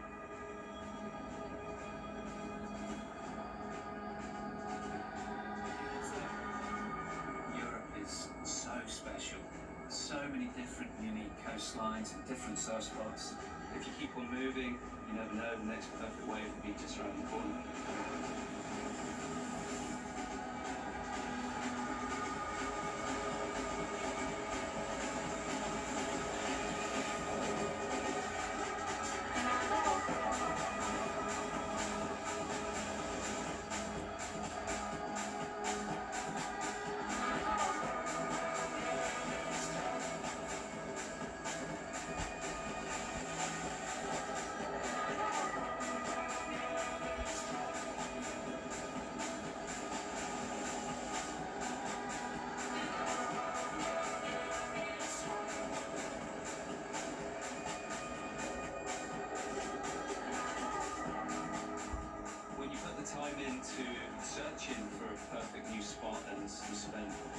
just looking at the maps, trekking over fields, and then all of a sudden, boom, there's the swell, and it's a perfect barrel.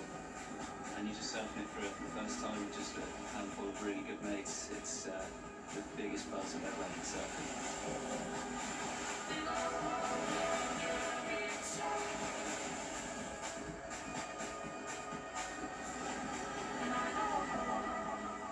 Surfing is a passion, but to go surf travel, that changes into motivation. So where that motivation gets to and that compulsion is when you're hot and tired and you've been walking for days along the coast and you look up and there's a point a mile away.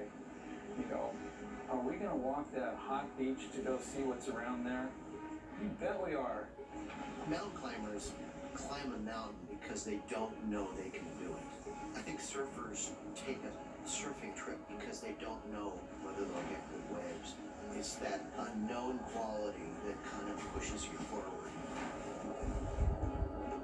From the seeds that these pioneers planted, surfing exploration has spread to all corners of the continent. From the glamorous Mediterranean to the bitter Baltic, the landlocked Black Sea to the German rivers. A continent of waves, as varied and wonderful as the land upon which they broke, and all there to be explored. I love Europe and everything that comes with it. I love the fact that you drive for about 15 hours and you cross 4 countries, and I think it's that cultural variety that really makes it so special for me. From huge waves to incredible beach breaks and beautiful point breaks, some of the most incredible waves in the world. No better feeling than surfing with some of your friends in fun waves, wherever it is. Yeah, that's why we all started surfing. More of the days where you stumble into a perfect, 3-hour session, getting back with a few friends. There's the potential for all that. I guess everyone dreams of that. That kind of is what the Europe dream to me is. When you travel, it's about life. There are special memories about the journey, the places you visited, or the people you met. Always looking for new adventures and new waves and new friends to meet too. We just want to get out and travel and surf the waves in the world. Shiny. I think we all felt lucky to have been there and so thankful that we'd experienced it together. Wow, it's like I got to live that now. That was just priceless. Priceless. It was just the best time of my life.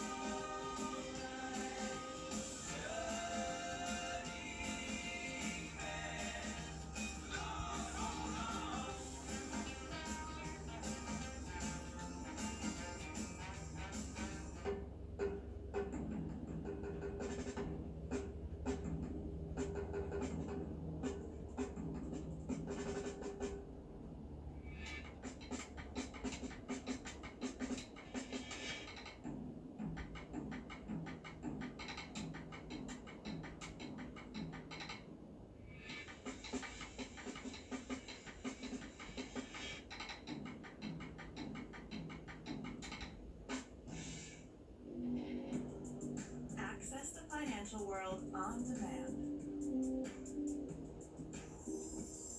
Hear from leading economists, policymakers, and industry experts via live and on-demand webinars, only from Bloomberg.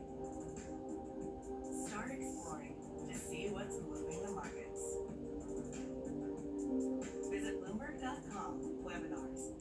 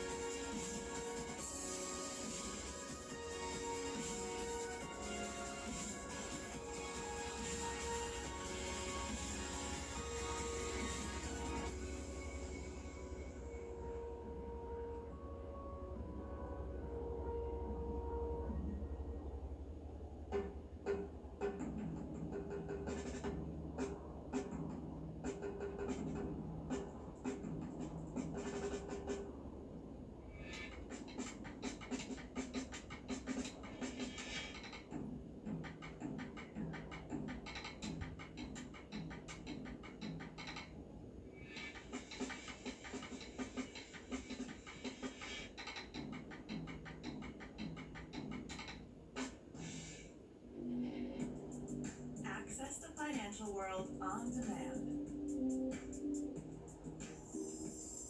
Hear from leading economists, policymakers, and industry experts via live and on-demand webinars, only from Bloomberg. Start exploring to see what's moving the markets. Visit Bloomberg.com/webinars. Our generation's biggest problem. Climate change is happening. And the world's most innovative solutions. Transport, industry, buildings, electricity, all of those things. Everything you need to know about our changing environment. The politics of global warming. We can and we will deal with climate change. In the fight against climate change, Bloomberg Green has you covered.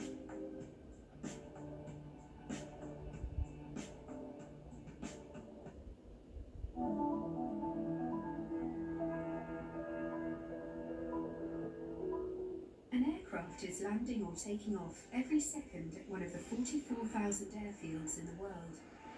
They range from busy international airports to airfields which rarely see an aircraft. They all enable people to fly any part of the globe. Some allow you to discover unique places with incredible histories, cultures, or remarkable sceneries that few people ever see. These are the remote airfields.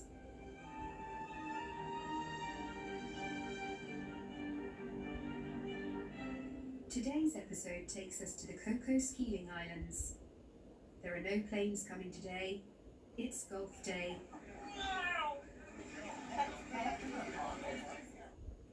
Located deep within the crystal waters of the Indian Ocean, far away from the hustle and bustle of modern society, are a cluster of coral islands, known collectively as the Cocos-Keeling Islands. Although officially an Australian Indian Ocean territory, the islands lie closer to Indonesia than the mainland of Australia. With a total of 27 paradise islands, only 2 are inhabited, leaving the others unspoilt and deserted. West Island is populated by approximately 130 Australians and facilitates an idyllic lifestyle, with vast distances of white sandy beaches and pristine clear waters. There is always something to do. Home Island is across the lagoon, just a short ferry ride away. Although geologically the same, the 2 islands are in stark contrast with each other. This is a quality attributed to the island's colourful history.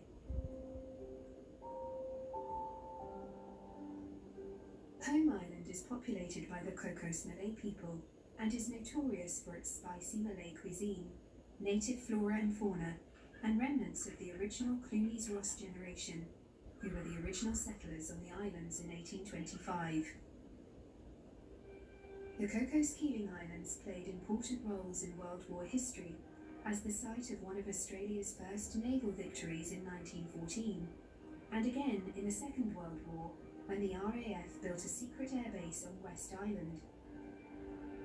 In 1944, the Royal Air Force was required to find an airbase in an airstrip in the Eastern Indian Ocean so that they could put aircraft over Sumatra, Western Java and Southern Malaya, and also to provide a landing point, an intermediate landing for land-based aircraft. The Cocos-Keeling Islands were considered the perfect location due to their extreme isolation and because of the existing cable and wireless station that was already established on Direction Island. Wireless operator Ken Rosam, at the age of just 20, was one of the first of an estimated 7,000 troops to be sent to the Cocos-Keeling Islands. We were put on a troop ship. We went down to Ceylon, where we spent about a week in the harbour, and then we sailed off into the Indian Ocean. Now, during all this time, we had no idea where we were going to finish up. Everything was top secret. And after we'd been sailing for 3 days, we were told we were going to the Cocos-Keeling Islands, which was an island we'd never even heard of. All we'd been told was that we were going to form a staging post. Cocos Island was regarded as very, very secret, a very secret place for the whole of the war, simply because it was within range of long-range Japanese aircraft. The airstrip was built on West Island and was designed to carry heavy bombers, such as the Liberator, as well as fighter planes such as the Spitfire. Beginning about January 1945, the Royal Air Force, assisted by a lot of construction troops, commenced building this airstrip in the Cocos, and it was so highly secret that it was called Operation Pharos, the whole thing, and the base became called RAF Brown. So they bulldozed some thousands of palm trees and levelled the strip of about, I think it was about 2,000 yards long. And then they laid pierced in plating, which was packed down into the coral. As you can imagine, in 1944 and 45, they weren't after all the bells and whistles of the runway. All they wanted to do was get it so they could land the armoured aircraft. So they rolled this matting out, and that was used as the base for the runway. The airstrip had been made out of Marsden matting. This standardised perforated steel matting consisted of interlocking pieces of steel, which was then covered with crushed pieces of coral, perfect for laying temporary runways quickly during the war. And the aircrew say that when they landed, the PSP had a rippling effect and sounded very, very noisy. Unfortunately, due to the difficulties with getting materials on and off the islands, the matting was pushed to the end of the runway when it was being replaced, and masses of this material can still be found today, rusting in the lagoon. Squadrons of Spitfires, Liberators and Catalina flying boats were based on the islands during the war, and various reconnaissance flights were staged from the base. When the war ended in 1945, the base stayed open for another year to allow for large planes staging through from Australia to Ceylon, but was then abandoned and all troops returned home. You know, as a young man, for us, it was a great adventure. We'd been and seen places that none of us could have ever hoped to have done under our own steam, and everything was paid for, and we were getting paid. As I say, for us young lads, it was one big adventure, and whatever the future held, well, that was another day. And I think that was the attitude to most of us. Today, the airstrip is essential for providing transport on and off the island for residents. It is essential for providing residents with health facilities and opportunities for further education, which are limited on the islands. The strip is 24.50 long, 45 wide. It's got a coral base to it, and you'll notice actually out on the strip there are some inundations, and they were the old coconut palms and that. And you know, over time we've tried to fix those up with reseals and those sort of things. Our normal operating and regular passenger transport is Virgin's Embraer 190, which flies in here. Virgin service 3 flights a week to and from the Cocos Keeling Islands via the Christmas Islands. For the last financial year, from July 2010 to June this year, we had about 240 aircraft movements. About 155 of those were Virgin regular passenger transports, and the rest were primarily military, the RAAF, and as well as a few private people. The Cocos Keeling Islands see a certain number of passengers travel to and from the islands. An estimated 50% of these are tourists. The islands have an abundance to offer the travelling public, from scuba diving to basket weaving. Because of the vast distances of coastal lines surrounding the islands, water sports are a very popular activity. Jen runs Sapphire kite tours from the islands. Because of the lagoon and all the islands around the outside, we've got a shallow lagoon and perfect trade winds that we can kite surf in nearly all day, every day from July to October. Perfect. Beneath the surface of the crystal clear waters lie gardens of stunning soft leather corals, cabbage-like card corals, and an abundance of inquisitive marine life. With the Cocos Keeling Islands remaining to date a fairly well-kept secret, the dive sites are unspoilt and visited by very few. The people making these visits possible are Dieter and Karen from Cocos Dive. We tend to get high mileage divers, so guys that have done lots of diving in lots of location, and they're looking for that uncrowded, I suppose pristine is a word that ends up being overused. But when we talk to the divers about what they'd like to see when they're part of their visit here, they tell us they'd like to see sharks and fish and good coral, warm water. We don't have any industries or rivers, polluting the water that's around there, so that they're seeing the items that divers would like to see here, including dugong, turtles, mantas, dolphins. We encourage divers to come for at least a week and do 4 or 5 days diving with us. And the majority of those divers go away happy, telling us that they've ticked the boxes of the things that they wanted to see. As well as the abundance of coral reefs to explore, the Cocos Keeling Islands are the resting place of 2 war-storied wrecks, a Catalina flying boat and the SMS Emden.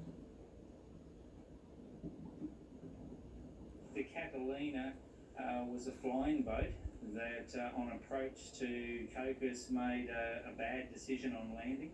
We believe it was due to using a anchored cable laying vessel as their windsock, and unfortunately they tie up from the stern and not the bow. So we believe that the pilots made an error of judgment, attempted a downwind landing that's been rather unsuccessful. Unfortunately, the aircraft broke up on impact. There was 14 servicemen on board when the aircraft went in, 7 of which survived the landing or the crash. Unfortunately, 2 of them died overnight, but 5 people on board survived the incident and lived on. After an extremely successful life at war, the German Emden found its final resting place just off the coast of the North Keeling Islands in the Cocos. It was run aground there by Captain von Muller after engaging battle with the more powerful HMAS Sydney. Having sunk and captured 30 Allied warships, von Muller was titled the Last Gentleman of War because of his gallant behaviour and respectful treatment of his captured allies. What the Emden did within these 3 months only was unique. It was a good example of warfighting spirit and fairness to the enemy, and that is a good example for everybody, and we should follow that really. I felt very excited, and it was a very emotional moment for me, getting down there, seeing the propellers, part of the stern of the ship, the shafts, a lot of steel which was left over. Actually, it is more than I expected to be, because many people say there isn't really anything left. But for us divers, it was quite interesting to see those parts still being down there. And diving on the sailor's grave, really, that was really emotional for me. The Pulu Keeling National Park, which encompasses the North Keeling Island and the surrounding waters, including the Emden wreck, was established in 1995 to protect the native flora and fauna that thrive in the area, along with the history of the Emden and the Battle of Cocos, as it has come to be known. Well, I didn't imagine that the island is so natural, really, a reserve like that, with that wildlife, the birds. You couldn't read that in books normally. We have seen some photos, but being here, getting the smell and the wind and the noise of the birds, that is something different, really. The island has never been settled due to its isolation, access difficulties, and lack of fresh water. This makes it perfect for the many exotic birds that have set up home here. Over 60 species of birds have been recorded on the islands. 11 species of seabirds breed on North Keeling.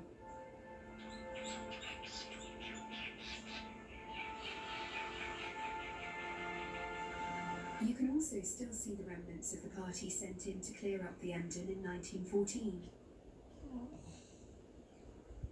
Yes, very remote. It's over the horizon, approximately 14 nautical miles or 25 kilometres north of the southern atoll, so we need suitable weather to be able to go there.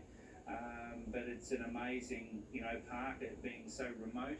It's one of Australia's smallest and remotest national park, and it does include the waters, surrounding the island.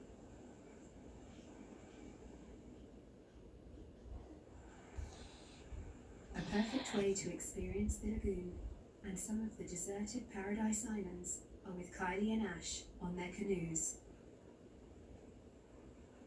What we do, we call Cocos Islands Adventure Tours, and we take people out on the canoes are actually motorised and really, really good fun, great for all ages from 2 to 92. And we cover 4 of the beautiful islands out here. We do beach combing, some fabulous snorkeling. We visit a couple of historical, old historical sites, which is really interesting for those people who are interested in a bit of the war history on Cocos. I've been out on a canoe trip for Coral Ash's canoe safaris. It's been a great day. We've gone around a few of the different lagoons and islands, and yeah, just a fantastic day. We had a lunch with afternoon tea. Bit of a mad rush to get back here for the plane, but it's been well worth it. Yeah, it's had a fantastic day. The whole island's great. A lot to do, to see. A lot of history we were informed about today, so it's been great. Here this is. Yes. Adventure And this is our office. That's right. We are very lucky. If you are searching for more of a cultural experience, it is just a short ferry ride over to Home Island, where the small population of Cocos Malay people live. So the idea is, you know, you could have a big muscle, but if you don't get the technique right, you'll be here forever. So, like when you start under the muscle, but you will fast session.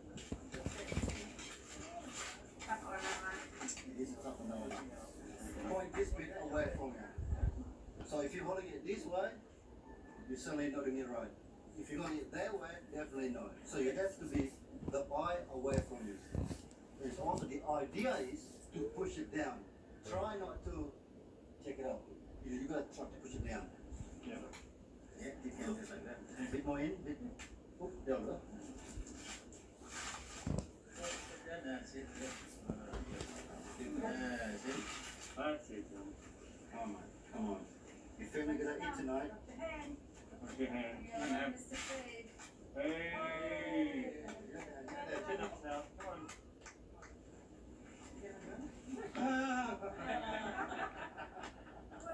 Okay, so basically today what we've been doing is I'm with my other tour guide here with me, which is Wahudin.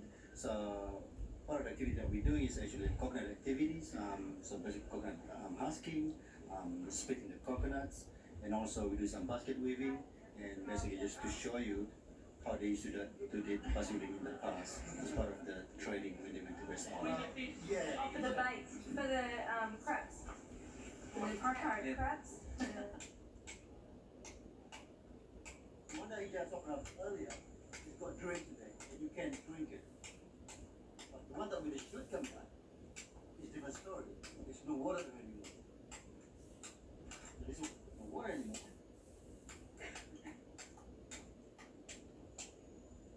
That turned into what we call a cocos egg. It looks like a pear. Please drop.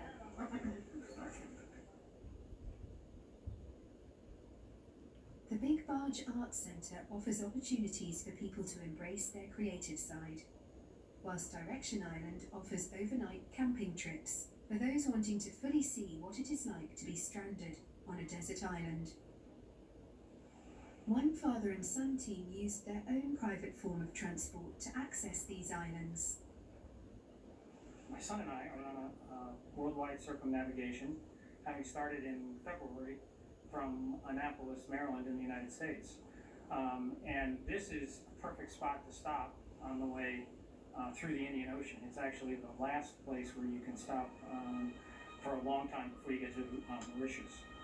The best parts are stopping at places like these. Right, we get the chance to come and be in a beautiful anchorage over at Direction Island, like here, which is just gorgeous with the colors of the water and the fish and the opportunities to snorkel and dive. It's just a phenomenal place. And by far, this is equal to, if not better than, any of the ones in the South Pacific. The residents of the islands are keen to reveal their secret to the world and share their wonderful islands with anyone wanting to explore. Not only Australians should know about it, but everyone in the world should know about the beauty of the places and what a great place it is to visit and to holiday.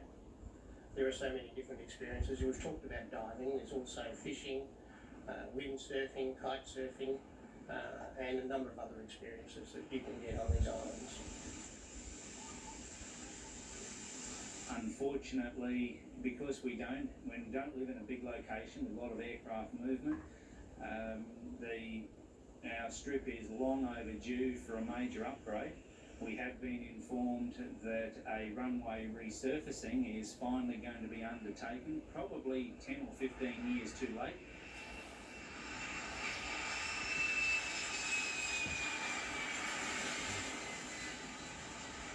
Due to the remoteness of the islands, the cost involved with runway upgrades is significantly higher than other locations. Materials and machinery need to be delivered to the islands by ship. Next year we've been allocated through the Commonwealth some money for updating the runway, $20 to $30 million. And for that you expect something quite schmick and fancy, but with the logistics of bringing all the aggregate out here, because there's nothing here, there's no pits or anything like that. So at the end of the day, it's pretty much just going to be a resale, which is a shame. But the Commonwealth's only got a certain amount of money, and that's all they can afford. The runway, however, will be resurfaced, enabling the Virgin Australia services to continue operating, facilitating travel to the islands. We very much depend on the air services, not only for passenger services, but also for freight, because of that shipping line only coming in about once every 6 weeks. So people ferrying fresh fruit and vegetables by air rather than by sea. The runway is central to the West Island community. I think the Home Island community, take it or leave it to a certain degree, but it's essential for the West Island one. The reason the West Island community is here is because of the runway. I've lived on Cocos for 22 years now, and the runway and our strip has always been a vital part of the community. Our food, supplies, people, tourists coming and going, it really is a vital part of the community. The Cocos Keeling Islands Airport has a small number of employees who work around the clock to ensure that this international airport, although small, is kept to the highest of safety standards. My job mainly is to look after the surface of the runway. So after every plane, we must do a runway inspection. Also, the trees, because we are on an island, sometimes we get coconut trees and other trees growing into our lines, that we must keep that airspace clear. We also must look after the lights all up the strips of the airfield. So we must constantly spray for weeds, mow the grass. With limited resources on the islands, it takes a certain type of person to be able to work at the airport efficiently.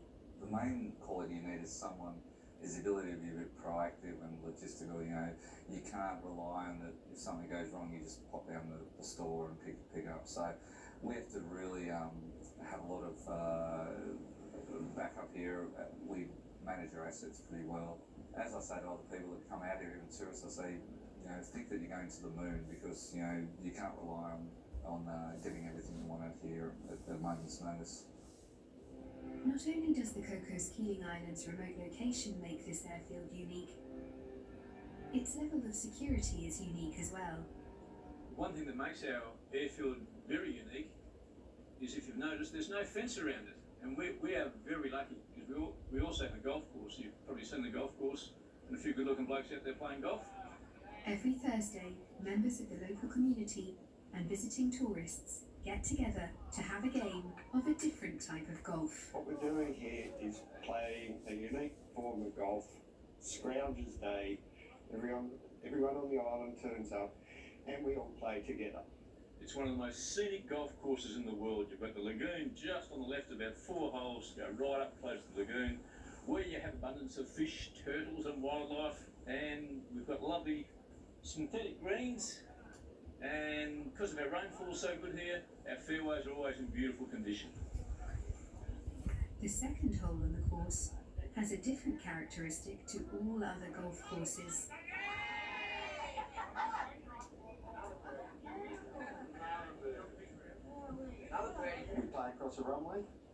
the only international runway in the world that golfers get to play across. All we've got to do is duck our heads under the wings when the planes come in. Cocos Golf is only one of the many activities available that attract visitors to the islands every year. So if you're sitting back at home watching this and you love your golf, get yourself up here and come have a game of golf with Cocos. The airfield at the Cocos Keeling Islands is without doubt one of the remote airfields of the world. It started as a secret airbase in World War II and has an amazing history. Today, the islands have a rich culture that continues to thrive, despite the challenges it faces from its exotic remote location. One thing is for sure, it's one of the best kept secrets in the Indian Ocean. You're in a city 10,000 fathoms beneath the sea. It's quite beautiful. Living under the sea isn't just Hollywood fantasy. Requesting landing clearance, over. Can we build an underwater city? Sure. Whether we build them to survive overpopulation or catastrophic climate change, or to help scientists learn more about our planet.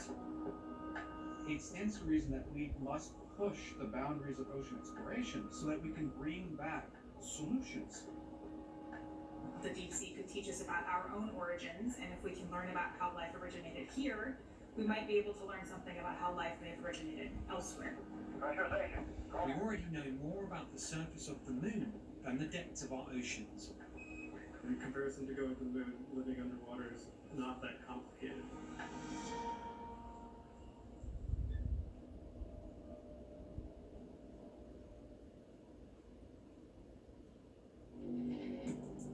Access the financial world on demand. Hear from leading economists, policymakers, and industry experts via live and on-demand webinars, only from Bloomberg. Start exploring to see what's moving the markets. Visit Bloomberg.com/webinars.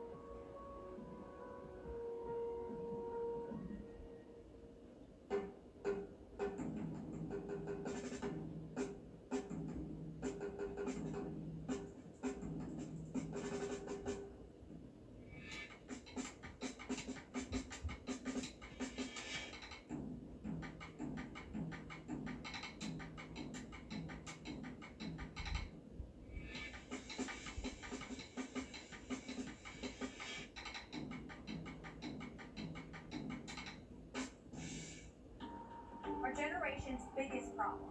Climate change is happening. And the world's most innovative solutions. Transport, industry, buildings, electricity, all of those things. Everything you need to know about our changing environment. The politics of global warming. We can and we will deal with climate change. In the fight against climate change, Bloomberg Green has you covered.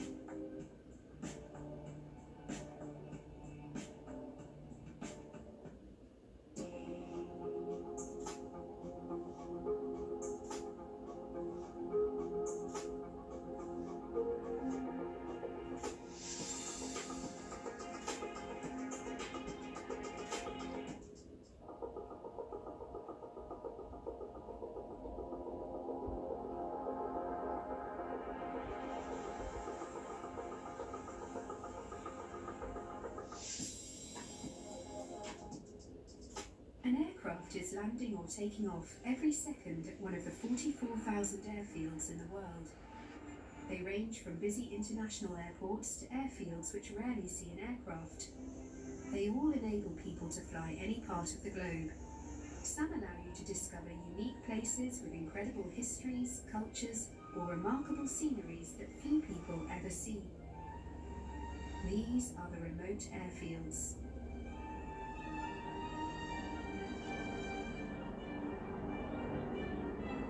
Today's episode takes us to Truscott Air Base in the Kimberleys.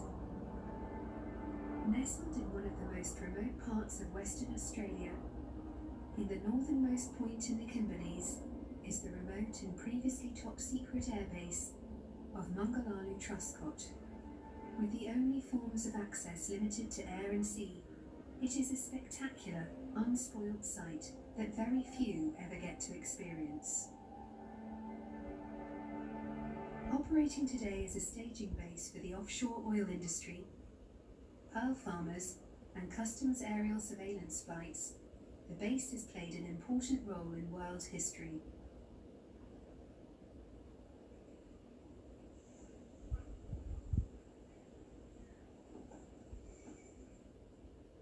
Truscott was a very secret Air Force base in the northwest of Australia. It was built in early 1944 as a forward base for bombers going across to Timor, the Japanese bases over there. It's actually closer to the action than Darwin is. That's why they built it there. Truscott was a place that was secret. It was ordered by General Douglas MacArthur to be built. It was inaccessible by road. There's only two ways you could get to it. That was by air or by sea. With the Truscott base isolated from the rest of Australia by difficult terrain, developing the strip was certainly a challenge, both technically and for the people.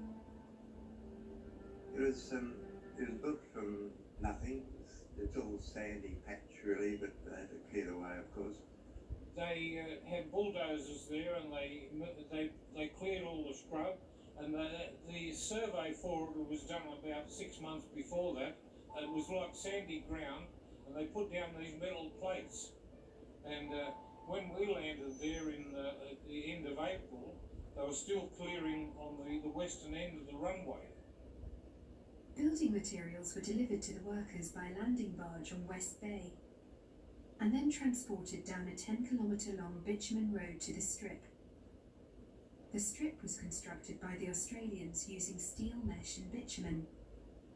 The 8,000 feet long runway was finally ready in July 1944, along with fully dispersed individual parking for the aircraft around the strip's parameters. We landed on what we call the PSB matting strip. The PSB matting strip is made of pressed steel plate. When we landed, the wheels hit the runway, and I thought an explosion had occurred. It was a tremendous noise because we were sitting in Dakota, and Dakota has no insulation, no sound proofing at all, and I really thought it was the end of the earth. This is the end of my life now, but it wasn't. Truscott became a crucial staging base for the Allied bombers and flying boats, making sorties on Japanese targets in the Dutch East Indies. At its peak, an estimated 1,500 military personnel were stationed at Truscott, with various different military units contributing to the efforts. I spent 14 months at Truscott. I left Darwin on the 27th, and I would have arrived in Truscott on the 28th of December 1944. I was a wireless telegraphist. We were all listening on various wavelengths, different wavelengths, so that we would pick up messages from various planes and so forth who were in trouble. Yes, well, I was 19 when I arrived at Truscott. I'd had my 19th birthday, matter of fact, on the 4th of September. So it was only just that was the day I arrived in Darwin. So just a week or so later we got across to Truscott. All the pilots were very young. many of them had their 21st birthday in the squadron. And the oldest man in our squadron was the CO. His aircraft was in my flight, and so I had a lot to do with him. And he said to me, you know, Flight, if I were near England, I would be out of the squadron today. He said, I'm too old, I'm 25. And he was the oldest man in the squadron. It was the first time really away from home that I had ever encountered, and the food was shocking. The imitation butter was terrible, just like oil out of a tin, and we had goldfish, tinned goldfish that we called them. They were really gold. The food was always bad. Even in Darwin, the food was bad. The potatoes were shocking. We were living on tin food and biscuits, hard biscuits. That's about everything. The camps for the servicemen were positioned along the road leading from the barge to the strip, and ranged from concrete, timber and iron dwellings to dirt-floored tents. We felt as though we'd been the only people that had ever been there, you know? It was so remote from anywhere. Life at the base was often dull and monotonous due to its extreme remoteness, but the military personnel managed to keep themselves amused. The camaraderie is good, because we all, you know, you're all dumped there in an isolated spot, and you just make the rest of it. So, no, we got on well. There was, the Air Force helped as much as they could by providing, you know, you'd have a sing-a-song in the evening, or about once a week the film would be flown in, and you had to see a film. But we just made our own entertainment. We were very good at playing chess or bridge, and it was just sitting around yarning. One of the interesting things about that is that you don't see girls in that kind of situation, and actually it was 12 months before we even spoke to a girl. So, yeah, it's a different situation at all. You just make your own life with a team of chaps and get on well together. Popular spare time activities included exploring the bush, fishing, swimming at Anjo Beach, and collecting oysters to supplement their repetitive diet of bully beef. Well, it was a nice relaxation as far as where the ground crew were concerned, because we would see the aircraft off and we would have nothing to do then until they came back. So we could go down to the bay and have a swim. Particularly a lot of the ground staff who came from New South Wales particularly liked oysters. There was plenty of oysters in the bay.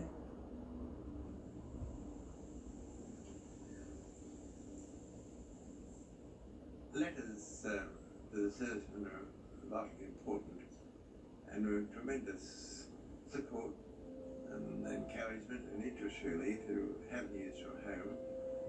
But everything was heavily censored from up in the northern part of Australia, and every letter was censored. We were allowed what they called a green letter, which was a special envelope we were allowed to, one every so often, which could go through without being censored. We were on and bound to only discuss personal matters in that, which is how I first proposed to Dottie.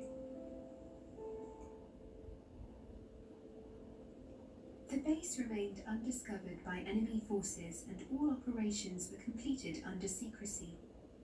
Truscott's existence was never fully disclosed until after the war ended in 1945. Well, the place Truscott was so secret that nobody knew where it was or what it was. We didn't know until we got there what was there. And we weren't told where we were going, but when we landed, someone said, "What's this place?" They said, "It's Truscott."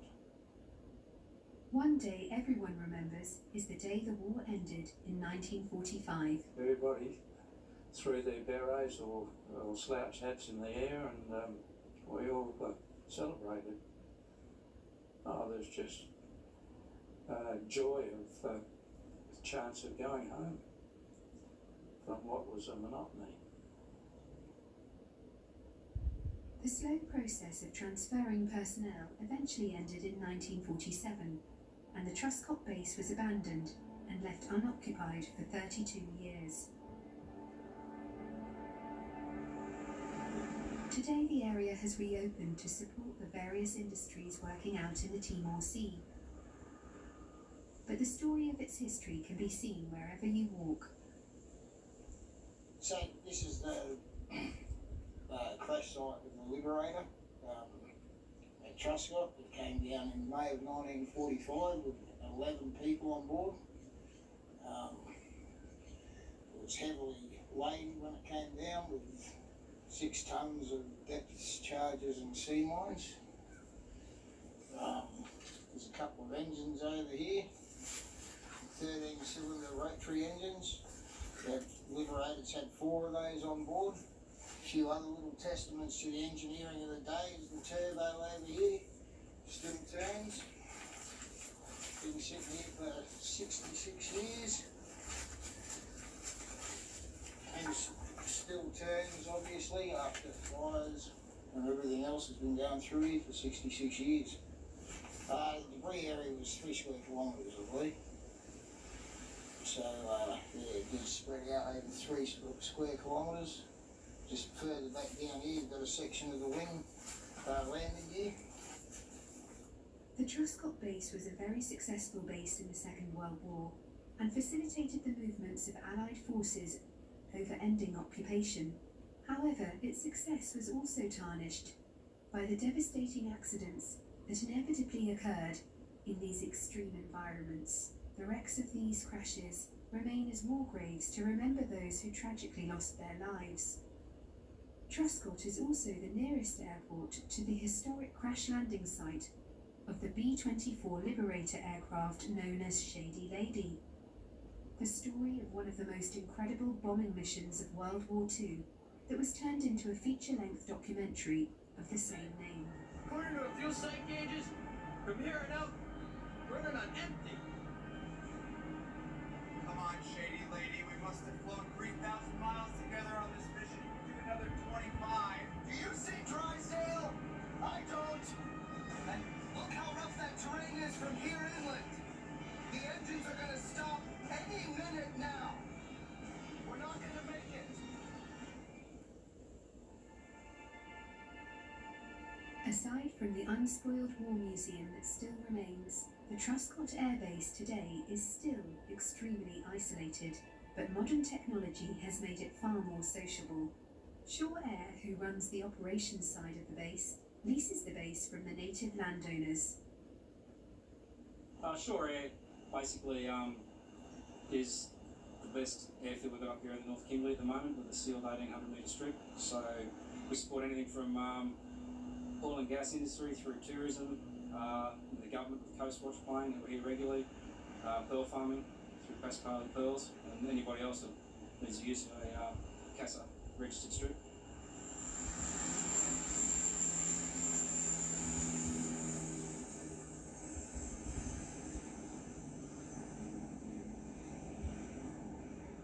The base now covers an area of 46 square kilometres, has a 6,000 feet long sealed runway, 60 single accommodation rooms, 2 hangars, and communal facilities for the personnel based on site. At the moment, one of our biggest customers is VTTEP, supporting the rigs and oil and gas industry up in Timor Sea.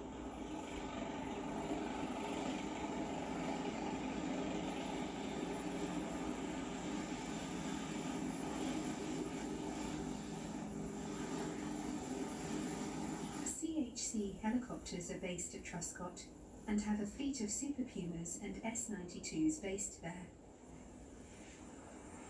99% of our work is crew change for the rigs, ships and survey vessels, and we have a basic contract here with AMSA for search and rescue, so we provide a bit of search and rescue as well as charter work, but majority of it's oil and gas related. I'm a co-pilot with CHC helicopters, and I've been coming out here for 5 years now, and I really enjoy it. We travel about 400 kilometres offshore and take roughly 12 to 14 people out there at a time. There's a few different type of rigs, but we go out to some floating production and storage vessels.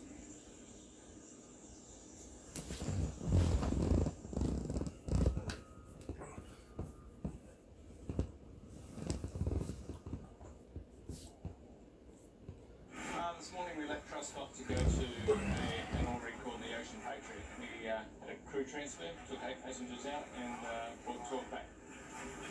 It's about 160 nautical miles to the northwest of Truscott. A typical day for a pilot would be to get up at 4 a.m. in the morning, do some paperwork and some payloads ready for passengers to come from Darwin, and then fly out to the rig at 6:30 and be back by about 10 a.m. after that, so that passengers can get back to Darwin and meet the flights back to their homes.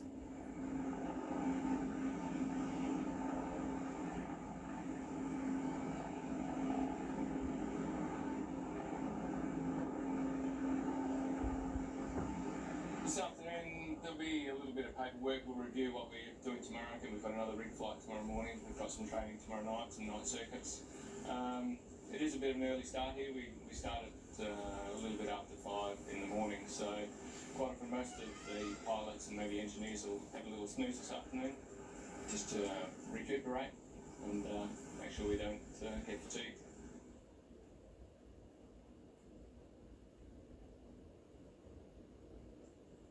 Social activities haven't changed much since the World War II days, but modern facilities have increased their variety, from the gym, swimming pool, and into the mess for TV and internet facilities. Truscott has become a home from home for some workers. Well, Truscott's basically got it's like a workers' camp, basically a 10-city accommodation to accommodate people on a relatively temporary basis. That's supported by a modern mess and kitchen with a qualified chef, and we also have a recreation area which consists of a gymnasium, swimming pool, a TV room, and for our side of it we also have a workshop up there where we can carry out basic mechanics and repair work, and it all sort of comes together as a mini city where we can get things done. Outside of their shift hours and away from family and friends, the personnel are able to embrace life out in the bush to pass away the hours. When it comes to downtime and recreation here, we're lucky enough to have a good fishing environment and so forth, and being remote, people can just get away from the camp if they need to get away. We don't have a lot of time here on our 2 weeks on. As you know, only 2 weeks, you're here for your 2 weeks to work, but you can't work all the time, so we try and vary the hours. I'm an aircraft engineer on the Super Puma out here, and also the rescue crewman. So yeah, come out here, and the Australian bush, I've always loved camping and fishing, and like, you can't get any better than this. Okay, with the company near 3.5 years now. Probably spent 2 years of that time here at Truscott. We've got other bases, Broome, Darwin, East Timor. But I like Truscott. The isolation's good. You come in here for 2 weeks, leave your wallet in the top drawer, don't spend money. Eat like a king, got a gym, pool, climate's great. Because I'm from Perth and it's quite cold down at the moment, so it's good to come up here. So yeah, 2 weeks, it goes pretty quick. Spends a few busy.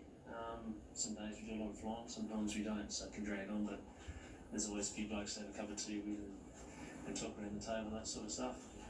But yeah, so something we enjoy, some people don't, but I reckon it's great.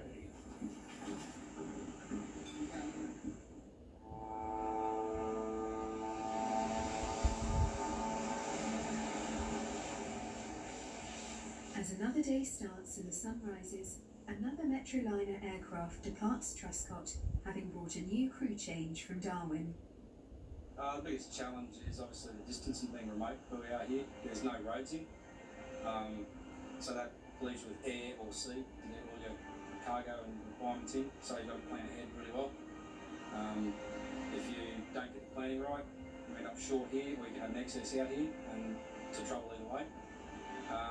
The biggest logistical effort is getting the fuel here and keeping the fuel stocks up to support all the aircraft and so forth. And food's the other big one. We can get some in on charters, but because it's mainly the way aircraft we come in on, we have to really get our act together with the barge and get everything we need on the barge when it runs.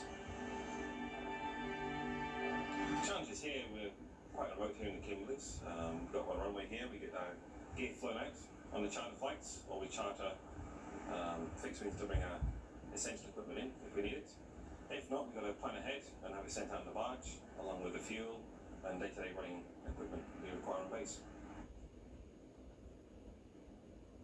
Truscott has its challenges because outside of the flying there might be quite considerable periods where you're sitting around just trying to fill your time. So outside of flying, there's guys do a bit of fitness and relax or try and stay up to speed with all the bits and pieces we need to stay on top of for these machines. But I've been here for about a week. Normally it's a 2-week tour, so towards the end of the second week it might be getting a bit challenging to keep yourself motivated outside of flying, but if you're flying it's pretty good, and we've been flying every day on this particular tour, so it's been quite busy.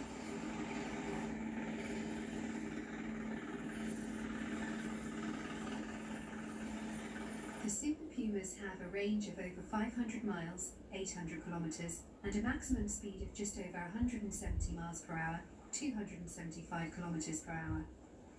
This one is returning from an offshore platform.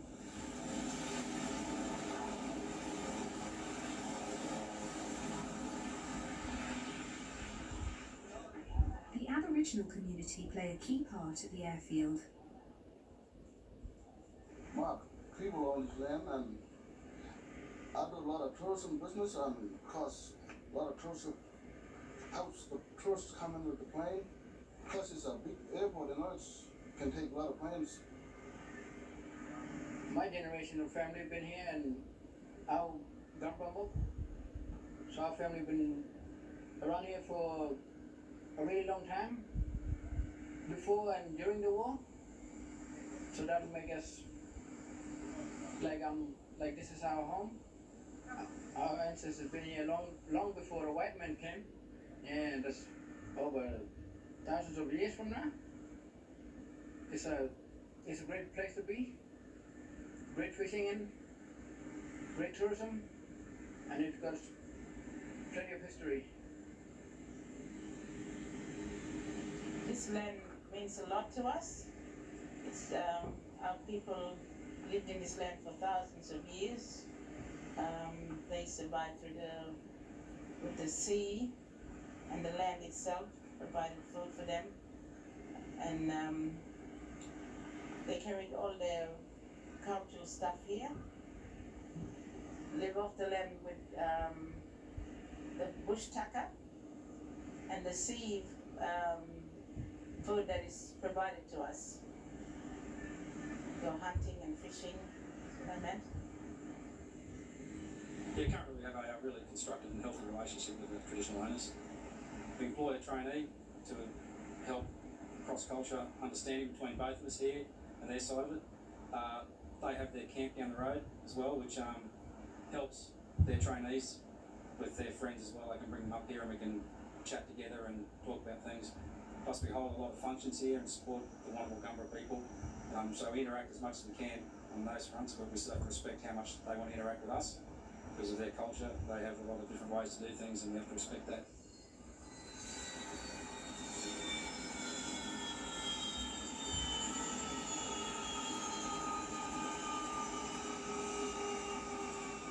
We work with Mangalalu Truscott Air Base. They assist us with fuel and sometimes accommodation for other people. And yeah, if we need anything, come to them and ask them, to help us. Oh, well, we all do our part to get along with each other. The shorelands and us Mangalalu, us Rangers, and us Warrnambool Gumba. So we do our part as being as one. So the Truscott Shoreland Air Base do their bit with their helicopters and that, and we do our bit. I say this is the best job. Keeps you on your country, keeps you doing good for your country, and supporting your country. Set in a stunning remote location, the Truscott base keeps humming along on a 24/7 rota. With access limited to air and sea, The escape from life can be alienating, yet liberating. The community of workers come together to share the wonders of the Australian outback and remember the extraordinary history of this incredible country as the remains of its story sits unspoilt and untouched by the years gone by.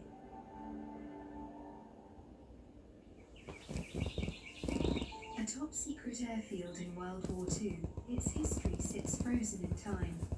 In the intense heat of a unique part of outback Australia, Truscott played a big part in the Australian war effort, and today is a quiet but vital airfield for maritime patrol flights and the offshore oil and gas industry. Truscott shows how communities can work together for the benefit of many, and is certainly one of the remote airfields of the world.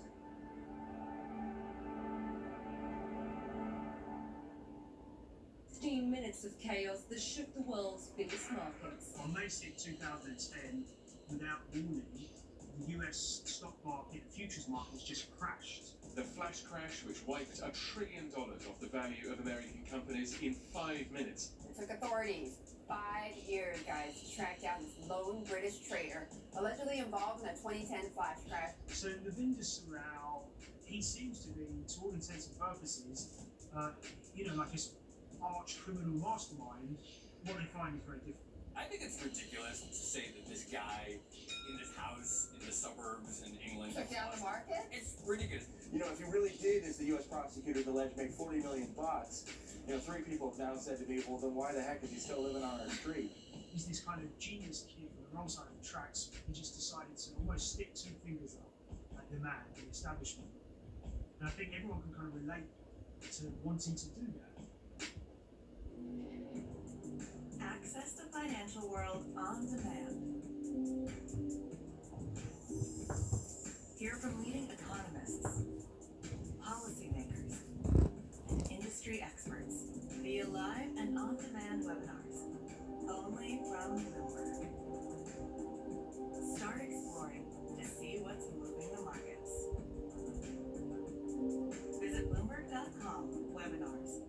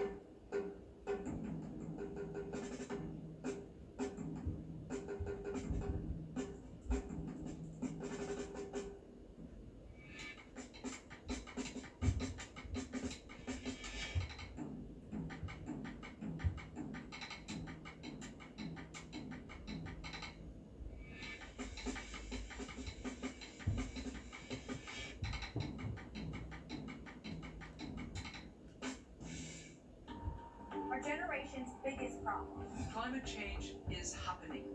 And the world's most innovative solutions. Transport, industry, buildings, electricity, all of those things. Everything you need to know about our changing environment. The politics of global warming.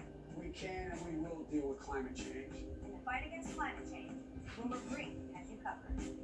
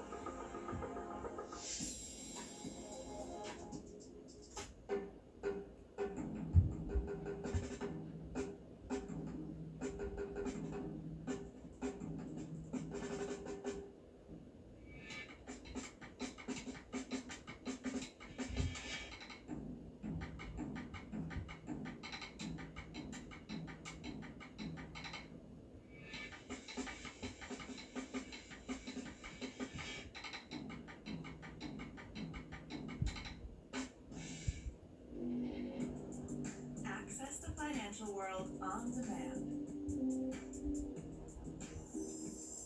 Hear from leading economists, policymakers, and industry experts via live and on-demand webinars, only from Bloomberg. Start exploring to see what's moving the markets. Visit Bloomberg.com/webinars.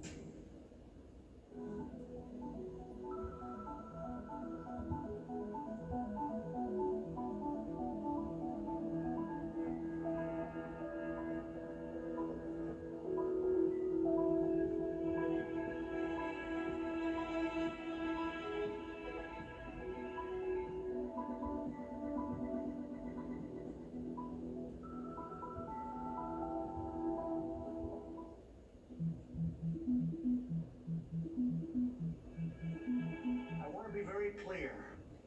I unequivocally condemn the violence that we saw last week. Violence and vandalism have absolutely no place in our country and no place in our movement.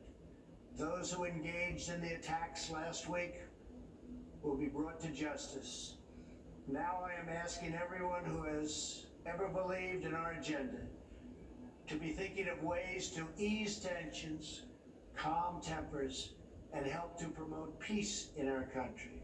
All I can say is that the risk is very substantial, and we have to keep the pressure off the NHS, and the only way to do that is to follow the current lockdown, and that's what I'd urge everybody to do. The idea is to advance a number of studies that were already designed and decided upon some months ago to get us a better understanding of what happened last year in December, and that will be looking at in more detail at the initial cases, the human cases that were detected in December 19, looking at the market, the famous Wuhan market.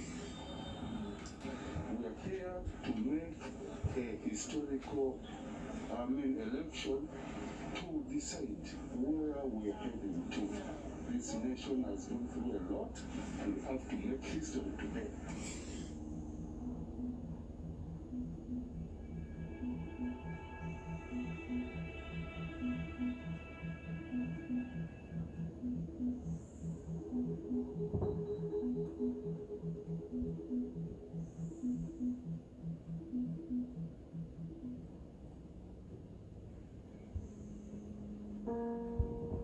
Day-to-day life for the average Venezuelan is a struggle from the moment you wake up to the moment you go to sleep. From waking up and trying to turn the lights on to finding out that the power went out overnight, and then trying to take your morning shower to find out that you have no water at home. Then paying for everything has become increasingly complicated. There's no cash. Venezuela finding itself without access to dollars, without access to banks, without access to avenues of finance, even for their oil, came to the realization, I guess, that it needed money, and it needed to find a way to get cash when most of the world didn't want to give them access to cash. All assets of Maduro subject to U.S. jurisdiction are frozen.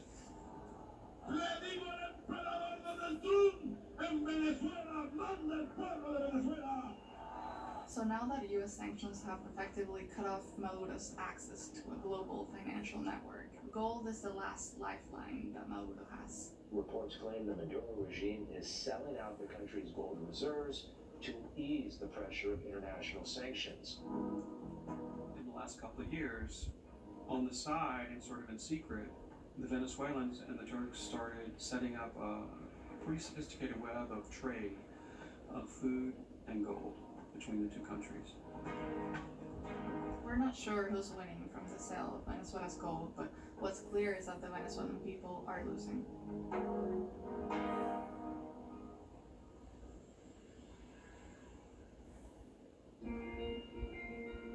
My name is Michael Smith, and I'm a reporter for the Project Investigations team here at Bloomberg News. My name is Patricia Laya, and I'm Bloomberg's Venezuela Bureau Chief, and I write about Venezuela's clandestine gold sales.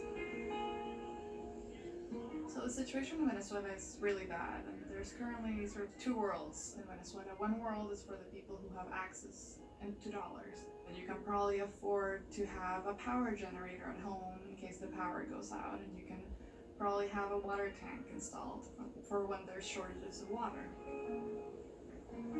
Now there's a second world. That's the world that the vast majority of Venezuelans live in, and it's a world where you live in bolívares. There's shortages of food. Inflation runs in the thousands, tens of thousands, hundreds of thousands %. Nobody really knows. Which means your savings have long been gone. There's extreme levels of crime that makes life extremely difficult for anyone who's just sort of living there. You have a whole population that's subdued by hunger, and that's also under the control of the government, who's become their sole provider. People who can't really think of an economic future because they can't think beyond the day that they're living.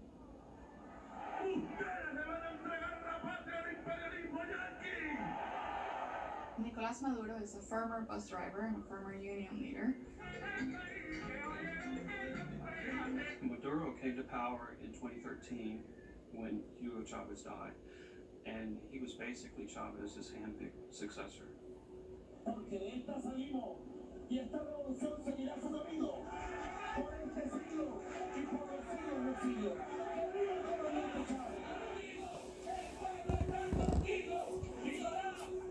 their message was that they wanted to spread the country's oil wealth fairly among the poorest Venezuelans.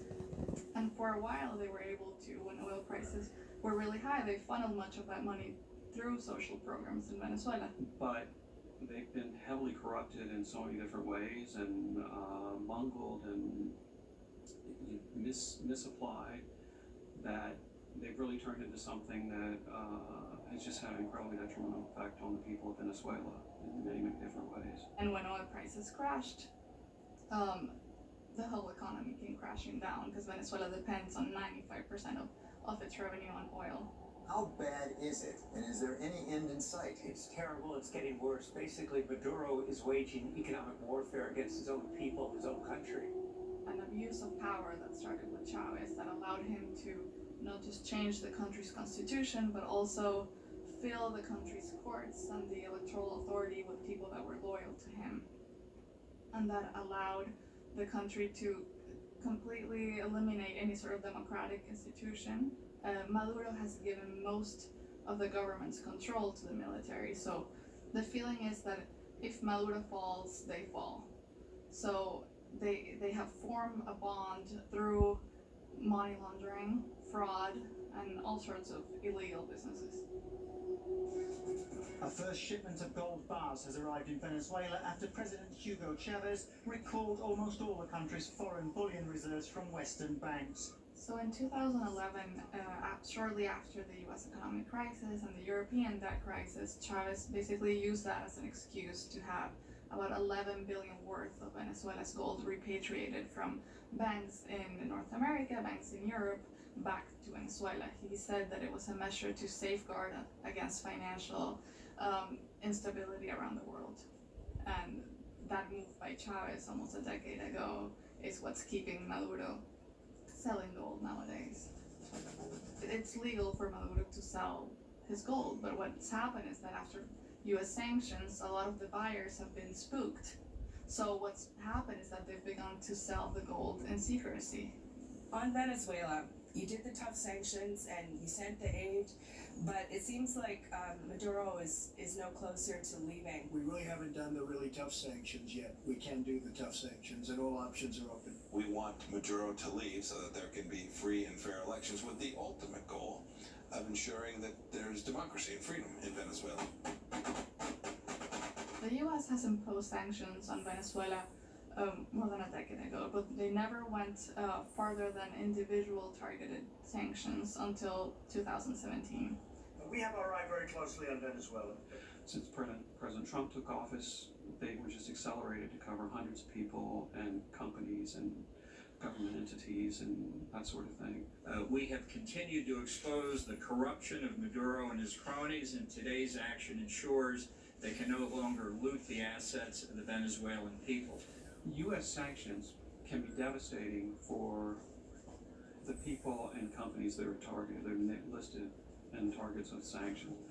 You become a pariah in the system of commerce and finance. Unless you're in a country that will allow you to do business despite U.S. sanctions. And that's what's going on with Turkey. Let's get straight to the breaking news overnight. An attempted coup leading to chaos, death, and instability in Turkey. In July of 2016, there was a coup attempt in Turkey against the government President Erdogan. And it was a serious material threat to the Erdogan government. The U.S. watching the sudden uprising with concern. Erdogan felt isolated. He wasn't getting much support from anyone in the world that day. And one of the first calls he got was from a representative of the Venezuelan government who contacted the Turkish embassy in Venezuela and said, "We're with you. We know what it's like to be a victim of a coup attempt. We're pretty sure the U.S. government must be behind it somewhat. We're with you." And that contact, which went all the way up to the president of Venezuela and the president of Turkey, was really sort of the seed that turned into a conduit for the Venezuelans to get their gold out of the country and to turn it into money. 1.1 toneladas de oro el día de hoy al Banco Central de Venezuela. There's been a tremendous trade of gold, tons and tons and tons and tons of it, that has left Venezuela. So a lot of the National Reserve has been sold off. He still has this lifeline that's available to him and that he's clearly been able to get away with. We've seen him do a multitude of gold sales this year, despite the sanctions that are in place. So they realize that he still has a way to prop up his regime and to stay in power.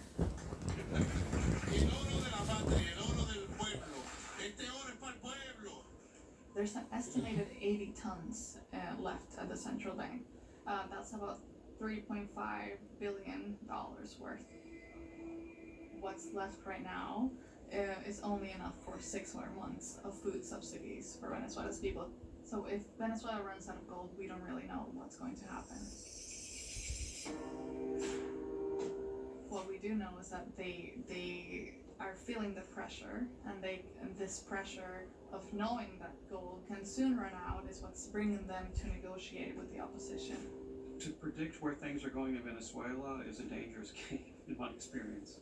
You could always find people saying, "Oh, this can't go on any longer; it's going to collapse." But I think it's a very complex crisis there, and it's going to be very difficult to find a solution that really works quickly, I think.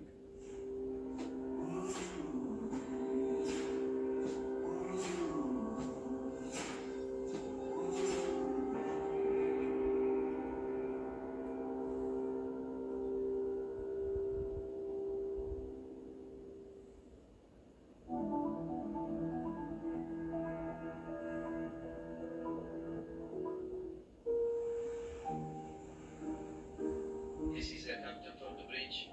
41 people have been tested positive for coronavirus. It's never going to happen to me. Couldn't happen to me. That's what me and my friends were saying on the ship. All guests, please stay inside your staterooms and do not go outside of your staterooms. You just feel desperate when you're at sea. Who's going to let us disembark? I don't think that they were terribly transparent about what they do when they do it. Carnival is, of course, the biggest cruise ship company in the world, and since this began, their ships, more than any other companies, have been struck by these outbreaks of COVID on board. Hundreds of passengers on these ships have been infected, and some have even died. And Bloomberg Business Week has been reporting in depth on what went wrong and what's next for Carnival navigating this very challenging crisis.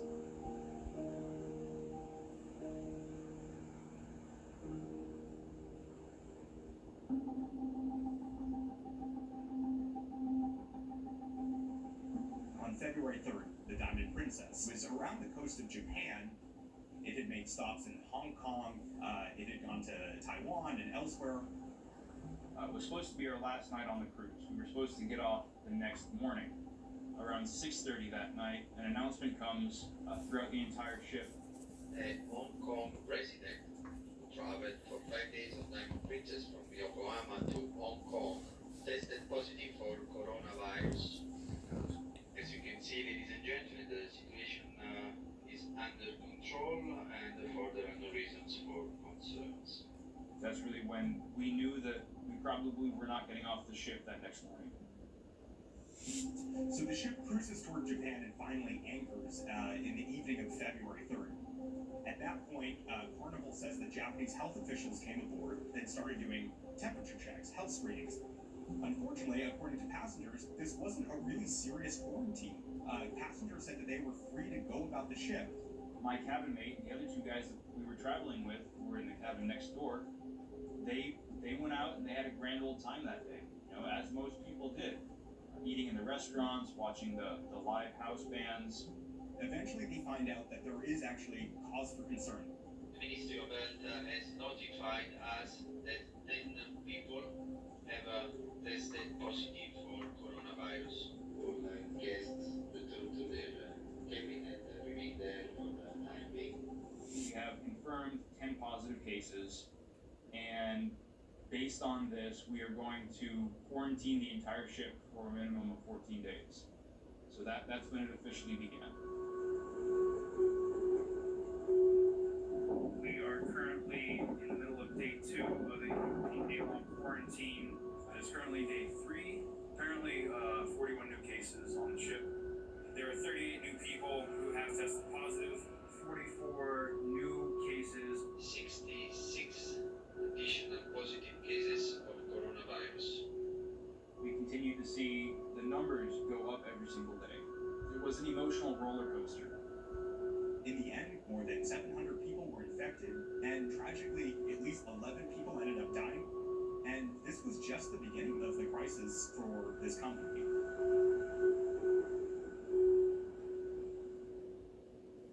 I want to highlight one of the most impressive turnaround stories of our era, if not the most impressive turnaround. I'm talking about Carnival CCL, the world's largest cruise line. Are you bigger than the U.S. Navy? That's a good question. I never compared numbers of ships, but I doubt it. The cruise industry is really massive. Carnival Cruise, they say they see about 13 million people annually. This is a booming market. People love to cruise. We've probably done 24 cruises. Sometimes we've done 2 or 3 in a year if we're lucky. Cruises are the perfect combination between being convenient, being affordable, and allowing you to just relax. You pack once, you unpack once, your hotel moves with you, your restaurant moves with you. Carnival specifically, they own about 30 to 50% of the market. Their annual revenue amounts to about $20 billion. More recently, Carnival has run into some troubles. You might have seen in the news in the 2010s, they had a boat that capsized and actually sunk, killing about 30 people. And then later on, they had a very high-profile incident in which they lost power on the ship and none of the plumbing worked. But under Arnold Donald, who is the current CEO of Carnival, they've undergone a remarkable turnaround since about 2013. The more we give people the opportunity to connect and experience the world together, the more spectacular our world will be. You saw the market cap in the first 5 years under his tenure essentially doubled to about $50 billion. Ironically, leading into this whole crisis that we've seen, you had Arnold Donald promising that he was actually going to correct things. He had a plan in place to fix all these shortcuts that Carnival had historically been taking. Our task, our mission, double-digit return on invested capital next year for you. Well, I want to congratulate you on the textbook turn. The whole trend has been up.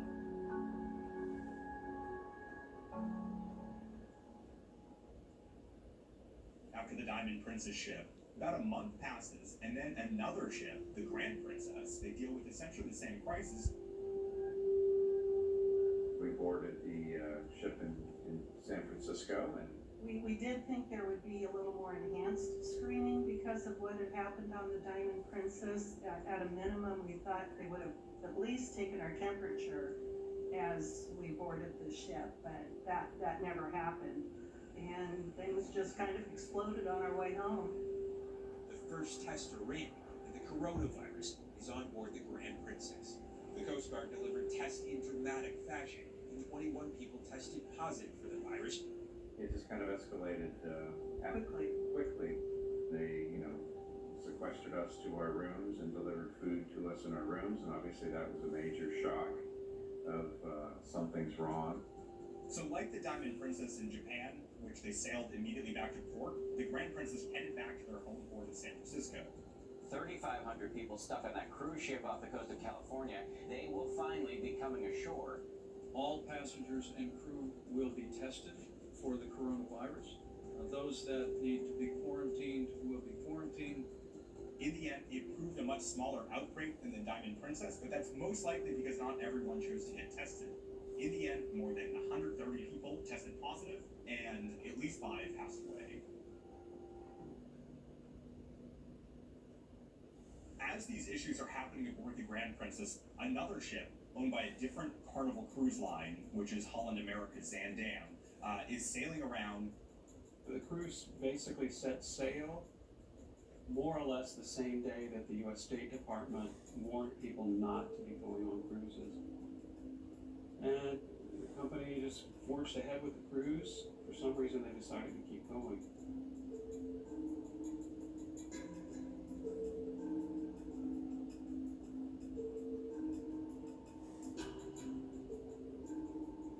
Life was good that first week. Everything was great, but I saw a friend's picture about having issues getting toilet paper and other things. I was kind of concerned as to how this was going to play out. March 14th, the ship received word that Chile was planning to close its ports to any cruise ship. And from then on out, that ship was at sea with nowhere to port. On March 22nd, the captain came on the announcement and said, "We have people sick with flu-like illness. Everybody's got to be confined to the quarters. The whole ship's going into quarantine." March 22nd was kind of a different feel. It didn't feel like a cruise anymore. Sometimes I sat out on the deck at night and I would just listen to the waves. Now, sadly, sometimes I've listened also to a cascade of people coughing. After everybody was confined to quarters for a few days, the captain came on the announcement and said, "We're sorry to report that 4 people passed away over the last couple of days. So many crew on the Zandam were getting sick that they were having trouble taking care of all the passengers. And so the company made the decision to bring in another ship called the Rotterdam.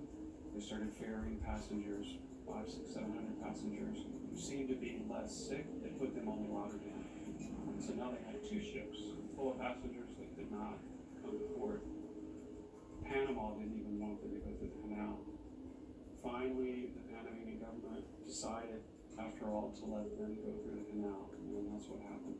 Both those ships passed through the canal, and they slowly made their way back to Florida. After days at sea and with their fate up in the air, a pair of Holland America cruise ships were given clearance to dock at Port Everglades Thursday afternoon. Yay, we're back home. Back to the States. There were quite a number of people that were actually sick, and they were taken to hospitals. And of course, there were those 4 people who had passed away that had to be taken home or find a way home.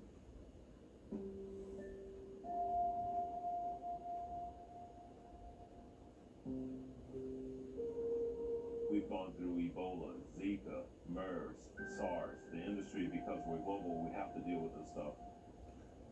It's been devastating temporarily, but the long-term future will be great as long as we all stand together. So since this crisis began, Carnival, its business has really been suffering. We've seen its stock really plummet quite significantly. We spent weeks talking to company executives, and the company was really upbeat and positive, if not defiant. The CEO, Arnold Donald, kept saying, "Look, back when this first affected our first ship, the world still hadn't known about coronavirus yet. It was still, in his words, it was still a China issue." We talked to the CDC, we talked to the head of their cruise ship task force, Dr. Cindy Friedman, and she said that excuse does not fly. It would be one thing if it was only aboard the Diamond Princess or even the Grand Princess, those first 2 ships, but the fact that this crisis continued to affect Carnival afterward, essentially Carnival should have known better. I look forward to cruising again one day. But, you know, I realize the paradigm has changed. It's very easy to say, would you ever cruise again? But I'm wondering, well, what's the world going to look like? Will we ever be going to a concert, a sporting event? You know, it's not just cruising. One thing that I do agree with Arnold Donald on, he said this is an unprecedented generational global event, and I think that's totally spot on. And in the years ahead, we're going to look back and we're going to see who responded to that generational crisis well and who did not.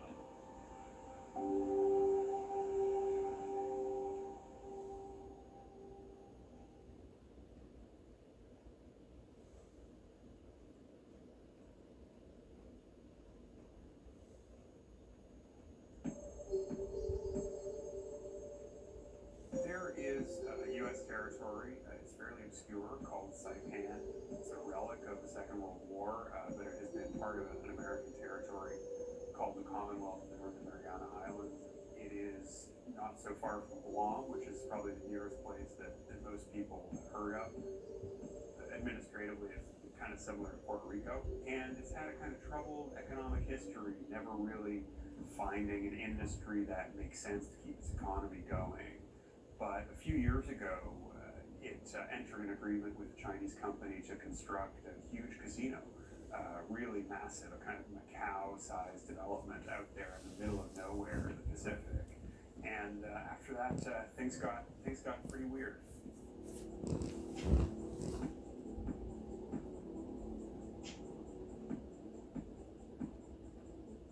I'm Matthew Campbell. I am a reporter for Bloomberg Businessweek. I wrote a story called Paradise Spot, all about the investment of a Chinese casino on the island of Saipan. Actually, what had happened was a colleague of mine in Asia who covers the casino business had heard of this place because the company that was operating this casino, called Imperial Pacific, based in Hong Kong, was reporting its numbers to the Hong Kong Stock Exchange. And the numbers that were being put up in Saipan were absolutely astonishing, in the billions per month, at a casino that is on this island, truly in the middle of nowhere.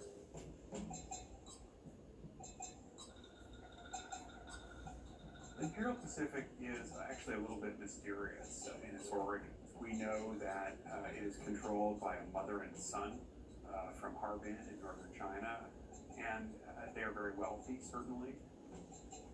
They seem to have earned their money initially on the mainland in a number of businesses, particularly real estate. And then they came to Macau, where they got involved in what are called junkets, which are these mechanisms by which Chinese nationals gamble in Macau, and often, as another consequence of that, are able to move money out of the country.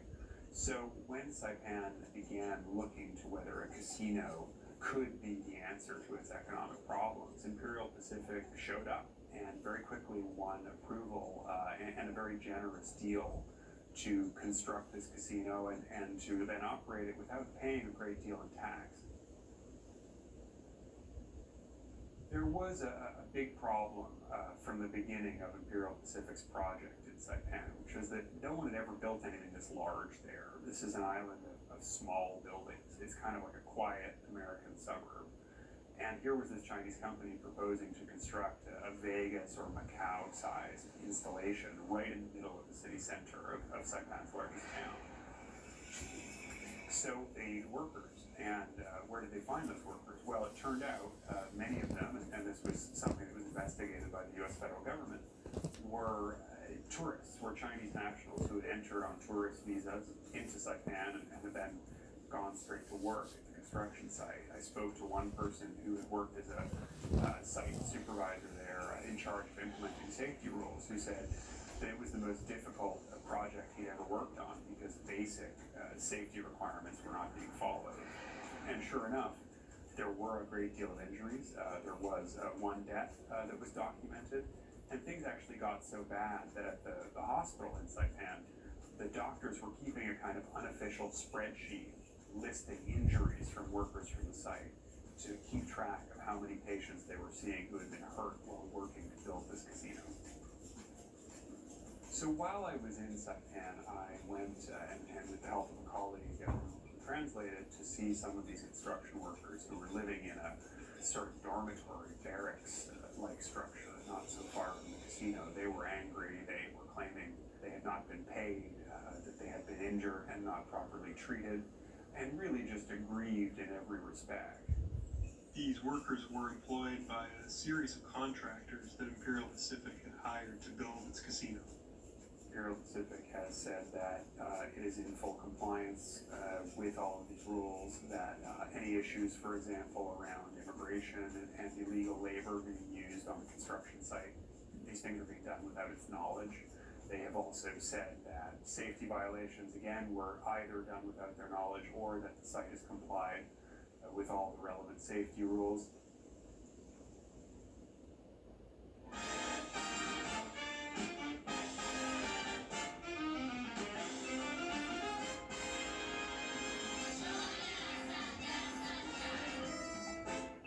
Imperial Pacific, of course, needed someone to actually run this casino, and I think it's fair to say it needed an American face. It needed someone who could operate natively in an American context. And so it hired a guy called Mark Brown, who had cut his teeth actually in the Trump organization, in Trump casinos.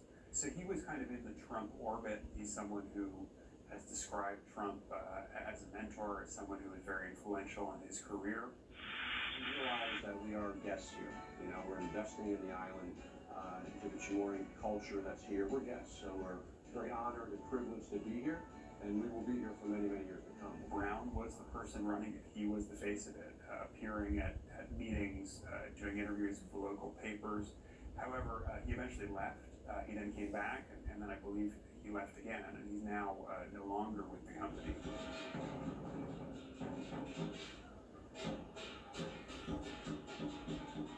One of the things that got me interested in this story was this astonishing list of big-name Washington political figures who Imperial Pacific had managed to collect over the years as board members in some cases, advisors in other cases.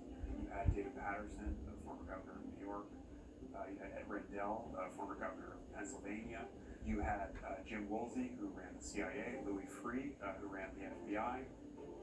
One of the things that really struck me as I reached out to some of these people was that they hadn't done much due diligence. Rendell, for example, told us that essentially his assistants had Googled Imperial Pacific and done a bit of online reading, and he concluded from that that this was an okay assignment for him to take, and an okay check for him to take. It's probably safe to say they were hired to provide a degree of air cover, that if you have people with these big names on the payroll, they can help you stay away from any regulatory or legal problems. Pretty much all of these figures eventually stepped down from these roles, but they were for a long time associated with this company that had really serious questions about its operations and its activities and its influence in this U.S. territory.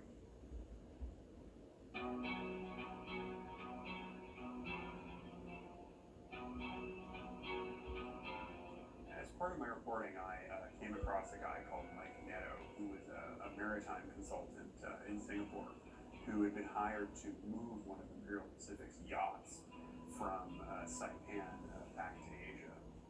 And he was doing this normal assignment, and then the yacht encountered mechanical trouble in the Philippines. So he slowed down to see if he could get some help, and was then approached by the Philippine Coast Guard.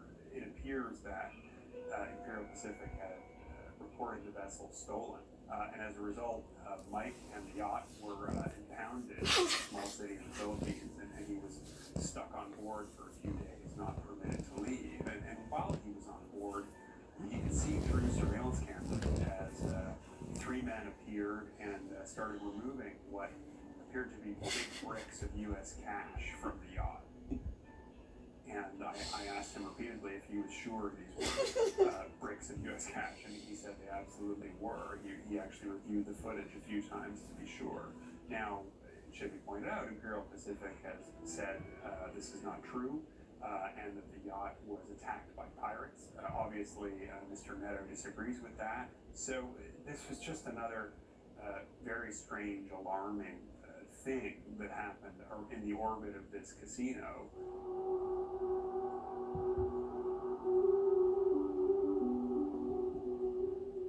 From the beginning of the casino story in Saipan, which goes back to about 2013, there was a lot of support from the current governor, Ralph Torres, who is from one of Saipan's big political families. There were interesting questions about why the governor came to support the casino. When a casino was initially being considered for Saipan, he was in the Senate, he actually voted against it. Then, over time, as I learned and was able to document through my investigation, there had emerged significant financial links between the governor's family and Imperial Pacific. His three brothers run a law firm. Imperial Pacific actually had that law firm on the payroll and paid quite a lot of money. There had been land deals with people who the governor was related to obtain long-term leases on land around the island. And just a general sense that this company and this administration were incredibly close and aligned in their interests. Imperial Pacific has said that they have complied, that they have not broken any rules, and that they are operating just as any company in the United States should. Governor Torres has said repeatedly, including in a recent statement, that he has never benefited improperly from the presence of the casino or from Imperial Pacific, that his brothers have not benefited improperly, that any land deals have not resulted in funds flowing to him. I have a duty to do and to continue what I am voted for, and I just respect the process. Without Governor Torres, without support from his allies in the legislature, I think it's fair to say that Imperial Pacific would not have been able to act in the way that it has over the last several years. This is a company that has repeatedly failed to live up to the commitments that it made in its initial agreement with the government of Saipan, which stipulated it would construct a certain number of hotel rooms by a certain date, that the casino would be up and running, that it would pay a certain amount of tax over time.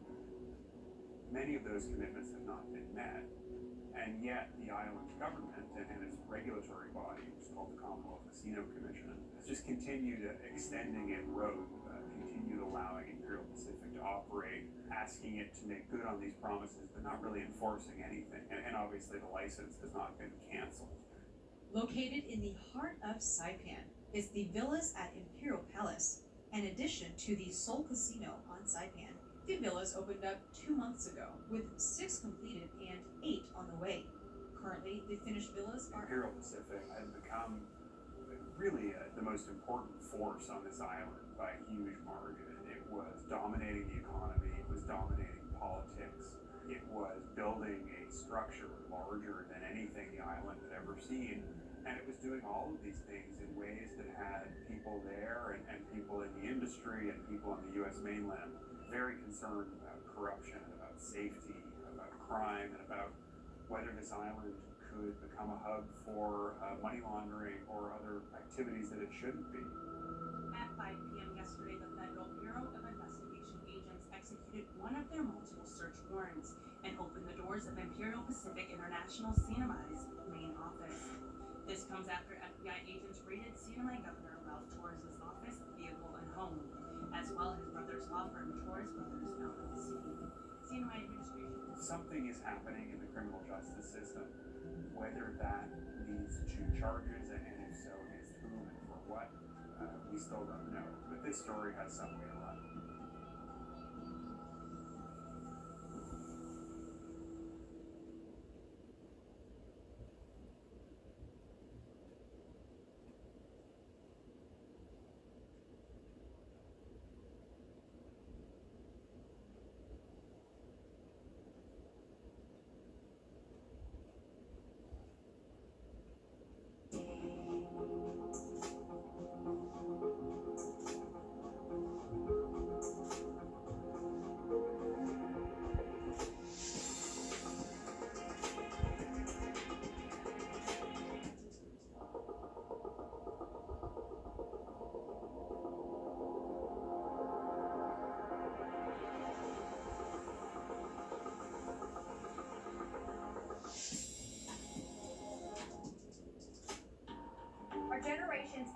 problem.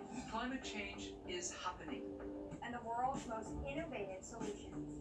Transport, industry, buildings, electricity, all of those things. Everything you need to know about our changing environment, the politics of global warming. We can and we will deal with climate change. And the fight against climate change. Bloomberg Green has you covered.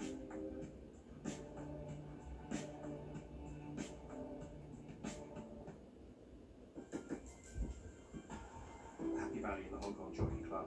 It's kind of a mecca for horse racing. People there bet more in terms of their income than almost anywhere else on the planet. In 2001, a very large jackpot had built up, roughly $20 million US. 1 million people placed a wager on the Triple Trio for that race. That's equivalent to about 1 in 7 of the population of Hong Kong at the time. Last leg of the Triple Trio, and away they go. The Triple Trio is 3 races, the top 3 finishers, in any order, in all 3 races. The odds is something like 10 million to 1. Bobo Duck in front, Mascot fighting back, Bobo in front, and there's the training double for Derek Cruz. No one came forward to claim the prize. But the winner was an American professional gambler. At that point he was making so much money from his gambling activities that it didn't matter to him. This is the story of a shy computer nerd who came up with a system to beat horse racing and made $1 billion.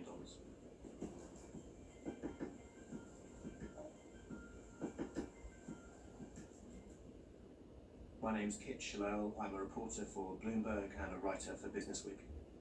A fundamental unfairness of sports betting is that over a period of time you will almost always lose. If you make a lot of bets, gambling, sports betting is slanted against you as a punter, as a gambler.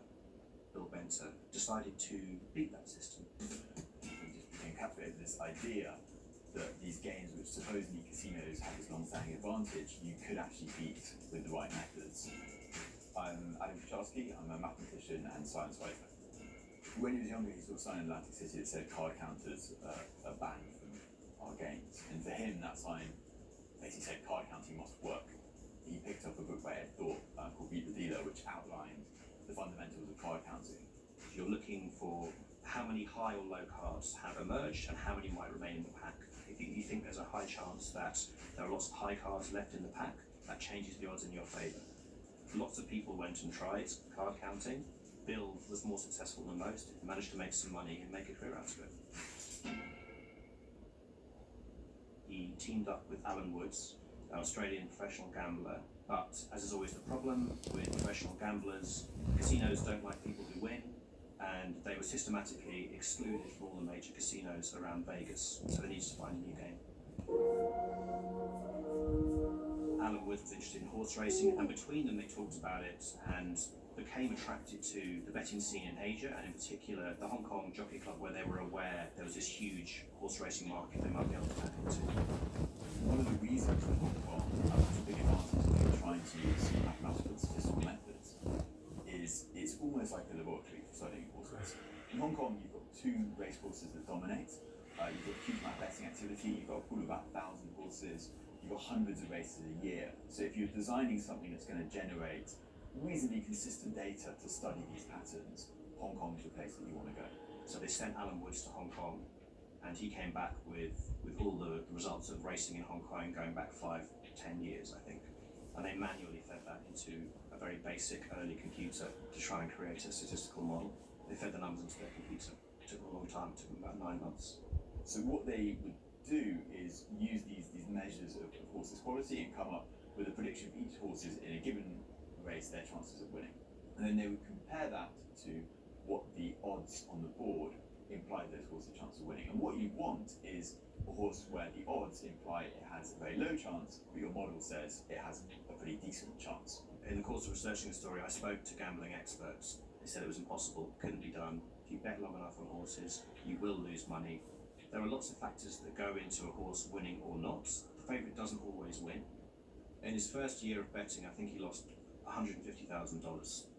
It had all sorts of glitches because their data wasn't perfect. The fact that the Jockey Club takes a 15-17% cut makes it hard to be sustainably profitable.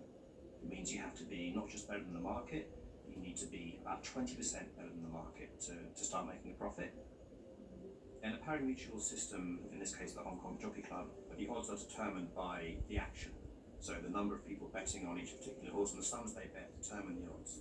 And what they did alongside developing predictions was find ways of really carefully trickling their money into the market. If there's a certain amount in the pot and you go and put a huge amount on a particular horse, you're actually going to affect how much money you can make back because you're going to swing the market so much towards a particular horse. Eventually he came to incorporate the public odds into his model, and that was a huge breakthrough for him. It worked out that the individual decisions of 1 million punters in Hong Kong were actually a fairly accurate predictor of a horse's chance of success. Bill Benter has been betting for a few years in Hong Kong and he's starting to make serious money, enough that he can hire employees to place bets over the phone all for him. He buys a load of computers, he hires a nice office. It was really operating like a business, and much like you'd see the sort of actions in a modern hedge fund, in that they were accumulating really good data, they were analysing that data, and then they were developing predictions that they could act on. And really, the nature of this business, the syndicate, it wasn't that they were placing the odd bet and then celebrating. It was just almost a systematic trading role where they were expecting to make money over time. One day he gets contacted by the Hong Kong Jockey Club, and as a professional gambler who's worked in Vegas, I think he assumed it was going to be bad news. They might be trying to kick him off the betting pool, and instead they said, "You're one of our best customers, what can we do to make your life better?" Because they take a percentage of the total betting pool. The more computer bettors there are, the more money they're betting, the more profit they make. Bill wanted a computer, and they gave him one. They gave him something called the customer input terminal, and allowed him to stop having to have employees pick up the phone, spend 10-20 seconds each time placing a bet. He could do it in a fraction of a second. So it allowed him to make more bets. The more bets you make, the more likely it is that your hedge pays off. So when he was suddenly able to make thousands upon thousands of bets at the click of a button, it dramatically increased his profitability. There grew this kind of sub-industry of specialists. I don't think the Hong Kong betting public had broad awareness that there were computer experts using statistical modelling to bet in the same pools that they were. They simply weren't well known, they never appeared in the press, no one knew the name Bill Benter. The amount of money that was coming out of the pool and going to computer teams just grew and grew and grew and grew. The computer betting teams got too good. They were making too much money, they were making so much money. The Jockey Club saw what was happening, and they realised that if word got out that these specialist computer teams, foreign owned and run, was siphoning money out of the betting pool to the detriment of the average bettor, it might discourage people from going to the racetrack and making bets. They abruptly cut off Bill Benter. But then this record jackpot came along. I think they made 50,000 bets, they spent well over $1 million Hong Kong dollars. They went into it deciding that even if they won, they weren't going to claim the money. They almost did it to test how good their model was by this point. So they come up to the home bins and Zero and Faith trying to make all.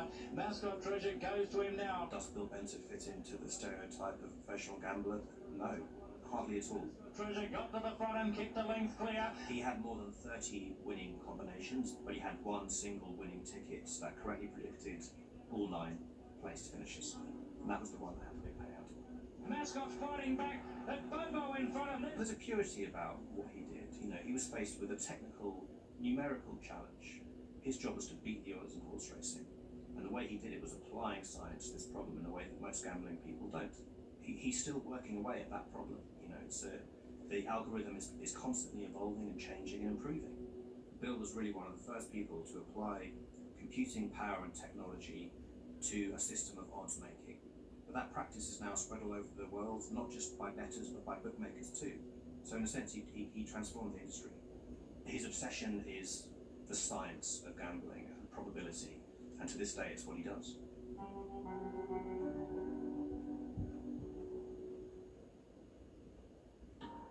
Our generation's biggest problem.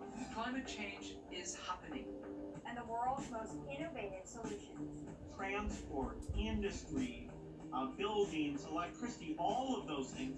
Everything you need to know about our changing environment, the politics of global warming. We can and we will deal with climate change. In the fight against climate change, Bloomberg Green has you covered.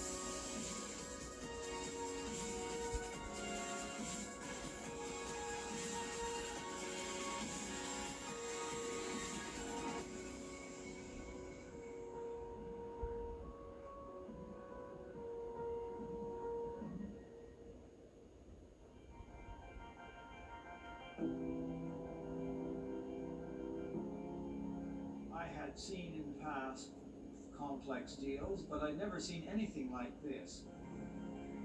And it involved two of Europe's leading financial institutions. On the one hand, the world's oldest bank and Italy's third largest lender, Monte Paschi. And on the other hand, Deutsche Bank, once the world's largest financial institution. The idea that these two have got together to cook the books was just astonishing. I thought it was clever, but illegal. And a few of them should actually go to jail, in my view. This was clearly a huge scandal that made $450 million disappear from Monte Paschi's books. If it wasn't for our reporting, the public may never have found out.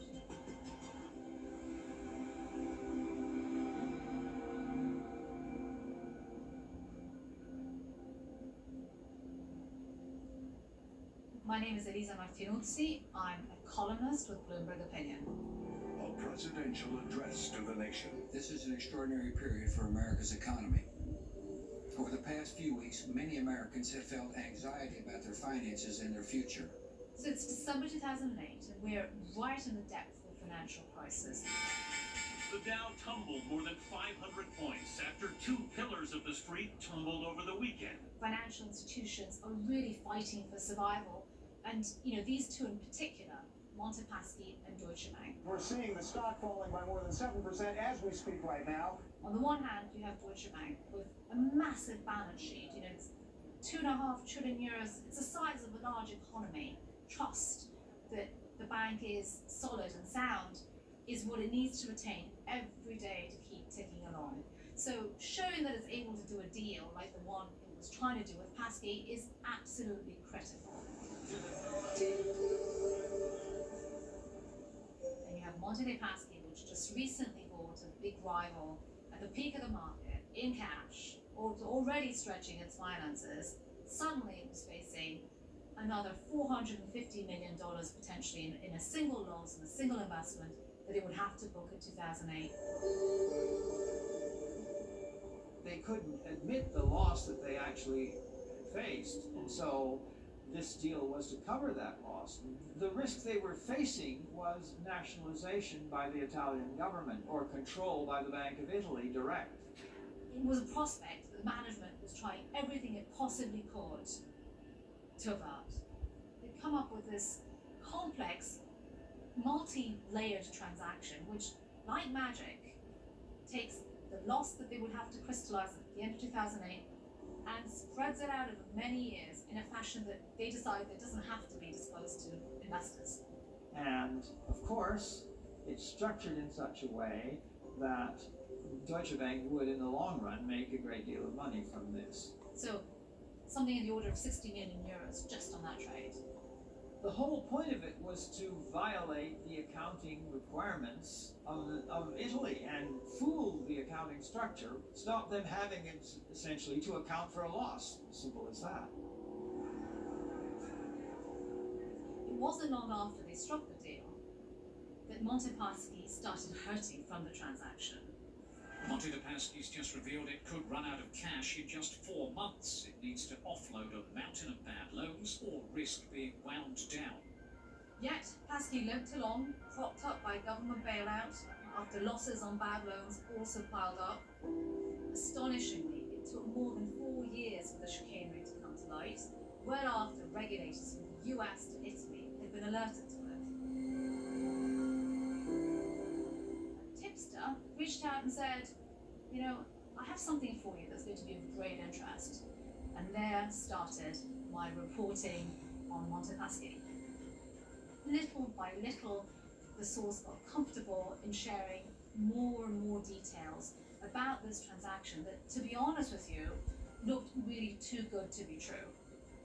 The material, when looked at it in its completeness, spoke quite clearly of what was going on. This transaction that had allowed the world's oldest bank to basically cook its books. So what I endeavored to do was to find experts in the field who would help stand up what these transactions were trying to do, help substantiate what the source was telling me. And one of these was Professor Michael Dempster from Cambridge. I had seen in the past complex deals, but I'd never seen anything like this, where basically it was shifting cash back and forth in time. So a simple version of how the deal worked goes something like this. You had two parts.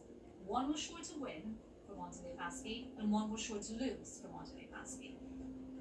The part that was sure to win would generate a gain for Monte Paschi, which it would use to cover up the existing loss. The part that was sure to lose for Monte Paschi, the Italian bank would keep, but it wouldn't crystallize that loss right at 2008. It would spread out the loss over many years. What was striking was the fact that the client was being given a huge amount of money, €500 million, roughly speaking. But we'd never seen a deal like this in which the client received a large amount of cash at the beginning and paid it back and then some afterward. When I saw it, and when Lisa Martinuzzi saw it, I mean, it's obvious that it's an illegal accounting device. Arriva al termine di un dibattimento durato quasi 3 anni la sentenza di primo grado nel filone milanese del processo sulle presunte irregolarità nelle operazioni effettuate. So initially it was the Siena prosecutors that started looking at these transactions, and it went to trial about 3 years ago, and the verdict came in November. Il Tribunale di Milano, in nome del popolo italiano, visti gli articoli 530. Milan court convicted 13 individuals for helping Monte Paschi hide losses from its accounts. The individuals included Monte Paschi's former chairman, Giuseppe Mistri, and Deutsche Bank's former head of global rates, Michele Faisola. The judges also ordered the banks to pay fines and set aside amounts that total 160 million, and ordered further inquiries into some of the individuals who had testified.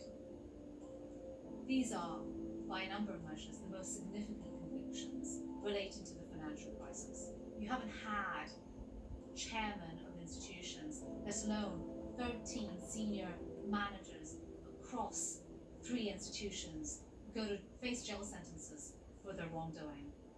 But of course, this is convicted in an Italian court. They don't have to go to jail unless they have a second trial in which they essentially can put them in jail. So, whilst they've been besmirched, so to speak, their reputations, it's not terribly huge punishment. My initial response to the verdicts was that they were not stiff enough, and they should have gone another layer up to, in fact, the head of the investment bank.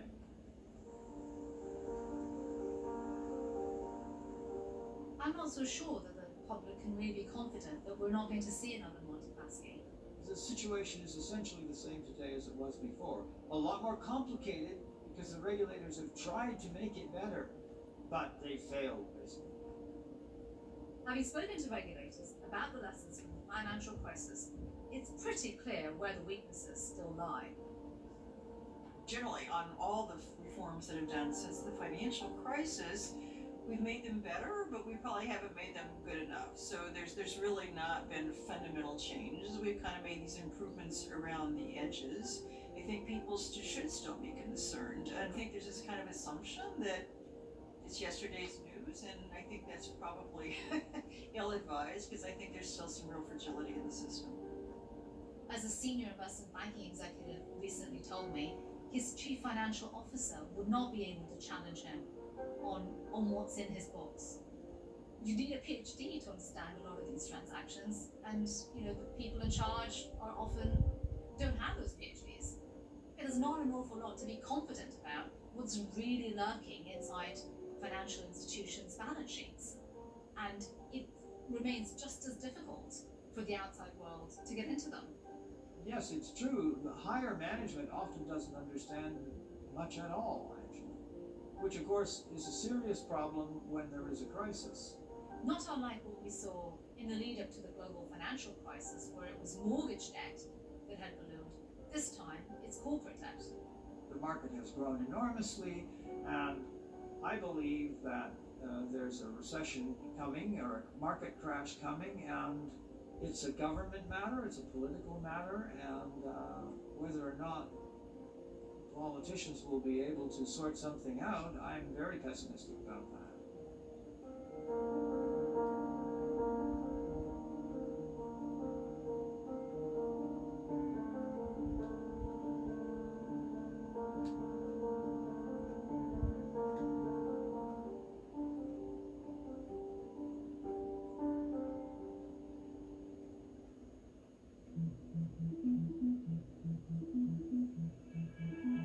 I want to be very clear.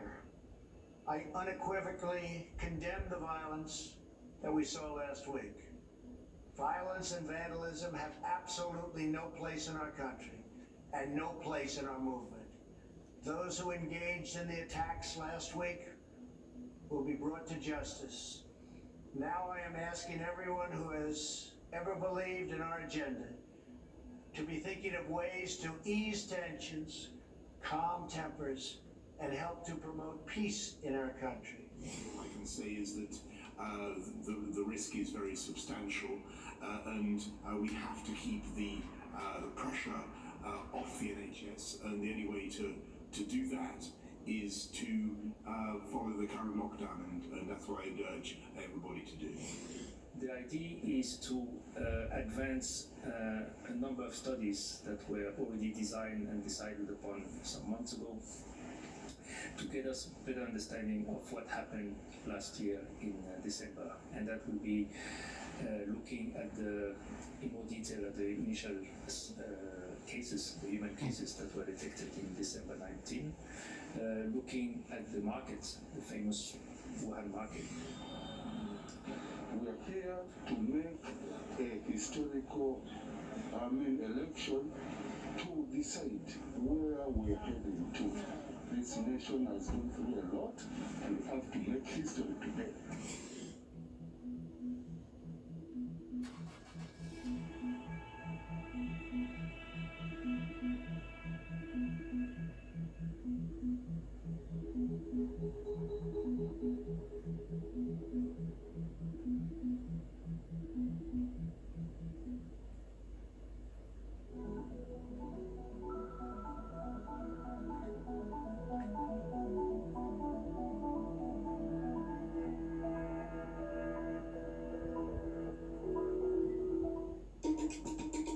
Decarbonization is a key factor in the fight against climate change. The goal is simple: to reduce carbon dioxide emissions around the world as soon as possible. Our planet cannot be saved unless we leave fossil fuels in the ground where they belong. Decarbonization requires both sweeping change and incremental steps, working industry by industry, process by process, in every major country in the world. Sound expensive? It will be. But the science community agrees that to avoid global catastrophe, we have no choice but to mobilize and take on this monumental challenge. Renewable energy, like wind turbines and solar panels, as well as electric cars, are the more popular topics in the conversation. But there are other key sectors that are less discussed, and changes there are equally important for decarbonizing the planet. Here's three: cement, steel, and agriculture. These three sectors combined make up almost 40% of all carbon emissions in the world. What will it take to revolutionize these three industries without bankrupting them? Cement is the most widely used man-made material in existence. When combined with water and aggregates, it can be poured into whatever shape is needed for construction. Cement has been used for millennia to build structures like the Pantheon and Roman aqueducts, to highways and parking garages. Lots of parking garages. Globally, the production of cement accounts for about 7% of yearly CO2 emissions. And that's largely because of how cement is created. The main ingredient to cement is a substance called clinker. In order to produce this, limestone is heated to high temperatures, and usually this heat is generated by fossil fuels, releasing CO2. Meanwhile, the chemical reactions inside the kiln release even more CO2 in the process. Companies are working to reduce the amount of clinker used. Others are testing substitutes, including fly ash, which is the residue left in chimneys of coal-burning furnaces, or slag from iron production.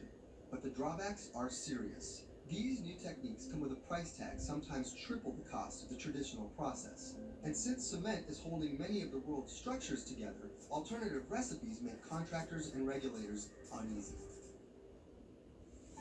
Steel is just as important as cement, and as cities grow, global demand is expected to rise by 50% between 2019 and 2050.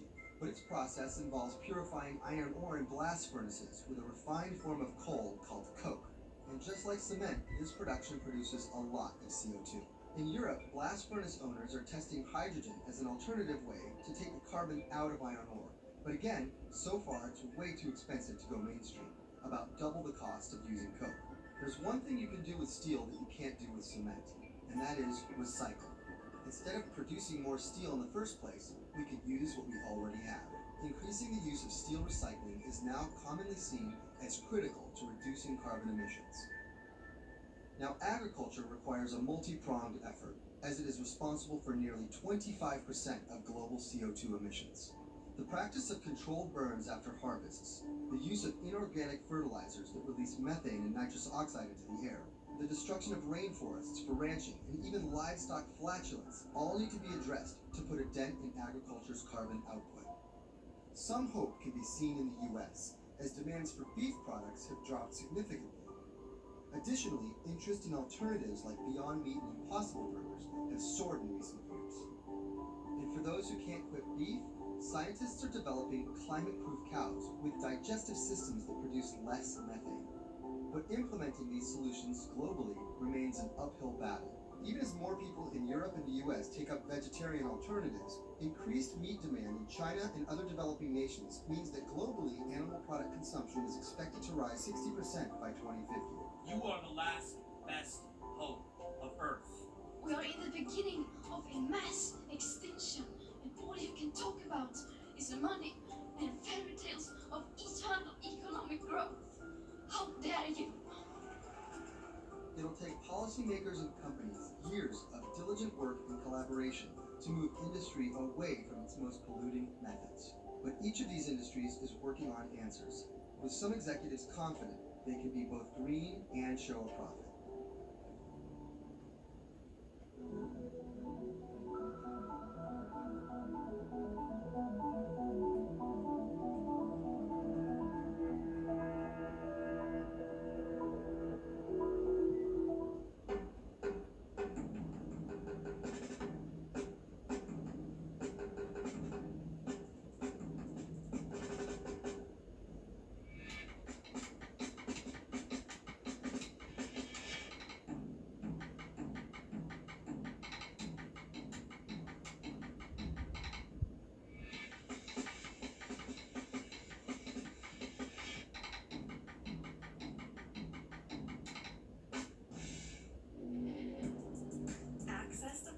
World on demand.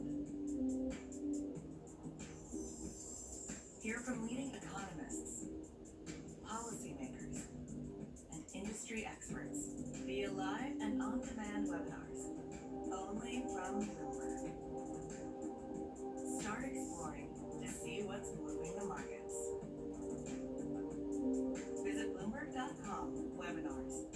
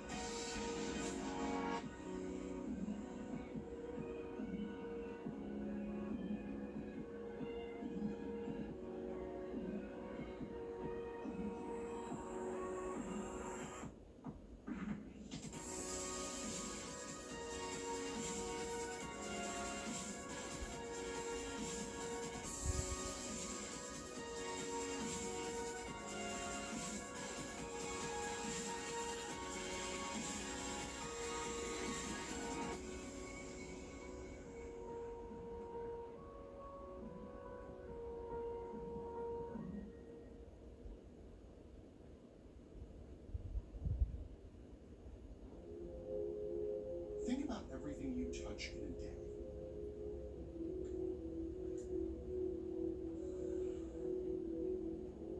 Now think about how much of it is plastic. Plastics are amazing materials. They're lightweight but strong, flexible but impermeable. They're in our cars, planes, hospitals, weapons, and electronics. Plastic is everywhere. But of course, that's the problem. Plastic is everywhere. More importantly, plastics don't biodegrade. That water bottle you use for 10 minutes, it could take 500 years or more to fully decompose. Most plastics that we use are single-use, short-time use packaging, and then they're discarded.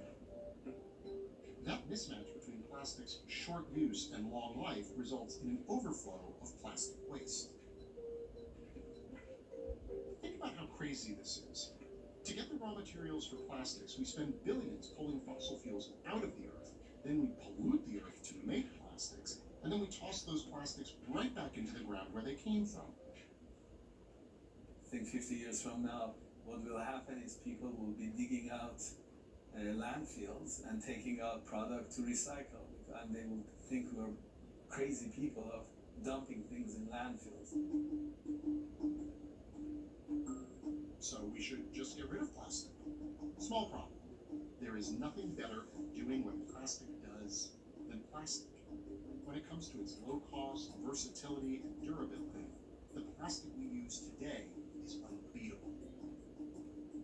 We're not going to get rid of plastics anytime soon, so we better deal with them in a more intelligent way from where they come from and also where they go after we're done using them. That means two things.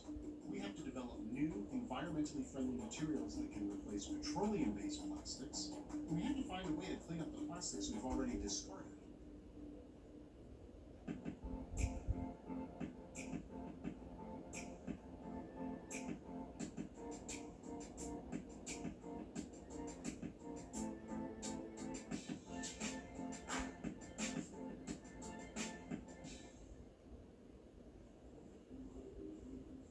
One of the teams that's developing a sustainable replacement for plastic is here, in this lab at the Center for Sustainable Polymers at the University of Minnesota. The majority of plastics that we use now are from petroleum, and by majority, I mean more than 90%, maybe more than 95%. But the team at this lab is trying to change that. They are trying to totally rethink where a plastic can come from. Could you make a plastic of living materials like plants or bacteria? One of the common misconceptions in the world of plastic is that there's plastic. Well, actually, there's several different varieties of plastic. You're familiar with recycling symbols. There's 7 of those. So there's no one plastic that will replace all plastics. At the lab, researchers are working on several types of bioplastics. That's plastic made out of renewable resources that could be used for everything from the soles of shoes to housing insulation. The latest breakthrough is a new type of foam that could replace petroleum-based cushioning, like what's in car seats and bedding. And it all starts with bacteria. It's E. coli, it's Escherichia coli, so that's the strain that we use for our experiments. The E. coli is genetically modified, meaning it's given a new set of instructions, in this case to synthesize molecules that can be polymerized to create new materials. Then they're fed sugar, shaken, and fermented. The byproduct of this process is a molecule that's a precursor to plastic. When mixed with a catalyst in the lab, the chemical reaction produces this bubbling gel-like substance. When it hardens, you've got foam. So it's still pretty sticky, but this can then be cut and thrown into pillows. The main reason that I think this is important is because the feedstock is renewable. There's an endless supply of bacteria and sugar, a far cry from petroleum, which is limited in supply and expensive to find. So that's where the foam comes from, but what happens when it's time to throw it away, when you're ready to get rid of that car seat or pillow? Most foams aren't recycled, and if they are, they're chopped up and broken into a degraded material. But if this foam is collected, it can be chemically broken back down into the same precursor they started with, which can then be used to create new foams over and over again.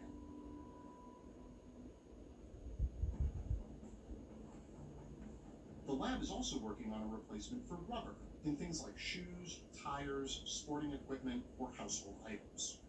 So we want to look for rubbery materials, things that are stretchy, that are elastic, that can be extended and they snap right back.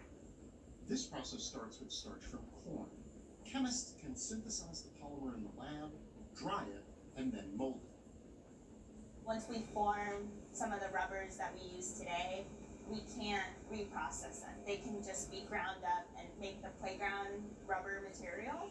But this you can melt and reprocess and reuse it. And it's compostable. That's what we strive for, right? Because we don't want to have our ocean filled with plastics. So why are materials like this in all of our couches and shoes already? So I oftentimes joke that my lab has produced a lot of materials that have interesting and exciting properties nobody really cares about. That's because the bioplastics in this lab are still relatively expensive to produce, especially now with oil prices so low.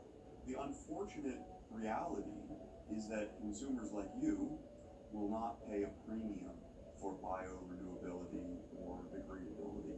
Not much of a premium.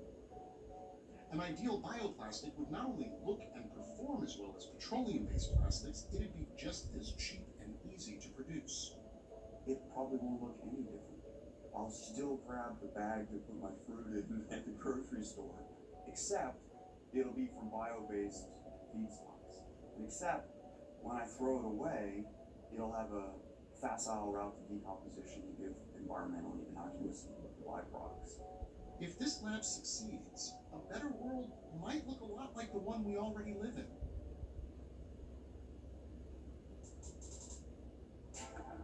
Bioplastics may be a few years out, but there are steps we can take today to help clean up the plastic we've already used.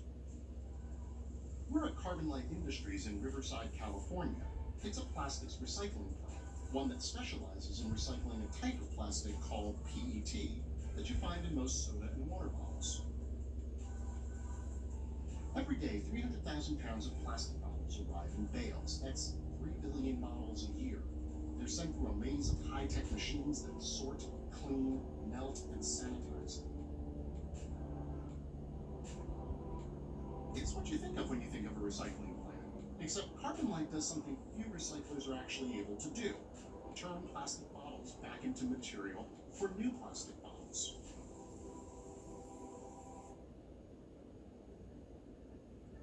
This is Leon Faranick, founder and CEO of Carbon Light. By the way, Leon's been in plastics for a long time. He ran one of the first companies that introduced plastic bags to grocery stores in the 80s. I feel that, okay, I brought grocery sacks and all that, now I'm, what do you call it, redeeming myself, and I'm doing recycling. Until recently, most plastic bottles collected for recycling in the US were sent overseas. A lot of the bottles that was collected in California, for example, or other places were being shipped to China.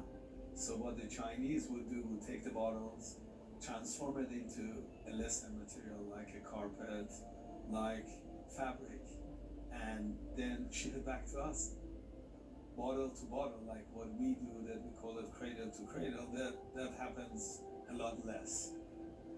What most people don't realize is when they throw a plastic water bottle into a blue or green recycling bin, that bottle is less likely to become another bottle than it is to become something else, like carpet or teddy bear stuffing. And if it winds up living a second life as carpeting or teddy bear stuffing, then it more than likely ends its recyclable life there. That's because those materials are harder to collect and recycle. Why not just turn old plastic bottles into new ones? Well, it's expensive. And you have to have a very sophisticated facility like this one to be able to make the necessary material for people to use it for their beverages. Jeff Walsh, Vice President of Operations, took us around to show us the inner workings. Okay, so this is where the process starts. Each one of these bales weighs about 1,300 pounds or so. First, bottles are broken out of bales. Trash and non-PET materials are separated using optical sorters. Then a rinse cycle begins to remove labels and caps. Colored and clear materials are separated, then they get crushed and hot washed. Finally, the bottles are ground into what Carbon Light calls cornflake. This flake is like gold. This is what we use to make the food-grade material that we sell to our customers. The last step is melting the flake and cutting it into beads.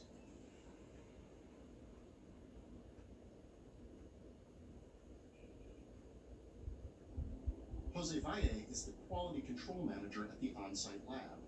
We operate 24 hours a day, 7 days a week, and our sole purpose is to test. The lab tests the product to make sure it meets manufacturer's standards for safety and structural integrity. With the most recent dip in oil prices, Faranic says plastics derived from petroleum are currently cheaper than Carbon Light's recycled material.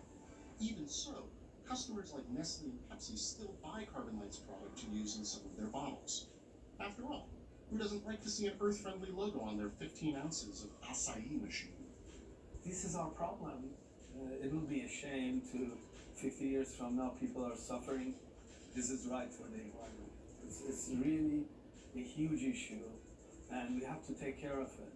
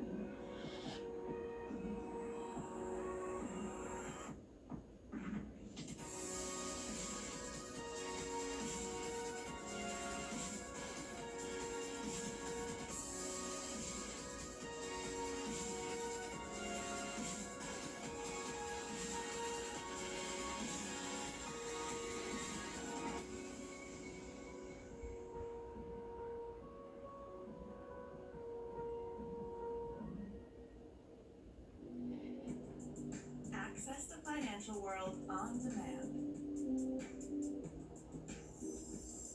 Hear from leading economists, policymakers, and industry experts via live and on-demand webinars, only from Bloomberg. Start exploring to see what's moving the markets. Visit Bloomberg.com/webinars. Our generation's biggest problem. Climate change is happening. And the world's most innovative solutions. Transport, industry, buildings, electricity, all of those things. Everything you need to know about our changing environment, the politics of global warming. We can and we will deal with climate change. And the fight against climate change. Bloomberg Green has you covered.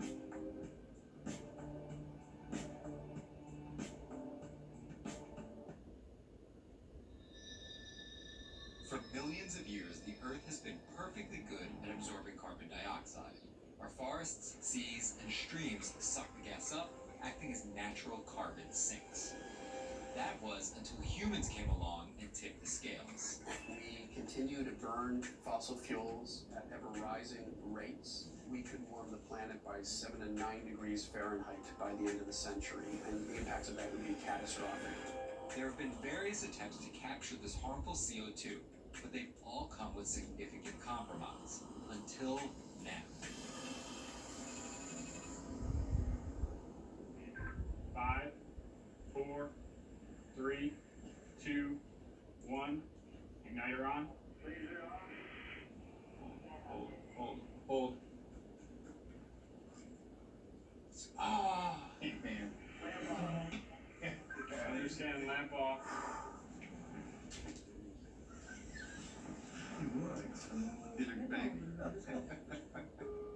The reason this team is so happy is because they've just completed the first successful ignition of the first CO2-powered turbine in the world's first carbon-neutral natural gas power plant. Their company is called Net Power. It'll be the first truly zero-emission power plant in the world. In a traditional gas power plant, the burning gas creates steam, which turns a power-generating turbine, creating a lot of excess CO2 in the process. previous attempts to capture that CO2 have reduced efficiency and led to higher costs of production. Generally, it was thought that carbon capture on natural gas was not economic. So what we had to do was start with a blank sheet of paper. Enter this man, Rodney Allen. He developed the system now referred to as the Allen cycle. I set myself the objective of devising something which would remove 100% of the CO2 from the fossil fuel with no increase in the cost of electricity. Rodney actually did most of his work on what's called quadrille paper. He has a 0.5 millimeter mechanical pencil and a 4-function calculator and book tables to look up his data. When a complex computer model was created to check Rodney's calculations, Rodney's pretty much right. I selected the CO2 as the fluid in the turbine rather than the steam or air which we used previously in steam systems or gas turbine systems. And it worked. We, in effect, turned the problem into the solution. in Rodney's design, since the CO2 is used to spin the turbine and is part of an entirely closed loop, it never enters the atmosphere. It's captured by default. Alright, do I understand you want a... And because the CO2 power system is just as efficient as traditional natural gas plants, the cost per kilowatt hour is the same. We've designed a power cycle that is cheaper and cleaner rather than more costly. Imagine when you have economics driving a solution instead of policy aspirations. Although the CO2 never enters the atmosphere, the alum cycle still generates a carbon byproduct, which leaves us with the problem of what to do with all that carbon.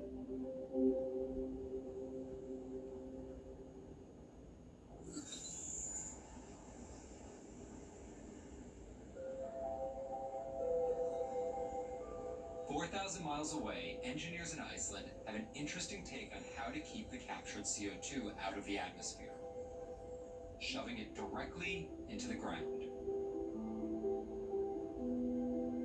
Carfix is an R&D project that we started 12 years ago with the objective of developing methods and technologies for capturing otherwise emitted CO2, injecting it into basaltic formations.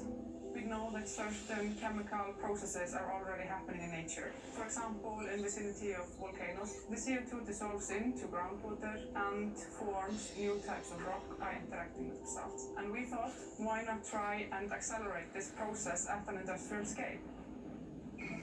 Very simply, Carbfix takes the captured carbon and mixes it with water, which basically creates seltzer.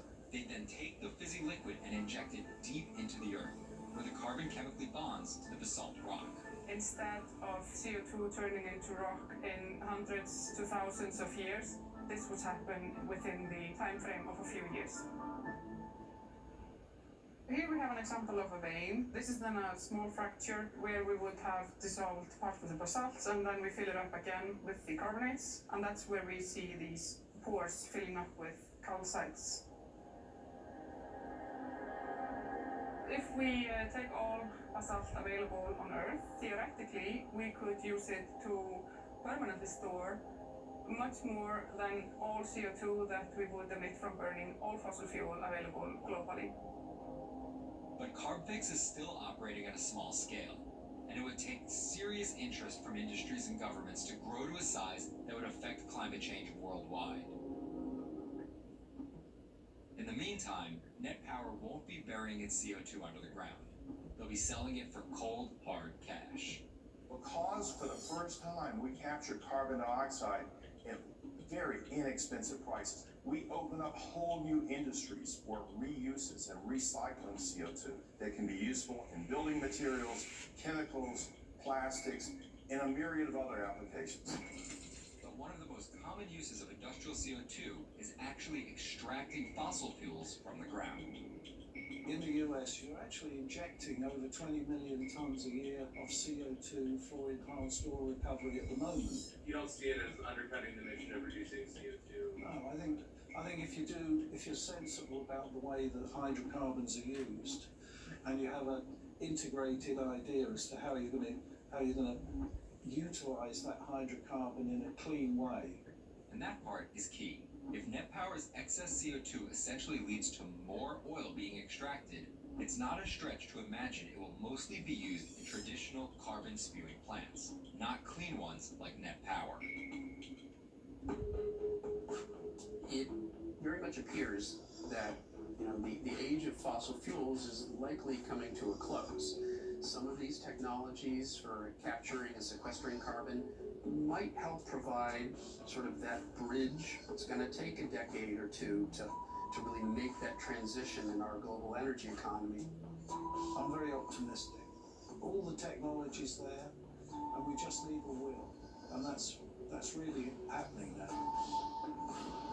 If we really want to succeed in fighting climate change, then we need to bring down the CO2 levels in the atmosphere. There is no silver bullet, there is no one solution. We have to use all the methods available.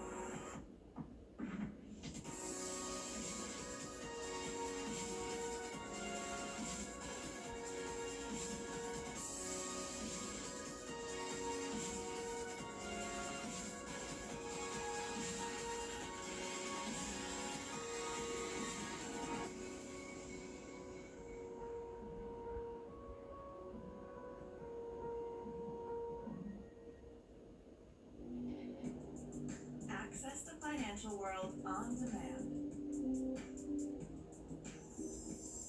Hear from leading economists, policymakers, and industry experts via live and on-demand webinars, only from Bloomberg. Start exploring to see what's moving the markets. Visit Bloomberg.com/webinars. Our generation's biggest problem. Climate change is happening. And the world's most innovative solutions.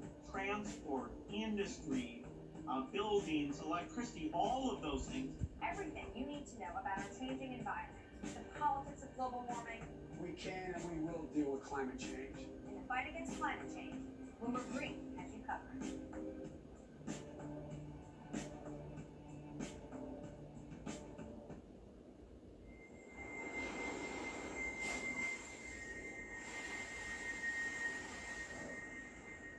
I had just finished my freshman year of college. I was out in the ocean and I dove out and into a wave, something that I'd done many times before. I dove into a sandbar that had drifted in, which fractured my spine and damaged my spinal cord, and that left me as a C5 quadriplegic. I kept asking the doctors, what can I look forward to in the future? One of my doctors said, hey, we want to try this muscle stimulation device.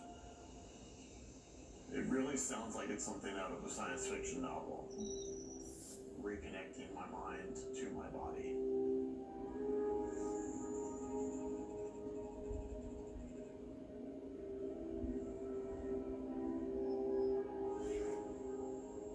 Spinal trauma is one of the toughest problems in medicine.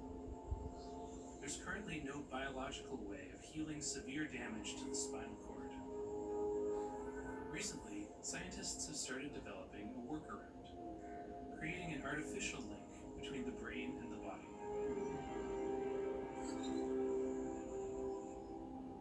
My name is Gaurav Sharma. I'm a lead investigator on the NeuroLife program at Mattel. So NeuroLife is an electronic neural bypass technology that can link the brain directly to the limb it controls. We are developing this technology for people with paralysis due to spinal cord injury so that they can regain control of their own hand. Ian Burkhardt is our first patient in this study.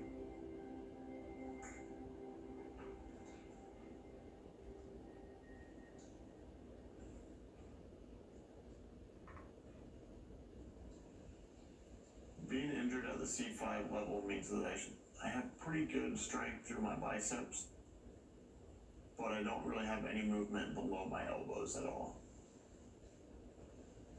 So I rely on other people to help me every single day. They help me get dressed, get transferred into my wheelchair, brush my hair, and then at the end of the day I also need help doing everything in reverse to get ready for bed. Independence is my #1 goal, and regaining any use of my hands will really improve my independence, so it was something I was all for.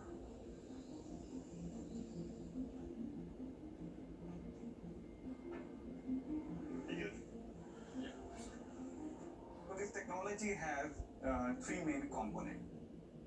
The first component is a tiny chip that is surgically implanted in Ian's brain and that records Ian's brain activity as he's thinking about moving his hand. Doing a little more slack. No, that's fine. See it? Okay, cool. Yeah.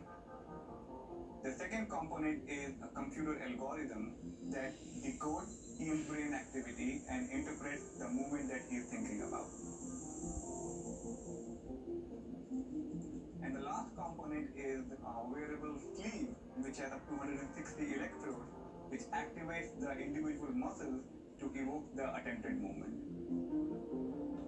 You said hand open first, yeah. When I first started with the study, just trying to open and close my hand was extremely challenging. I never had to think about moving my hand, it was just something that naturally happened. So it was something that took a lot of mental strength. Okay, you ready? Yeah.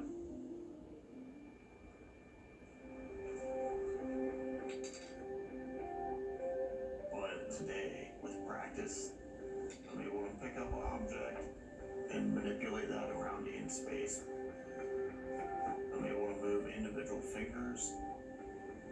I can do some complex grasps. You're looking good today. Yeah. You know, we've done everything from picking up a bottle and pouring it to playing Guitar Hero, just being able to control more of your body that I thought I had lost forever is something that's really exciting and really promising.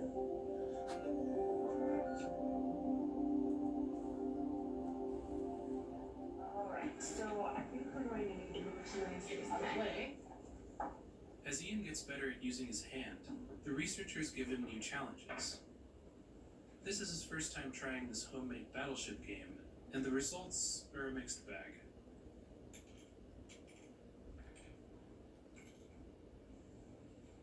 Barely held it. Better, I think. Yeah, I barely had a hold of it, and it slipped in. That's what happens when you try anything, though. I think you were getting bored with everything working easily. Nice to mix things up a little bit. It's probably going to be a while before a system like Neurolife restores anything like full functionality. But it's a first step towards a future where a broken connection between mind and body doesn't have to be permanent. For now, Patel plans to keep refining the system with Ian and other patients, in the hope of turning Neurolife into a commercial product within a few years. The ultimate goal of this project is someone can actually take it home with them and use it for their activities of daily living. We are working very hard on the hardware side to make it portable and wearable so that Ian can in the morning wake up, put the sleeve on, and he should be good to go. If I can help move science so that in the future someone with an injury like mine, they'll be back going on with their lives in a short time, that's something that, you know, I'll work as hard as I can for.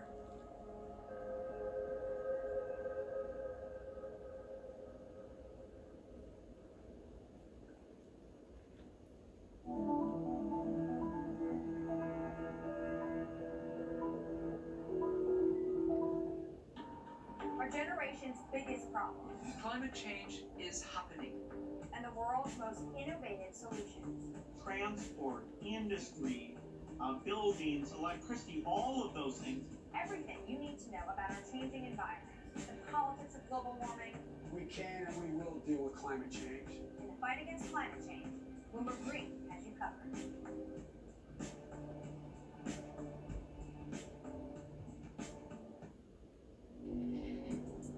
Access the financial world on demand. Hear from leading economists, policymakers, and industry experts via live and on-demand webinars, only from Bloomberg.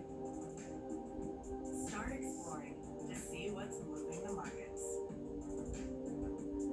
Visit Bloomberg.com/webinars.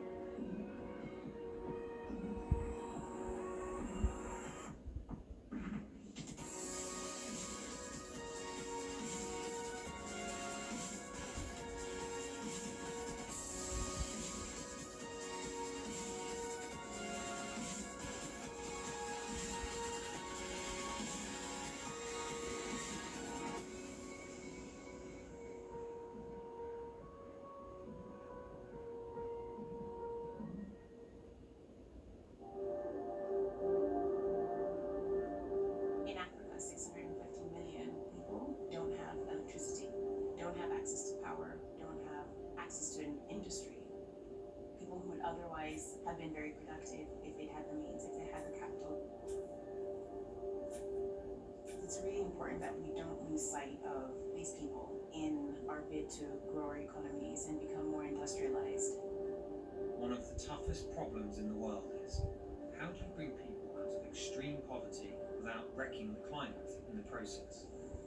Conventional wisdom says it will require the burning of enough fossil fuels to cancel out any progress the developed world makes on emissions.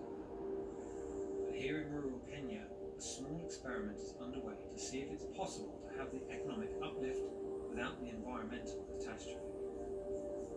What we're contributing here is the potential to grow. So essentially no one is left behind in the race to development, in the race to making our energy more green.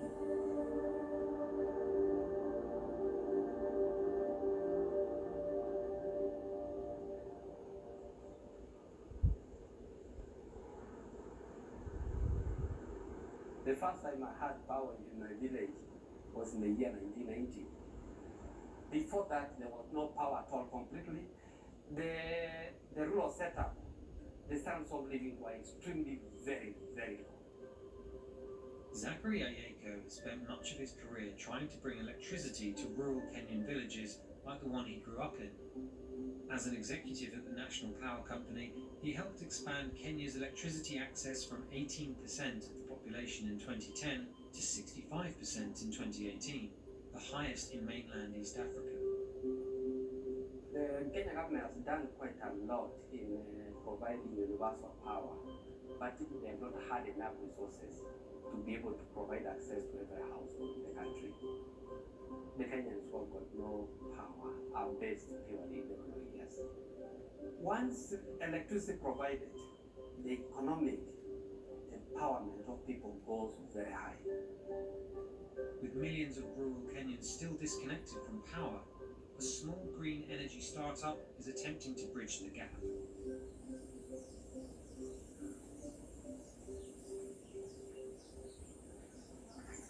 PowerHive is the first privately licensed utility in Kenya. We currently operate about 25 village-level microgrids. We're generating our power from solar. We're storing that energy in batteries. When I started in this business 20 years ago, the price per watt of a solar panel was $5–6. Now it's 20 cents. it's opened up a huge opportunity in Africa to deliver energy. A micro or mini grid, like the ones built by Powerhive, is a power system that supplies enough electricity for a small community. Schools and homes get electric light and internet service. Agricultural labour like maize milling doesn't have to be done by hand anymore. Electric pressure cookers eliminate the need to chop down trees or burn charcoal to make meals. All of these things raise the standard of living, but there's one big problem. When we first came into Kenya, we quickly realized that our consumers are too poor to pay for energy. Mini grids have been around for a long, long time. The problem is that there hasn't been an economic model to support the long-term operations of these grids. It forced us to have to think about how we can support our customers in generating enough income that they can sustain themselves, and then also create a good energy customer for us as a business.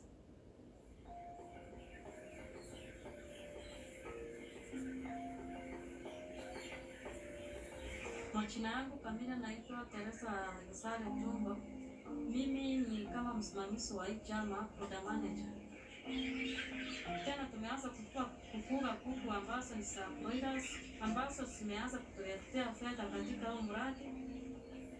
In most rural communities in Kenya, subsistence farmers would keep maybe 20 chicken, and these would be primarily for eggs they might sell or consume themselves, really. But electricity, along with some startup capital from Powerhive, has changed all that. Powered appliances like heat lamps and incubators can transform chicken rearing into a profitable business. It's a virtuous cycle for Powerhive. They give their customers the money and guidance to start businesses that use their electricity, and then a portion of the income from those businesses pays for the electricity. Kama wamama kila tuko kikundi hivi, tunapata hela ambayo inatusaidia kununua vitu za nyumba. Hasa tena zinachangia kununua hata chakula. Napata kama uko na kitu umejiwekea ya hii kutokana na huu mradi, unalipia mtoto kidogo, ingine unampea kama kipa yake ya kwenda kujiendeleza huko shule. You also find that community members who do see successful businesses get inspired to do that themselves. And all of that wouldn't have happened if they hadn't had the exposure or understood how it can be done or that it can be done. Recently, Powerhive has invested in a new business, leasing electric vehicles to people in the villages and in nearby Kisii town. My name is Brian Adoyo. I'm running the ground operations for this EV project in this region of Kenya. What we're trying to do here is convert all conventional bikes from petrol engines to electric motors. Beyond just getting from place to place, motorbikes are key to generating income in this region, where they're often used as taxi vehicles or for transporting goods to market. And while making the switch from gas to electric is obviously cleaner, there are some more tangible benefits as well. Maintaining electric bikes is way more cheaper than maintaining a conventional bike in terms of servicing. Electric vehicles, they have fewer moving parts. They don't require oil. You know, here people are spending around $10 every 2 weeks for the maintenance cost. So if we can save somebody $1 or $2 a day, it's a very, very big deal. The way we have planned to roll out the program is we'll be having swapping stations whereby riders around a certain area could be able to change batteries whenever they run out of batteries. And the rate at which we'll be offering the battery swaps will be much less than what they pay at the pump for fuel for the same conventional bikes. This is a brand new bike, never been ridden. Let's see how you like it. You just turn it on. This is the acceleration. We've just introduced our electric motorcycles to a whole group of local riders. The market here has really been very receptive, namely because it saves them money and because it performs better than what they're used to using. This is so nice. Thank you. You're seeing this whole revolution, I would almost call it, in terms of this adoption of electric mobility all over the world. So it's just a matter of time before that adoption happens here and everywhere else in the world. I'm convinced of it. It's still early days for mini-grid companies like Powerhive, and it remains to be seen how big the industry's impact can be.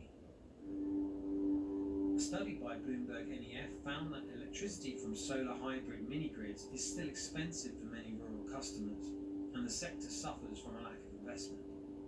Meanwhile, large-scale renewables are booming. Bulk solar and wind are the most competitive new sources of energy in most of the world today. But with hundreds of millions of people still living beyond the reach of major grids, there's a massive opportunity to improve lives without the climate paying the cost. Our business model, if it works, can really change what development means. And what we're trying to do is create a model that can be deployed anywhere in rural communities across the globe. We have hundreds of millions of people that are going to be joining the modern economy. And these customers cannot do so in a carbon unfriendly way. And here in Kenya, we're showing that you can sort of create this model, which we hope is actually going to serve Africa for generations.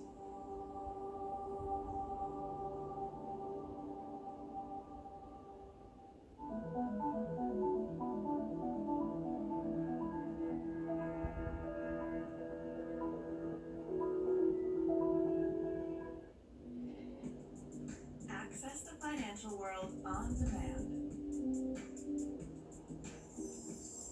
Hear from leading economists, policymakers, and industry experts via live and on-demand webinars, only from Bloomberg. Start exploring to see what's moving the markets. Visit Bloomberg.com/webinars.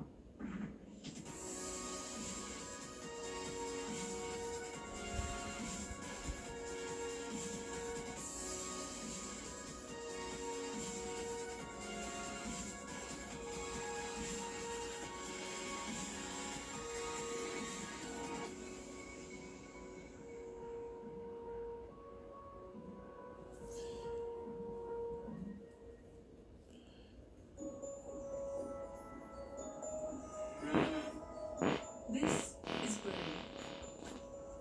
He might look like any other cow, but there's one little thing about him that sets him apart from his breed. Birdie has never grown a pair of horns. And that wasn't a fluke of nature. Parts of his DNA were rewritten by this man. Using new tools in gene editing, scientists like him are gaining unprecedented control over the fate of all living things.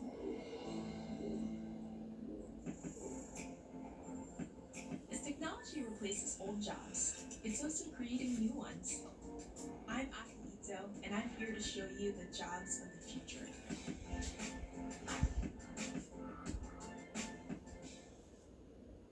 My name is Dan Carlson, and I'm a gene editor.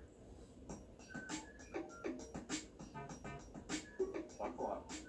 The field is changing almost by the day. So new innovations, new techniques, gene editing technology, it's just going to improve our lives in a number of ways. Dan works for a biotech startup called Recombinetics here in St. Paul, Minnesota. So this is the embryology lab. He's tackling a problem that's plagued farmers for generations. Most dairy cattle are born with horns, which they can use to herd each other and their human handlers. Because of that, worldwide, farmers remove horns from millions of dairy calves each year. It's a painful and distressing process for the animals. Dan wants cows to be born hornless and hopes to eliminate the practice of dehorning altogether. What we can do on this microscope here is take the cells that we've engineered and create embryos out of those.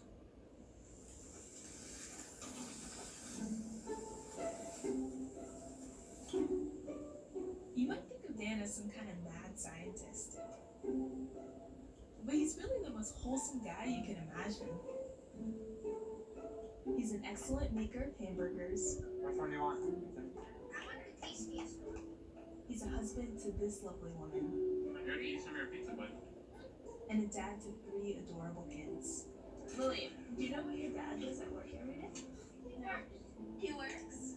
Do you know what he does? He tries his eggs. What?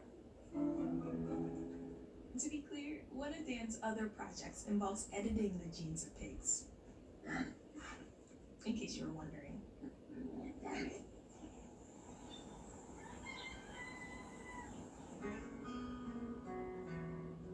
Dan's passion for farm animals stems from his childhood, growing up on his farm. It's run by his dad, who has a very fitting name. This farm here is where my dad started out farming. I never dreamt that Dan would be a scientist. In high school, it was the time where the genetically modified crops were beginning to be planted. And my dad was one of the early adopters. You can see the difference in the crops immediately. They were taller, they didn't have any problem standing up. And from that moment on, I was like, this technology is for real, it can really make a difference. Gene editing sounds kind of science fiction to me, but I'm very proud of the work that Dan does. You're hungry. For Darwin, dehorning cattle has always been his least favorite part of the job. When they get the horns cut off, they holler like crazy, so you know there ain't a comfortable thing that's happening to them. There are cows that naturally never grow horns, but they're usually used for beef. They can't produce enough milk for dairy farmers. So 6 years ago, Dan started working on developing hornless dairy cattle. I was interested in trying to solve some of the problems that my dad encountered. Using a gene editing tool that was discovered less than a decade ago, Dan's team took a dairy cow's cell, cut out the genetic segment that makes the animal grow horns, and then swapped in a sequence found in some beef cattle that makes them hornless. Next, his team created an embryo from the edited cell and inserted it into a surrogate mother. Then, they waited for 9 nerve-wracking months. You're expecting it to come out without any horns or horn buds, but you just don't know. Burry, the world's first cow to be gene-edited for hornlessness, was born in 2015 in Iowa. Shortly after, he was transferred here, to the University of California at Davis. He's incredibly strong. I can see why it'd be dangerous to have horns on him. No, that's right. I mean, they kind of use their heads as their defense. I mean, it's natural for them to do that. And obviously, when you have a 1,500-pound animal moving his head around like that, it doesn't take much to do some pretty significant damage.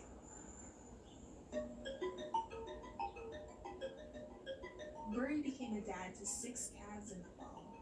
All of them inherited their father's lack of horns, and one of them happens to be female. In a few years, she's going to be old enough to produce milk, which scientists are planning to examine. Nolan, do you like cows? I love them. I love their babies the most. Who likes yogurt? Who likes milkshakes? Would you let your kids drink the milk of a gene-edited cow? Of course. Yeah? Yeah. You would? I'd purposely buy it if it was on the market.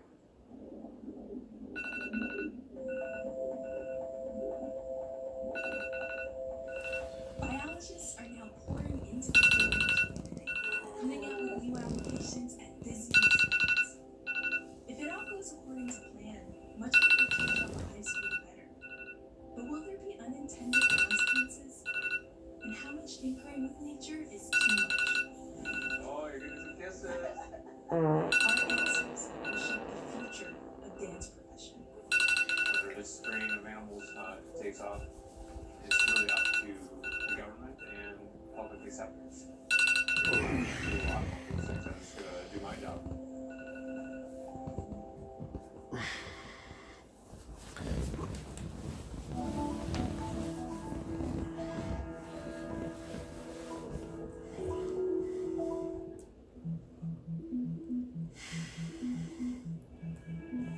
I want to be very clear. I unequivocally condemn the violence that we saw last week. Violence and vandalism have absolutely no place in our country and no place in our movement. Those who engaged in the attacks last week will be brought to justice.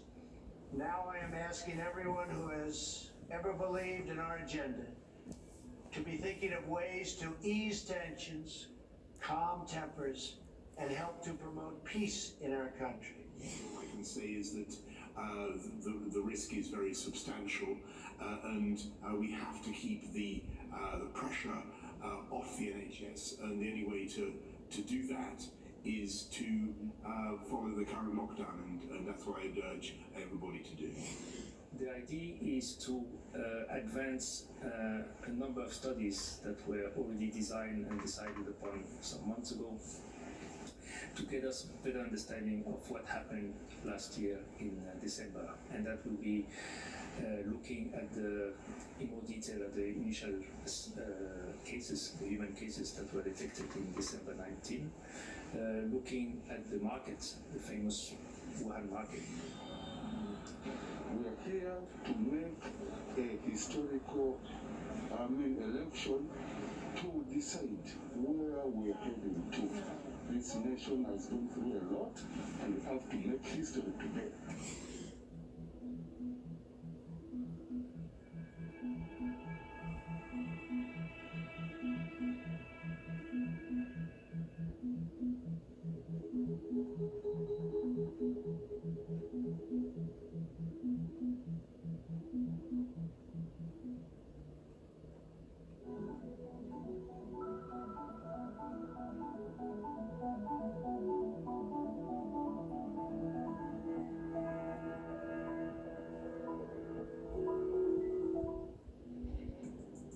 Access to financial world on demand.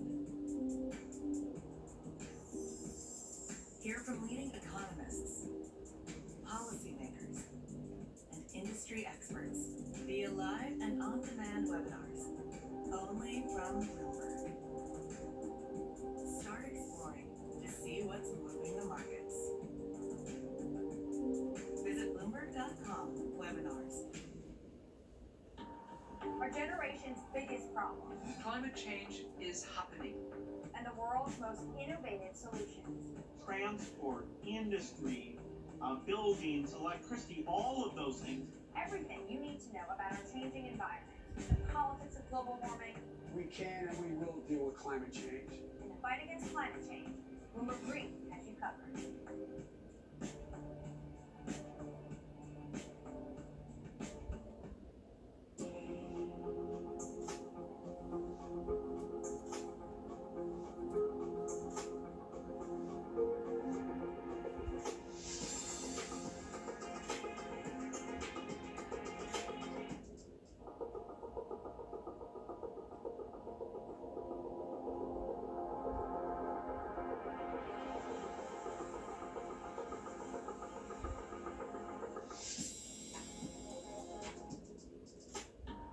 Our generation's biggest problem. Climate change is happening. And the world's most innovative solutions. Transport, industry, buildings, electricity, all of those things. Everything you need to know about our changing environment. The politics of global warming. We can and we will deal with climate change. And the fight against climate change. Bloomberg Green has you covered.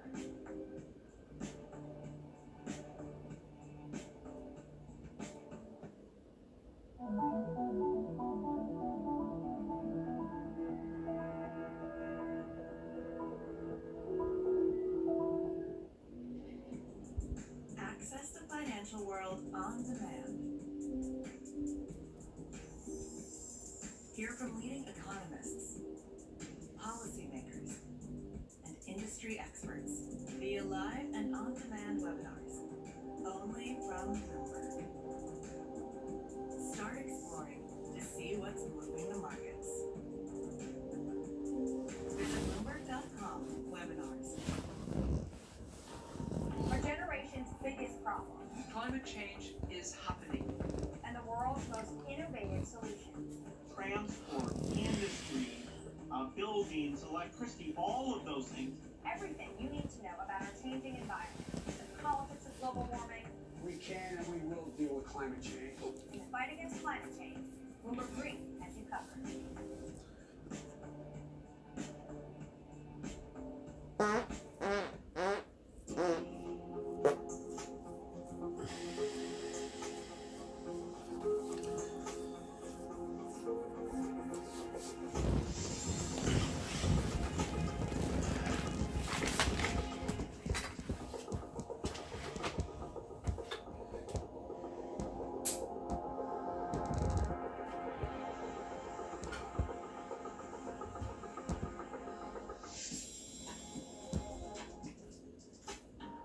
Our generation's biggest problem. Climate change is happening. And the world's most innovative solutions. Transport, industry, buildings, electricity, all of those things. Everything you need to know about our changing environment. The politics of global warming.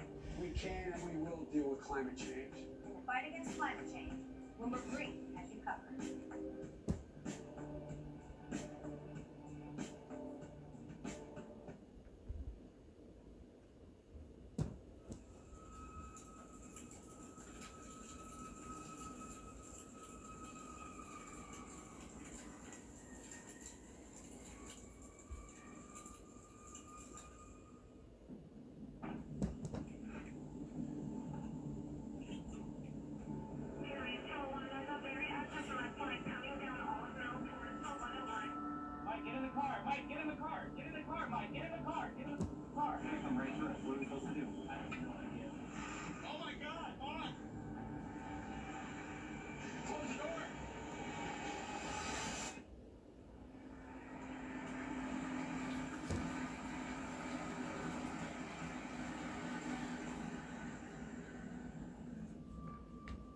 I thought I understood the unrelenting power of nature, but I had no idea until it hit home. On January 9th, 2018, disaster struck Montecito, California. A massive mudslide leveled our community, triggered by tremendous wildfires that had ravaged our surrounding areas a month prior, leaving the soil barren and more flood-prone. With the ground beneath us weakened, a downpour was all it took to trigger a devastating wall of mud and debris that killed 23 of my neighbors. I saw the most unbelievable damage, just stuff that defied your imagination. And just to get a sense of geography, people lost their lives here, I live there. These were all houses in here. But that's part of a house. There's another part of a house.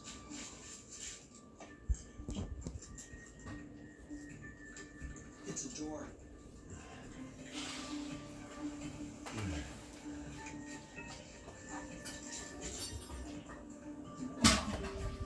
Bed just as they left it that night. I don't think any of us could really grasp the magnitude of what could have happened. When they came and asked, said you can go or you can stay, we recommend you go. I said, well, okay, guys, we've been through this. Give me the worst case scenario. And they said, well, the entire mountain could come down and go to the 101 highway. In my mind, I go, that's crazy talk. That's the talk of a crazy person. And that's exactly what happened.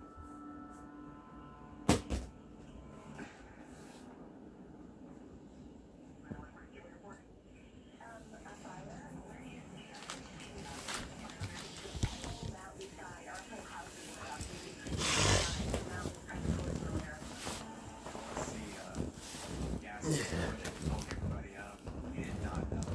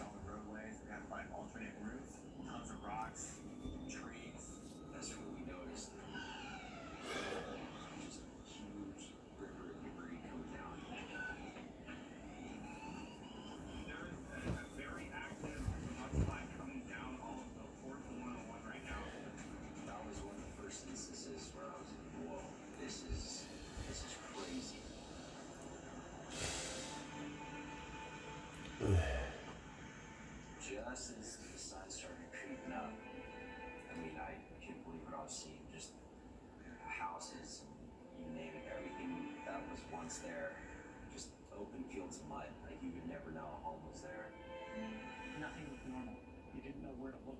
I mean, it's like, what is this? I was lost in my own history. Intersections that I've crossed multiple times a day for 25 years, 100% unrecognizable.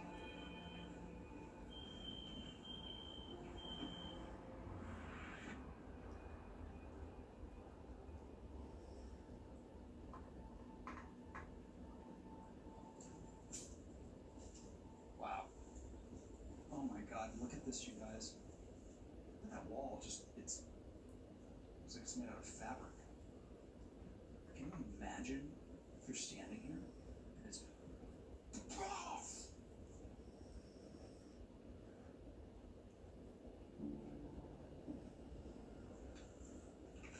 this is sad. Model train. The human details of it.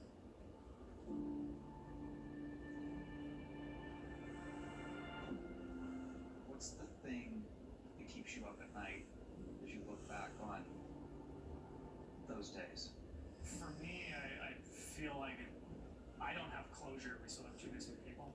It's the hardest thing. It's the thing that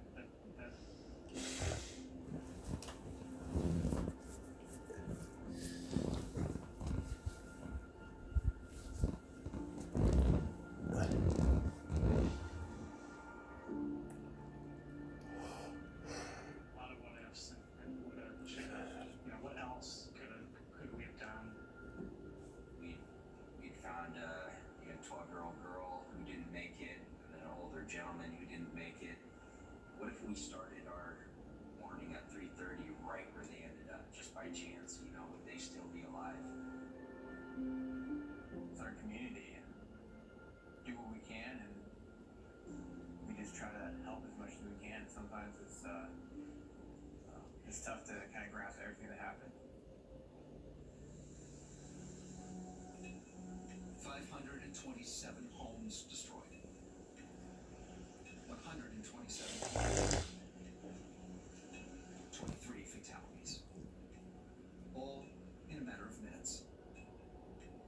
Those affected by the Montecito mudslides came from all backgrounds. Ralph Lalo Parejas owns the popular Rose Cafe in Santa Barbara. Lalo lost his home and his life.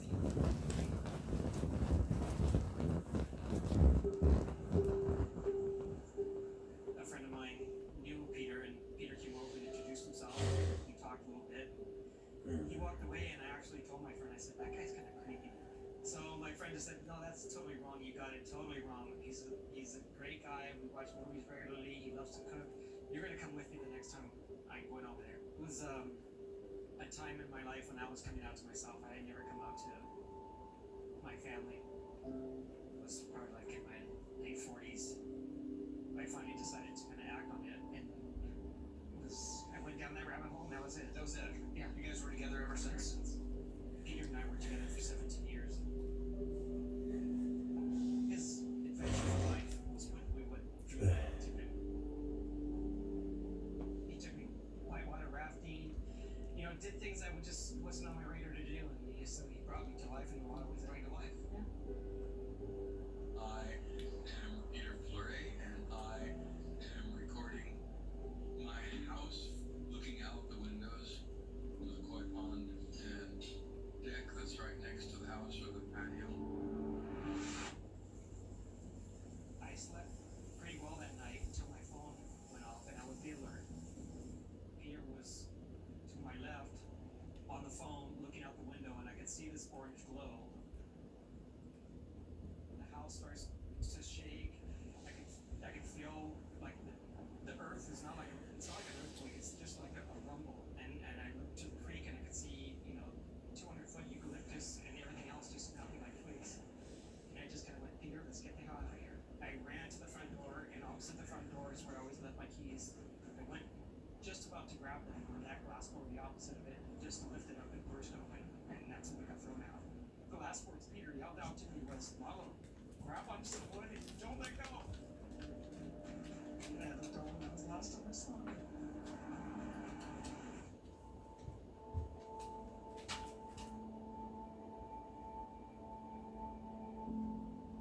My neighbor's house I ended up that morning, he called me up and said, well, I don't know if you're ready for it or not, but I'd like to show you something.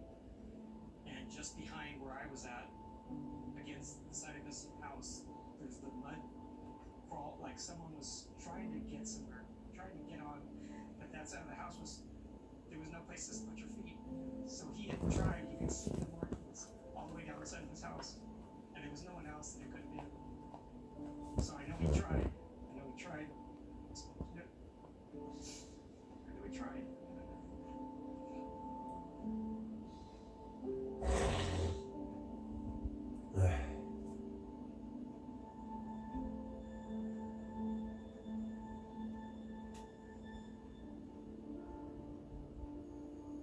Lala was flung from his home and swept away with debris flow. He was able to cling to an oak tree in a neighbor's yard. Then he held on for dear life. You see this one tree right there that's got like markings on it? I ended up on that tree just behind it. So as I was going down the flow, I was going just past that part of their house when I was trying to figure out which tree to hang on to, and I didn't quite get enough to get there. So the next tree was that one right behind it. Had I been on that first tree, I don't know if I would have made it, because you can see it got hit. It bounced things away, and you know, trees, cars, boulders. Let's go look at it.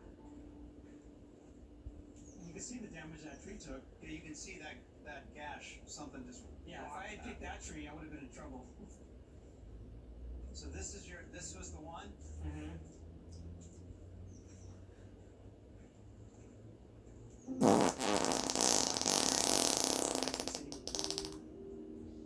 You could never have imagined that it was capable of happening. This is the unintended cost. Hey, thank you. Thank you. Yeah. Thank you so much. I was uneasy, but I feel very comfortable when I did it, so thank you.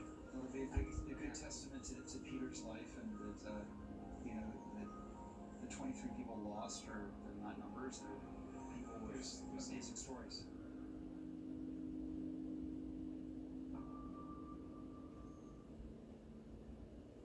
Kim Canton's husband, David, was also a victim. So was her 17-year-old son, Jack. Jack's remains have never been found. But Kim hasn't given up hope that someday her son might be buried next to his father.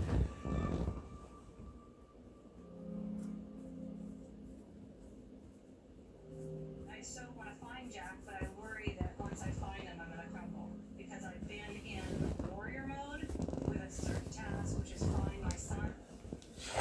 That's given me a different purpose when my life changed so dramatically. This is your property. Yeah, this is our property.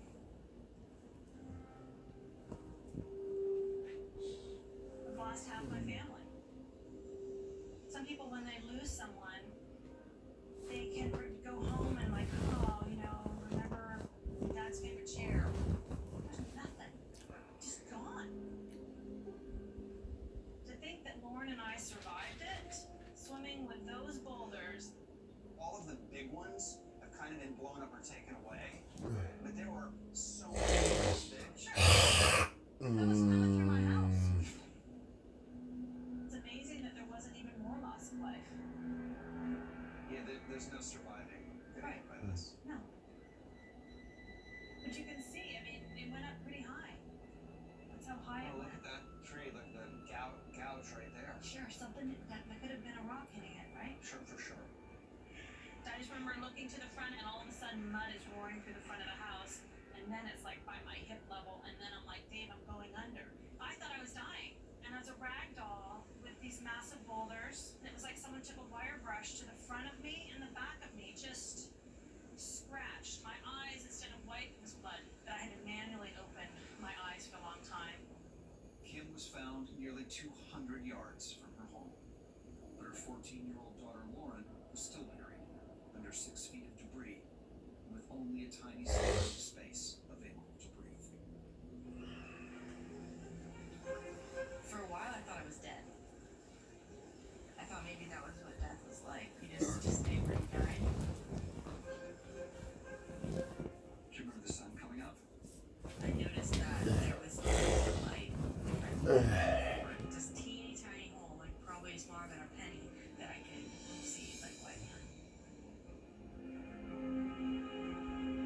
Did you know that there were responders nearby, or were you just constantly shouting out? I heard kind of whispering nearby, and so I just started screaming as loud as I could.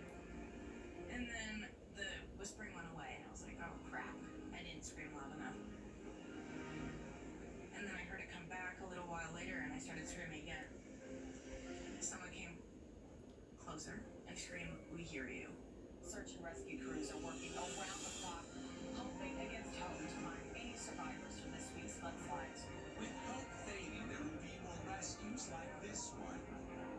Ulrich was rescued after being trapped for 6 hours.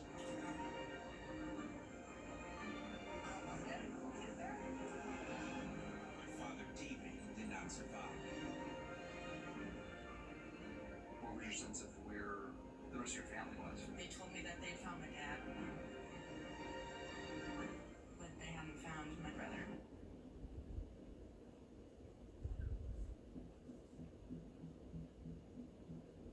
Nearly every week, Kim and a few volunteers search for the remains of Jack, looking for any clue or any sign of where he may be, looking for hope.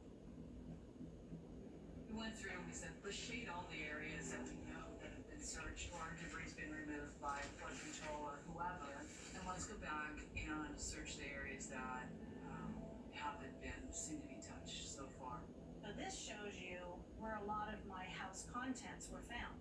It is possible Jack could be down there. So we're checking that area. Sherry and Ann, they come out with me. They've been out. Look, Part of my healing has been digging in the mud, helping. it's not a fun discussion, but as we're looking for bones. Right. Like, it's so hard, you can't believe it. I know. If he's been here for the last 18 months, this is kind of a pretty place to be, right? It reminds me of my first house here. The other street ran through the backyard. I would take my boys down here all the time, just look up at the trees and the sky, and hear the water, and go on hikes. And I mean, I want him next to his dad, but if he was here, it's quite beautiful.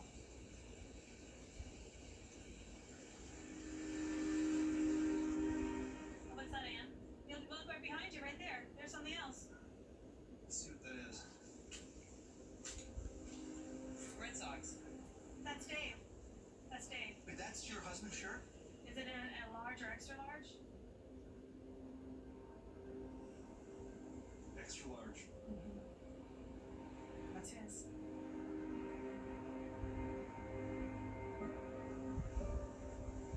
That tells us don't give up. Let's keep looking to make sure that no stone's unturned. If the contents from the home got there, then Jack could have gotten there, right? Never give up on your kid, right? Every parent's gonna. I think he's in the mud.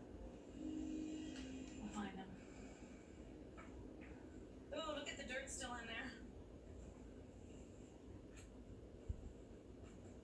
That's wash number 1. There's probably gonna be more washes that are needed.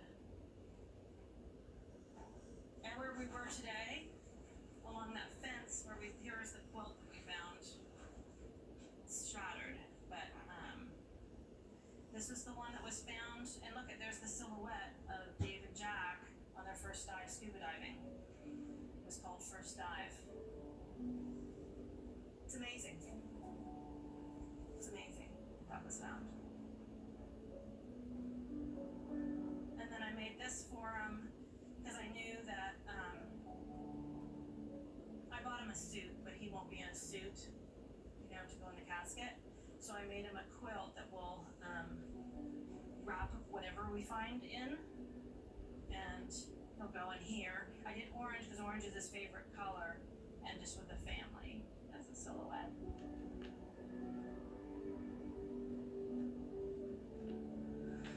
I put love is eternal to wrap you, Jack, with love, and we're family forever. We love you, Mom and Lauren. Hey, Jack. Good to see you. So we're ready. We've got the stuff for him.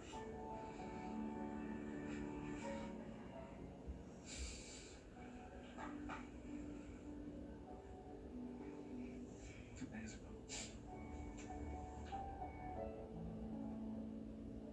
I used to see climate change mostly as a political issue. Then it affected me personally. It happened literally in my backyard. Reducing our climate pollution is the key. And it's time for smart, sensible, and clean energy. Often in tragedy, we see the very best of the human spirit.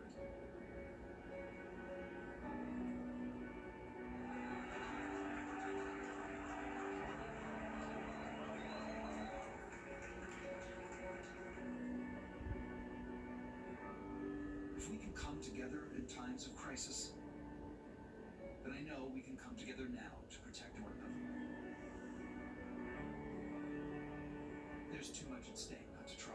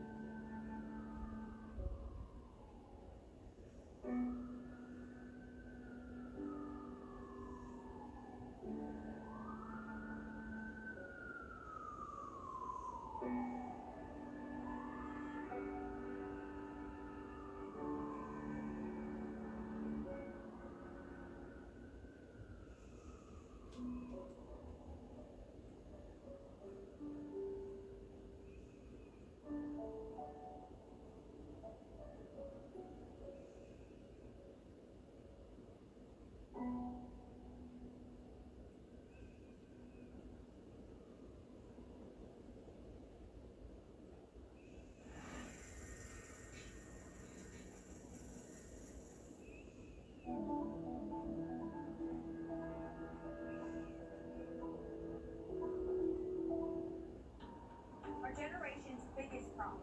Climate change is happening. And the world's most innovative solutions. Transport, industry, buildings, electricity, all of those things. Everything you need to know about our changing environment. The politics of global warming. We can and we will deal with climate change. In the fight against climate change, Bloomberg Green has you covered.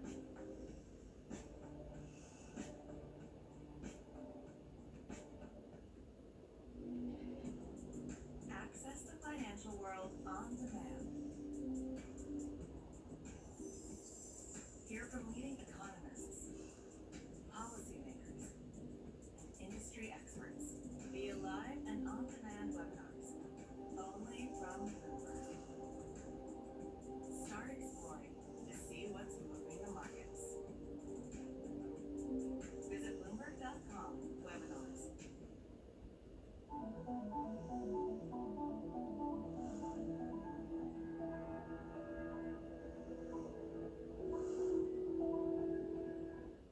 I'm Kuri Mori in Tokyo, and this is Quick Take Geo.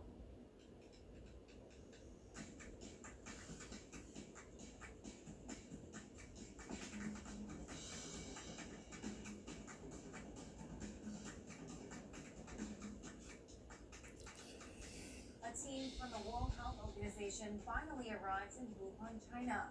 What can they find out from the city where COVID-19 first emerged? Thailand's been experimenting with reopening to foreign tourists in the wake of the pandemic. Find out why it hasn't quite gone to plan.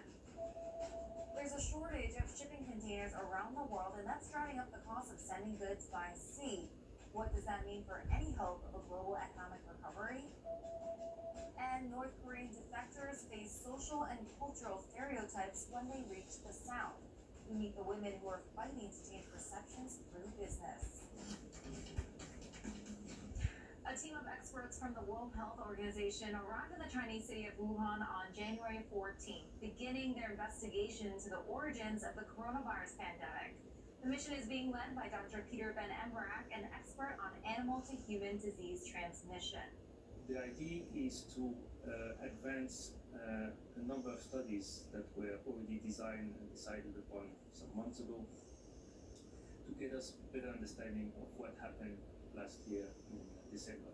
And that will be looking at the more detail at the initial cases, human cases that were detected in December 19, looking at the market, the famous Wuhan market, and see what happened there, trying to find out everything that went in and out of that market in the weeks ahead of the event. Joining us now is Bloomberg's Rachel Chang in Hong Kong. Rachel, what exactly will the researchers look for while in Wuhan? So what they want to do is be able to piece together the chain of events that led to the emergence of the virus at the Wuhan wet market. So what they'll be looking for example, is early patient samples that were collected months before the virus emerged to see if there were traces of the virus already in the community earlier on. You know, we have seen in places like the US and Italy that some of these early samples, you know, blood samples, samples for other medical reasons, people were already showing traces of the virus. So that means that we know it started much earlier. They will look at wastewater surveillance, for example, things like that to know where the virus emerged and in which places.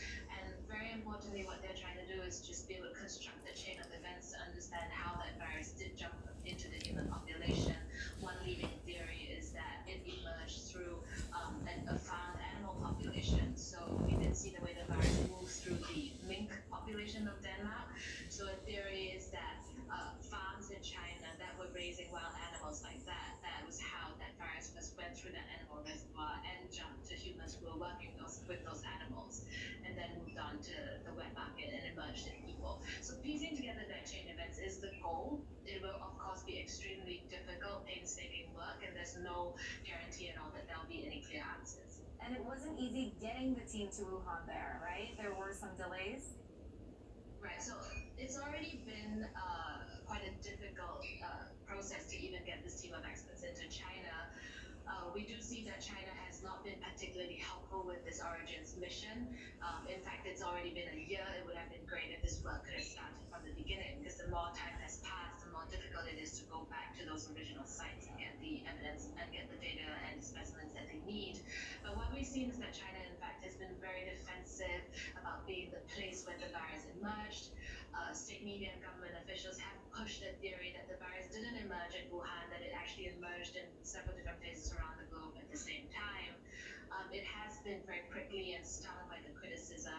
And so what we saw as well is that 2 weeks ago, the WHO's Director General publicly expressed disappointment with China for delaying permissions for the team of experts to enter China. It's extremely rare and unusual because we know the WHO is very polite with member countries. It very rarely calls out countries by name. So this really was a public show of how bad things had gotten. And what happened after that is China did set that date and the experts are finally in Wuhan. So what's next? What will happen then with their findings? So first, the experts who have landed in Wuhan today from Singapore will have to quarantine for 14 days. And then they will be allowed to start talking to Chinese scientists and also to start going to some of these sites.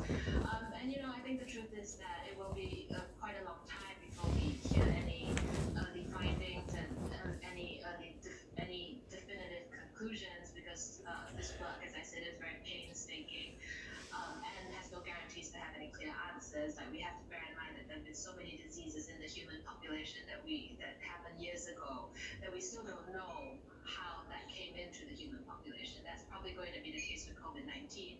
What could come out of this is a better understanding of how humans need to design our living spaces and our workplaces in order to minimize the chance of this crossover of virus. All right, Bloomberg's Rachel Chang in Hong Kong. some last October, allowing foreign visitors to stay for up to 9 months after a 2-week quarantine. It was an attempt to revive Thailand's battered economy, which is heavily reliant on tourists. But as Bloomberg's Randy Tangtong Night reports, the experiment hasn't exactly gone as planned. This is Patong Beach, which was one of the most popular beaches on the island before the pandemic. But looking at it now, it's almost deserted.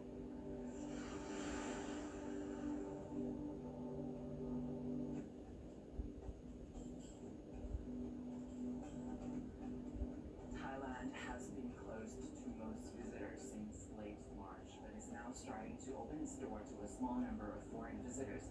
The country has been doing experiments where they started accepting visitors on the condition that they need to go through a 14-day quarantine inside a hotel room. And that's because it wants to strike a balance between keeping infection risks low for people living in Thailand and allowing some visitors to help some of its tourism businesses. The problem, though, is that at the moment there aren't enough tourist arrivals to save the industry that used to contribute to about 1/5 of Thailand's economy.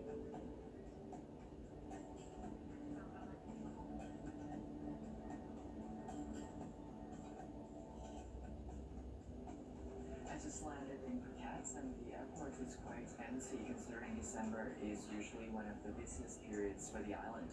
It's usually the time when European travelers would come to spend several weeks on the beach. Now it's mostly just domestic travelers who come here for that weekend trip. Turn right. This road just off Patong Beach used to be lined with restaurants and bars. Now most of the businesses are closed. Tourism is very important for Phuket, where 90% of its economy depended on it, and foreign visitors contributed to the majority of those receipts. So without them, there's just not enough income for businesses. For our hotel, from last year we are operating occupancy over 80 and 90%. But when we compare right now, this month and next month we will have only 10%. Right now we have only Thai customers. Tourism businesses have said that mandatory quarantine is one of the key obstacles preventing visitors from coming to Thailand, and they want it scrapped. They say that the majority of visitors that want to visit Thailand only stay for less than a week, so it's not practical for them to spend 2 weeks inside a hotel room during that vacation. But not everyone agrees with that proposal. A survey in October showed that the majority of Thais were against the tourism reopening plan. So the government has been trying to balance both sides, one pushing for a wider reopening for more tourists, and the other pushing for strict rules to minimize infection risks. And while it's true that once the majority of people got vaccinated, this debate of reopening with or without a quarantine will go away, the vaccine rollouts may take some time. And many of the businesses may not be able to hold off that long without income from foreign tourists. So when the island fully reopened again, some of those businesses may already be gone forever. You're watching Quick Take Geo. Still ahead. Elon loves China and China loves him back. Soaring Tesla helped Musk become the world's richest man. We ask just how long this romance can last. And there's a shortage of shipping containers around the world, and that's driving up the cost of sending goods by sea. What does that mean for any hope of a global economic recovery? That's after the break.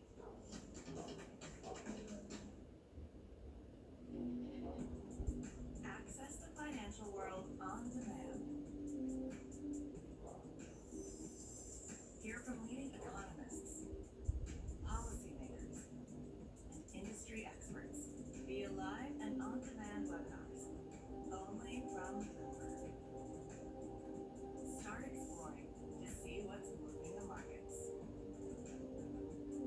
Visit Bloomberg.com/webinars. Our generation's biggest problem. Climate change is happening. And the world's most innovative solutions. Transport, industry, buildings, electricity, all of those things. Everything you need to know about our changing environment. The politics of global warming. We can and we will deal with climate change. Fight against climate change. Bloomberg Green, as you covered.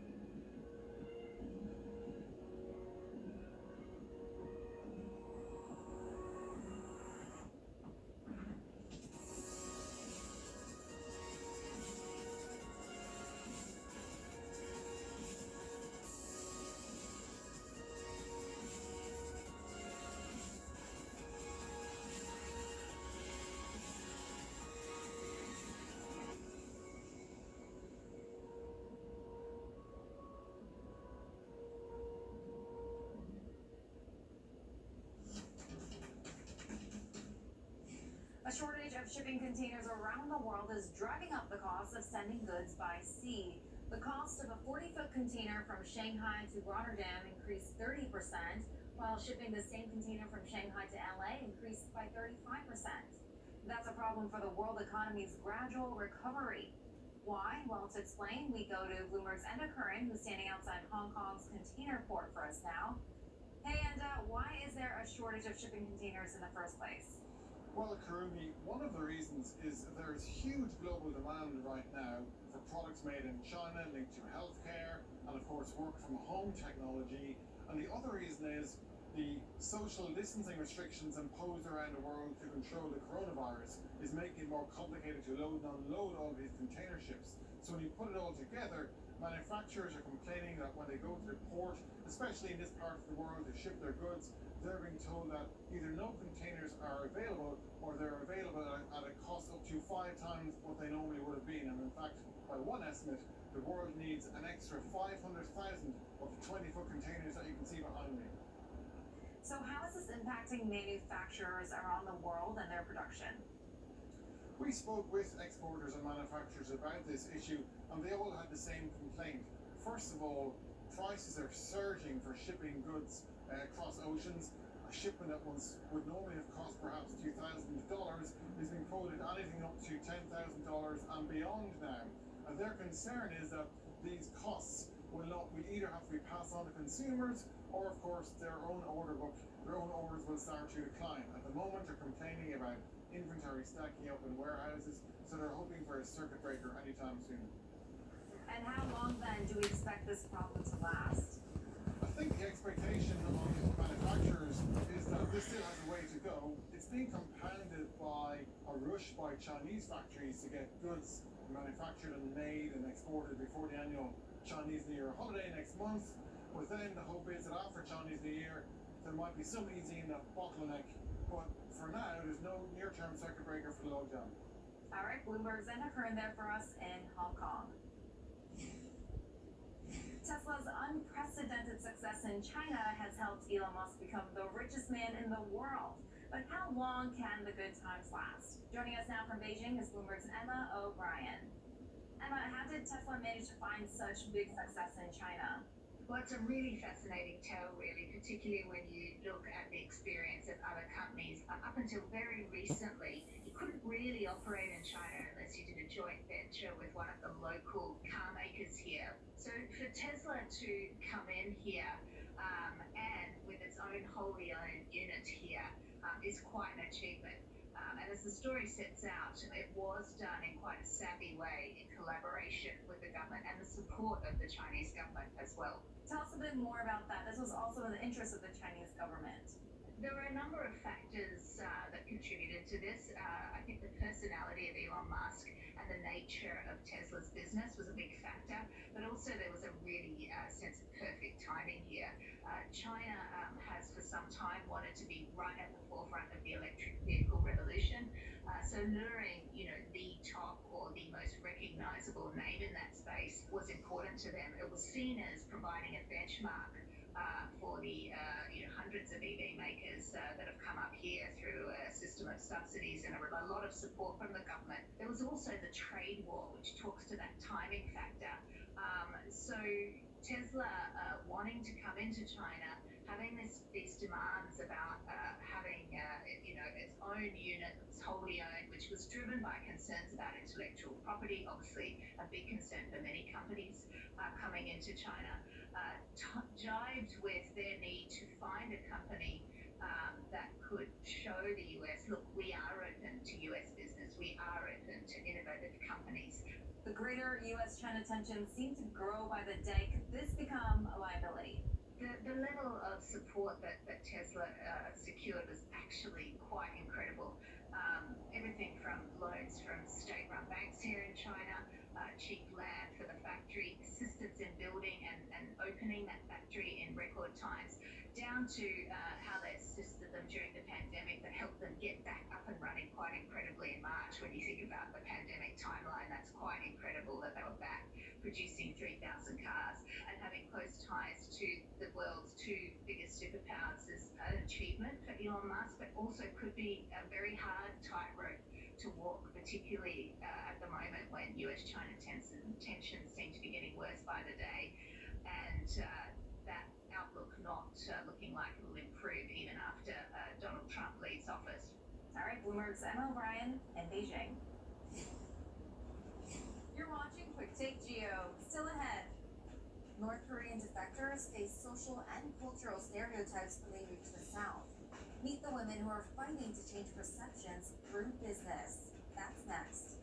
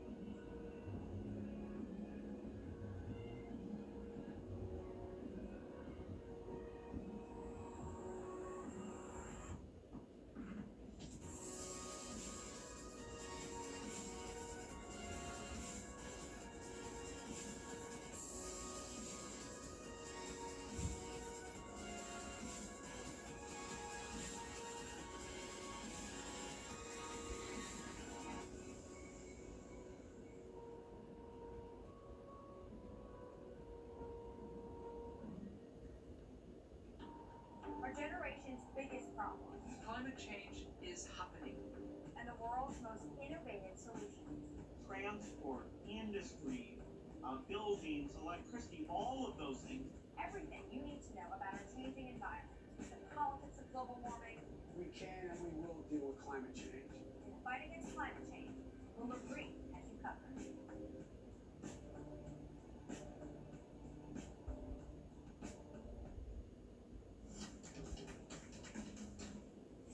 North Korean defectors face social and cultural stereotypes when they reach the South. We meet the women who have started their own business using their North Korean heritage. Take a look. 북한에 있을 때 술집은 꿈이라는 게 없었어요. 그냥 북한에서의 추억들을 많이 묻어버렸어요. 사회가 저를 그렇게 만든 것 같아요.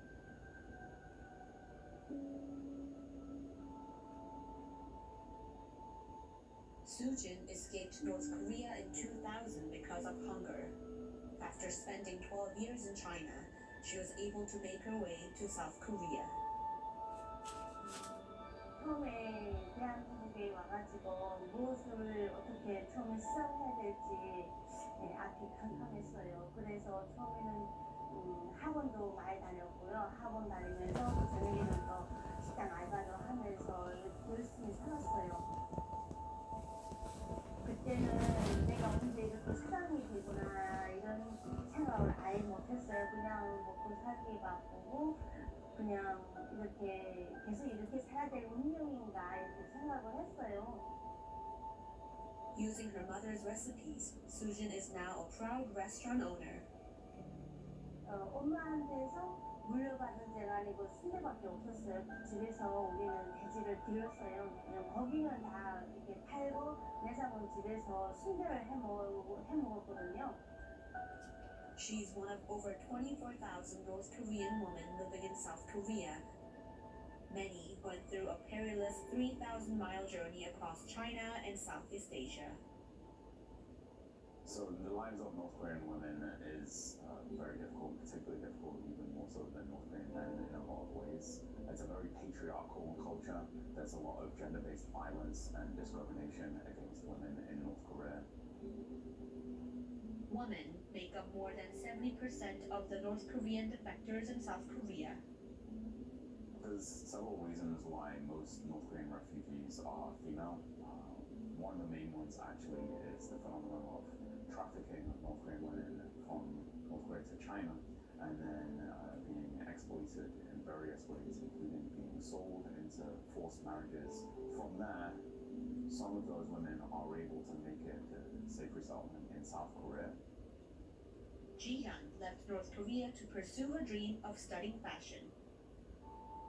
When I was 50 years old, I visited Baek Mountain with my family. Then I met some guy who wears ripped jeans and then had a long beard and then looks like really garbage.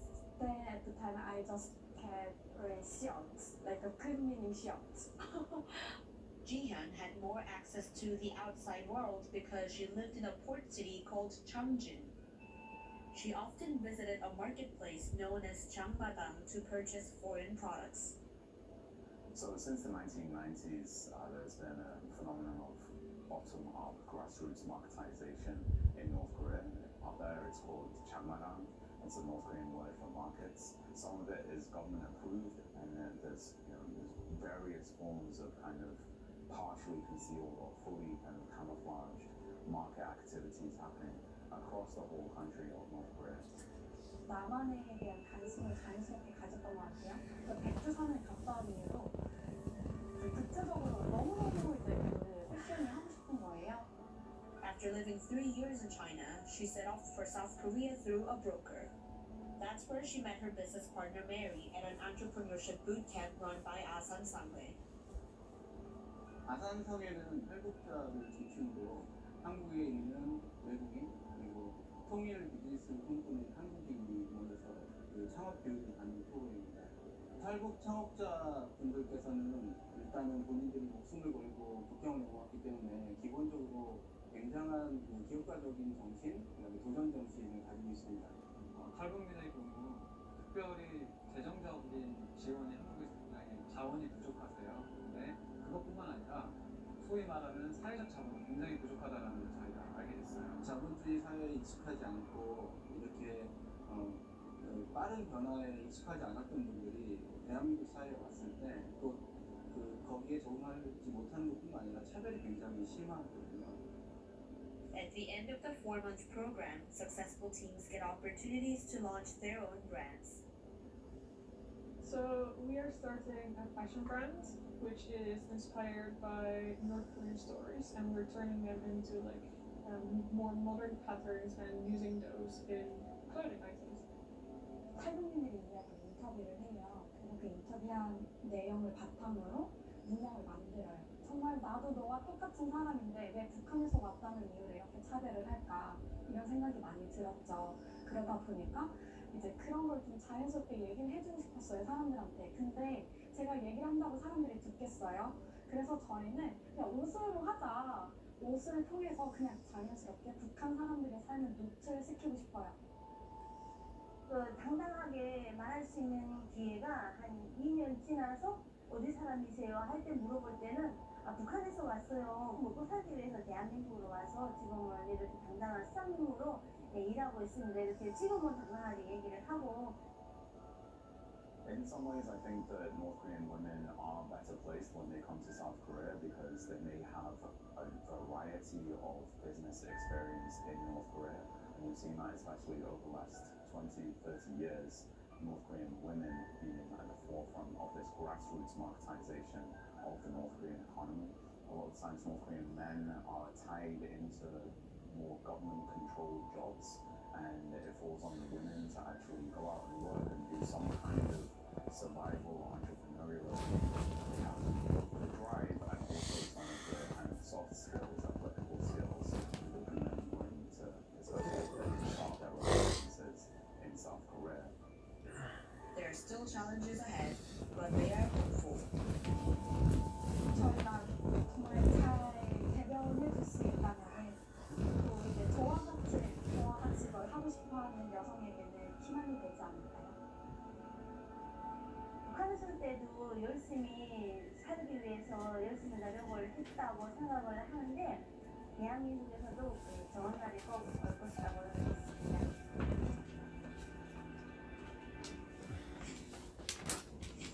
Thanks for watching this episode of Quick Take Geo. Follow us on Twitter @QuickTake for all the latest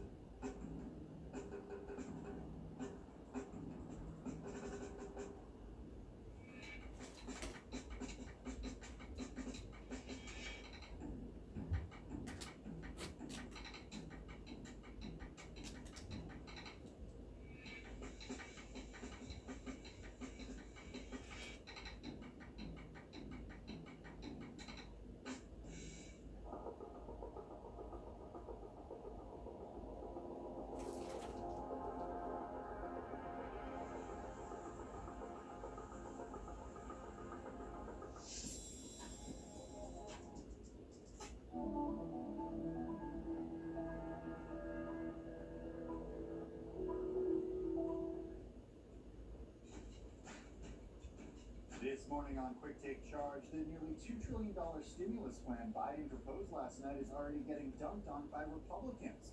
He wants more relief for state governments and money to boost the U.S. vaccination program, but mixes in long shot goals like raising the minimum wage. We'll look at what's inside the proposal, which parts will likely make it to the House and Senate floors, and how soon it will be passed into law. Plus, experts warn the odds are slim that the outbreak will be controlled before the summer, so businesses are getting creative with testing programs to get people to events. We'll speak with the head of BioReference Labs, which is working with multiple leagues to fill stadiums, potentially in time for the Super Bowl. And we're looking for Jack Ma. The eccentric billionaire founder of Alibaba hasn't been seen in public for weeks. One of our reporters went to his hometown in China to see if he was at one of his old apartments. It's Friday, January 15th, 2021. I'm Tim Stennebeck from New York, and this is Take Charge. It's where we get you caught up in the day's top news. It probably makes sense at all. Let's get going.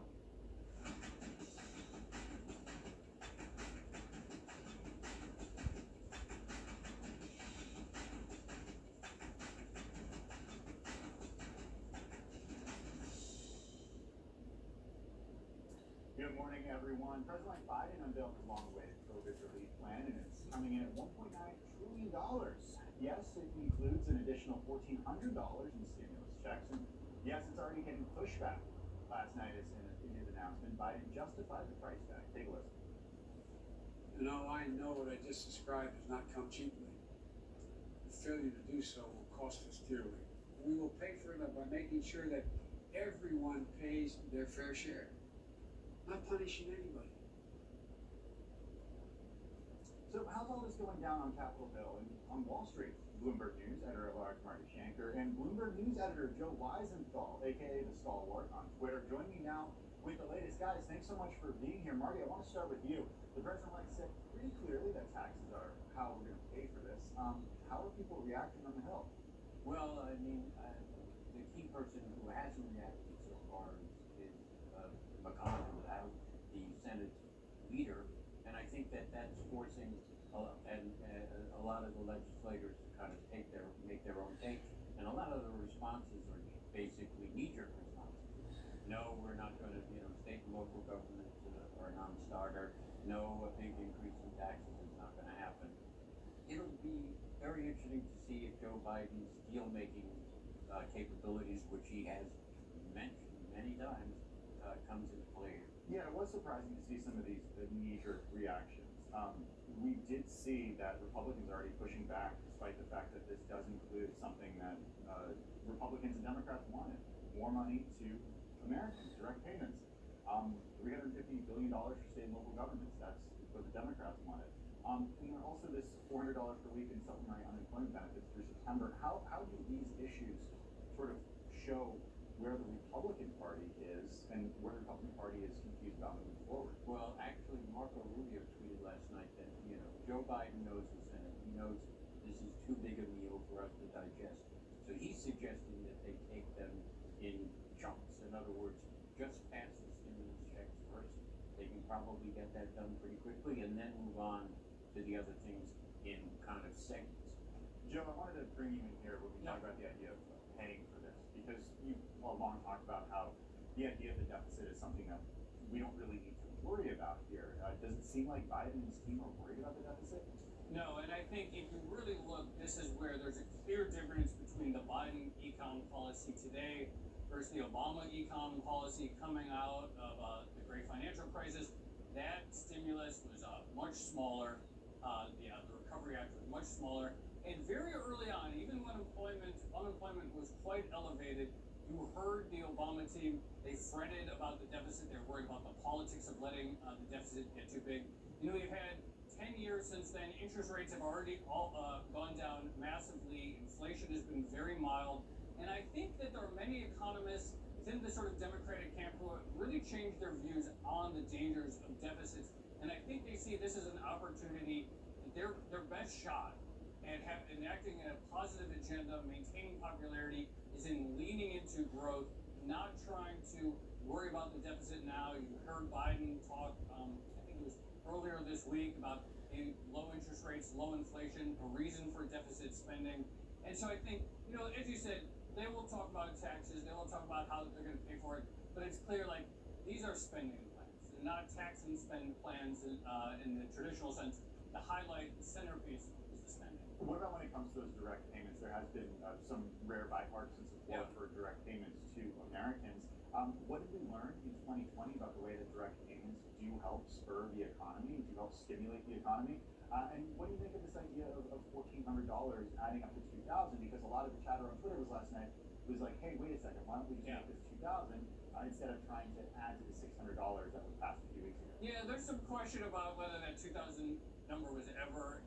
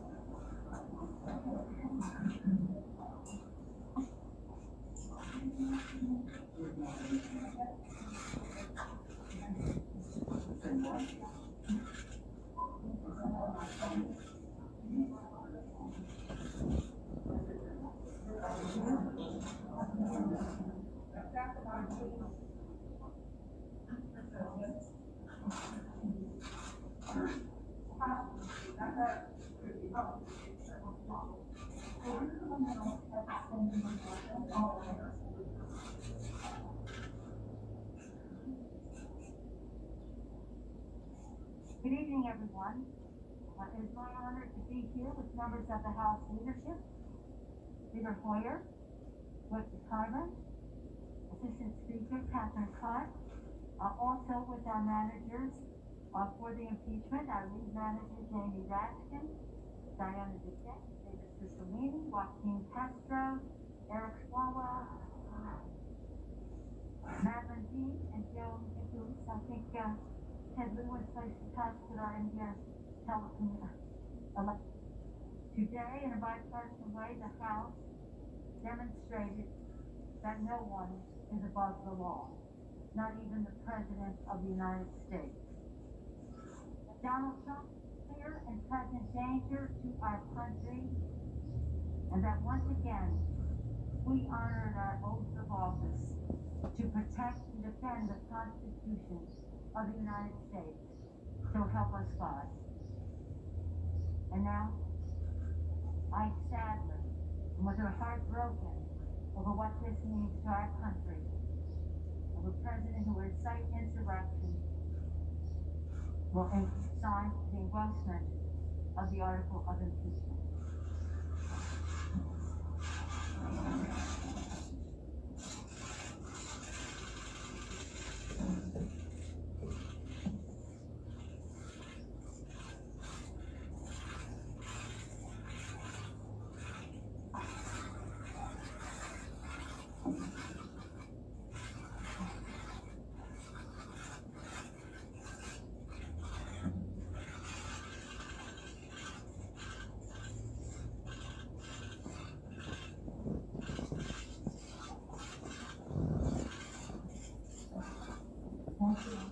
When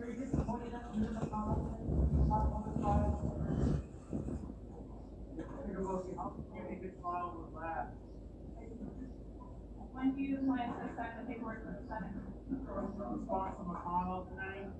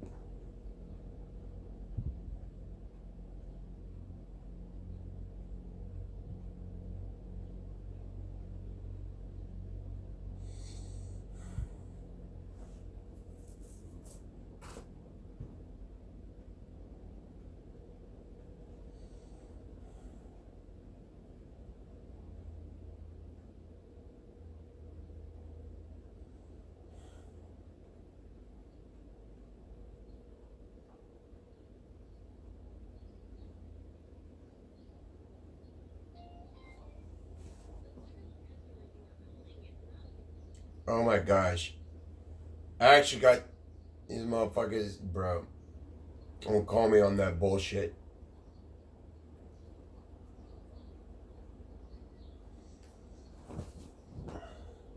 I win.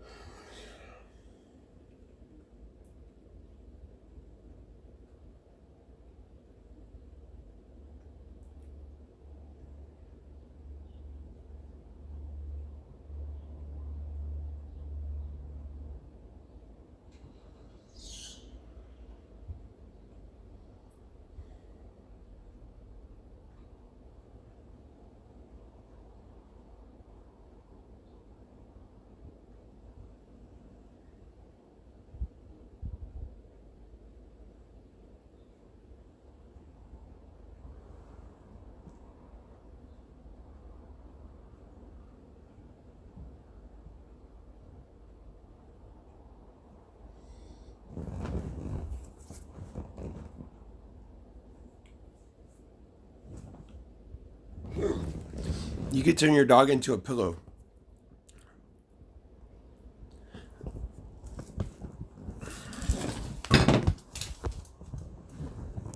EBZ is a bad person. That's not plagiarism. Plagiarism would be like if EBZ... That'd be like if EBZ were to make the same shirt and then I copy the shirt. That would be plagiarism. Seeing it's copywritten.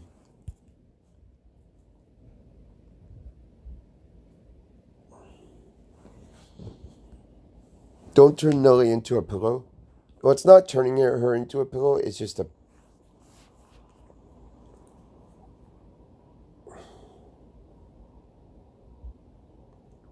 You don't think Nelly would look cute?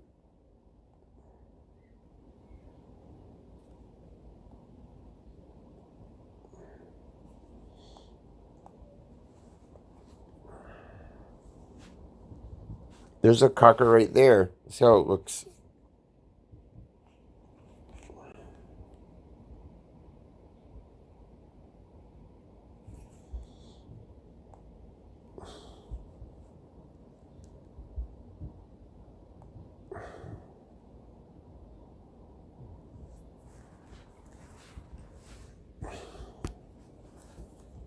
The Cocker Spaniel is the cutest dog.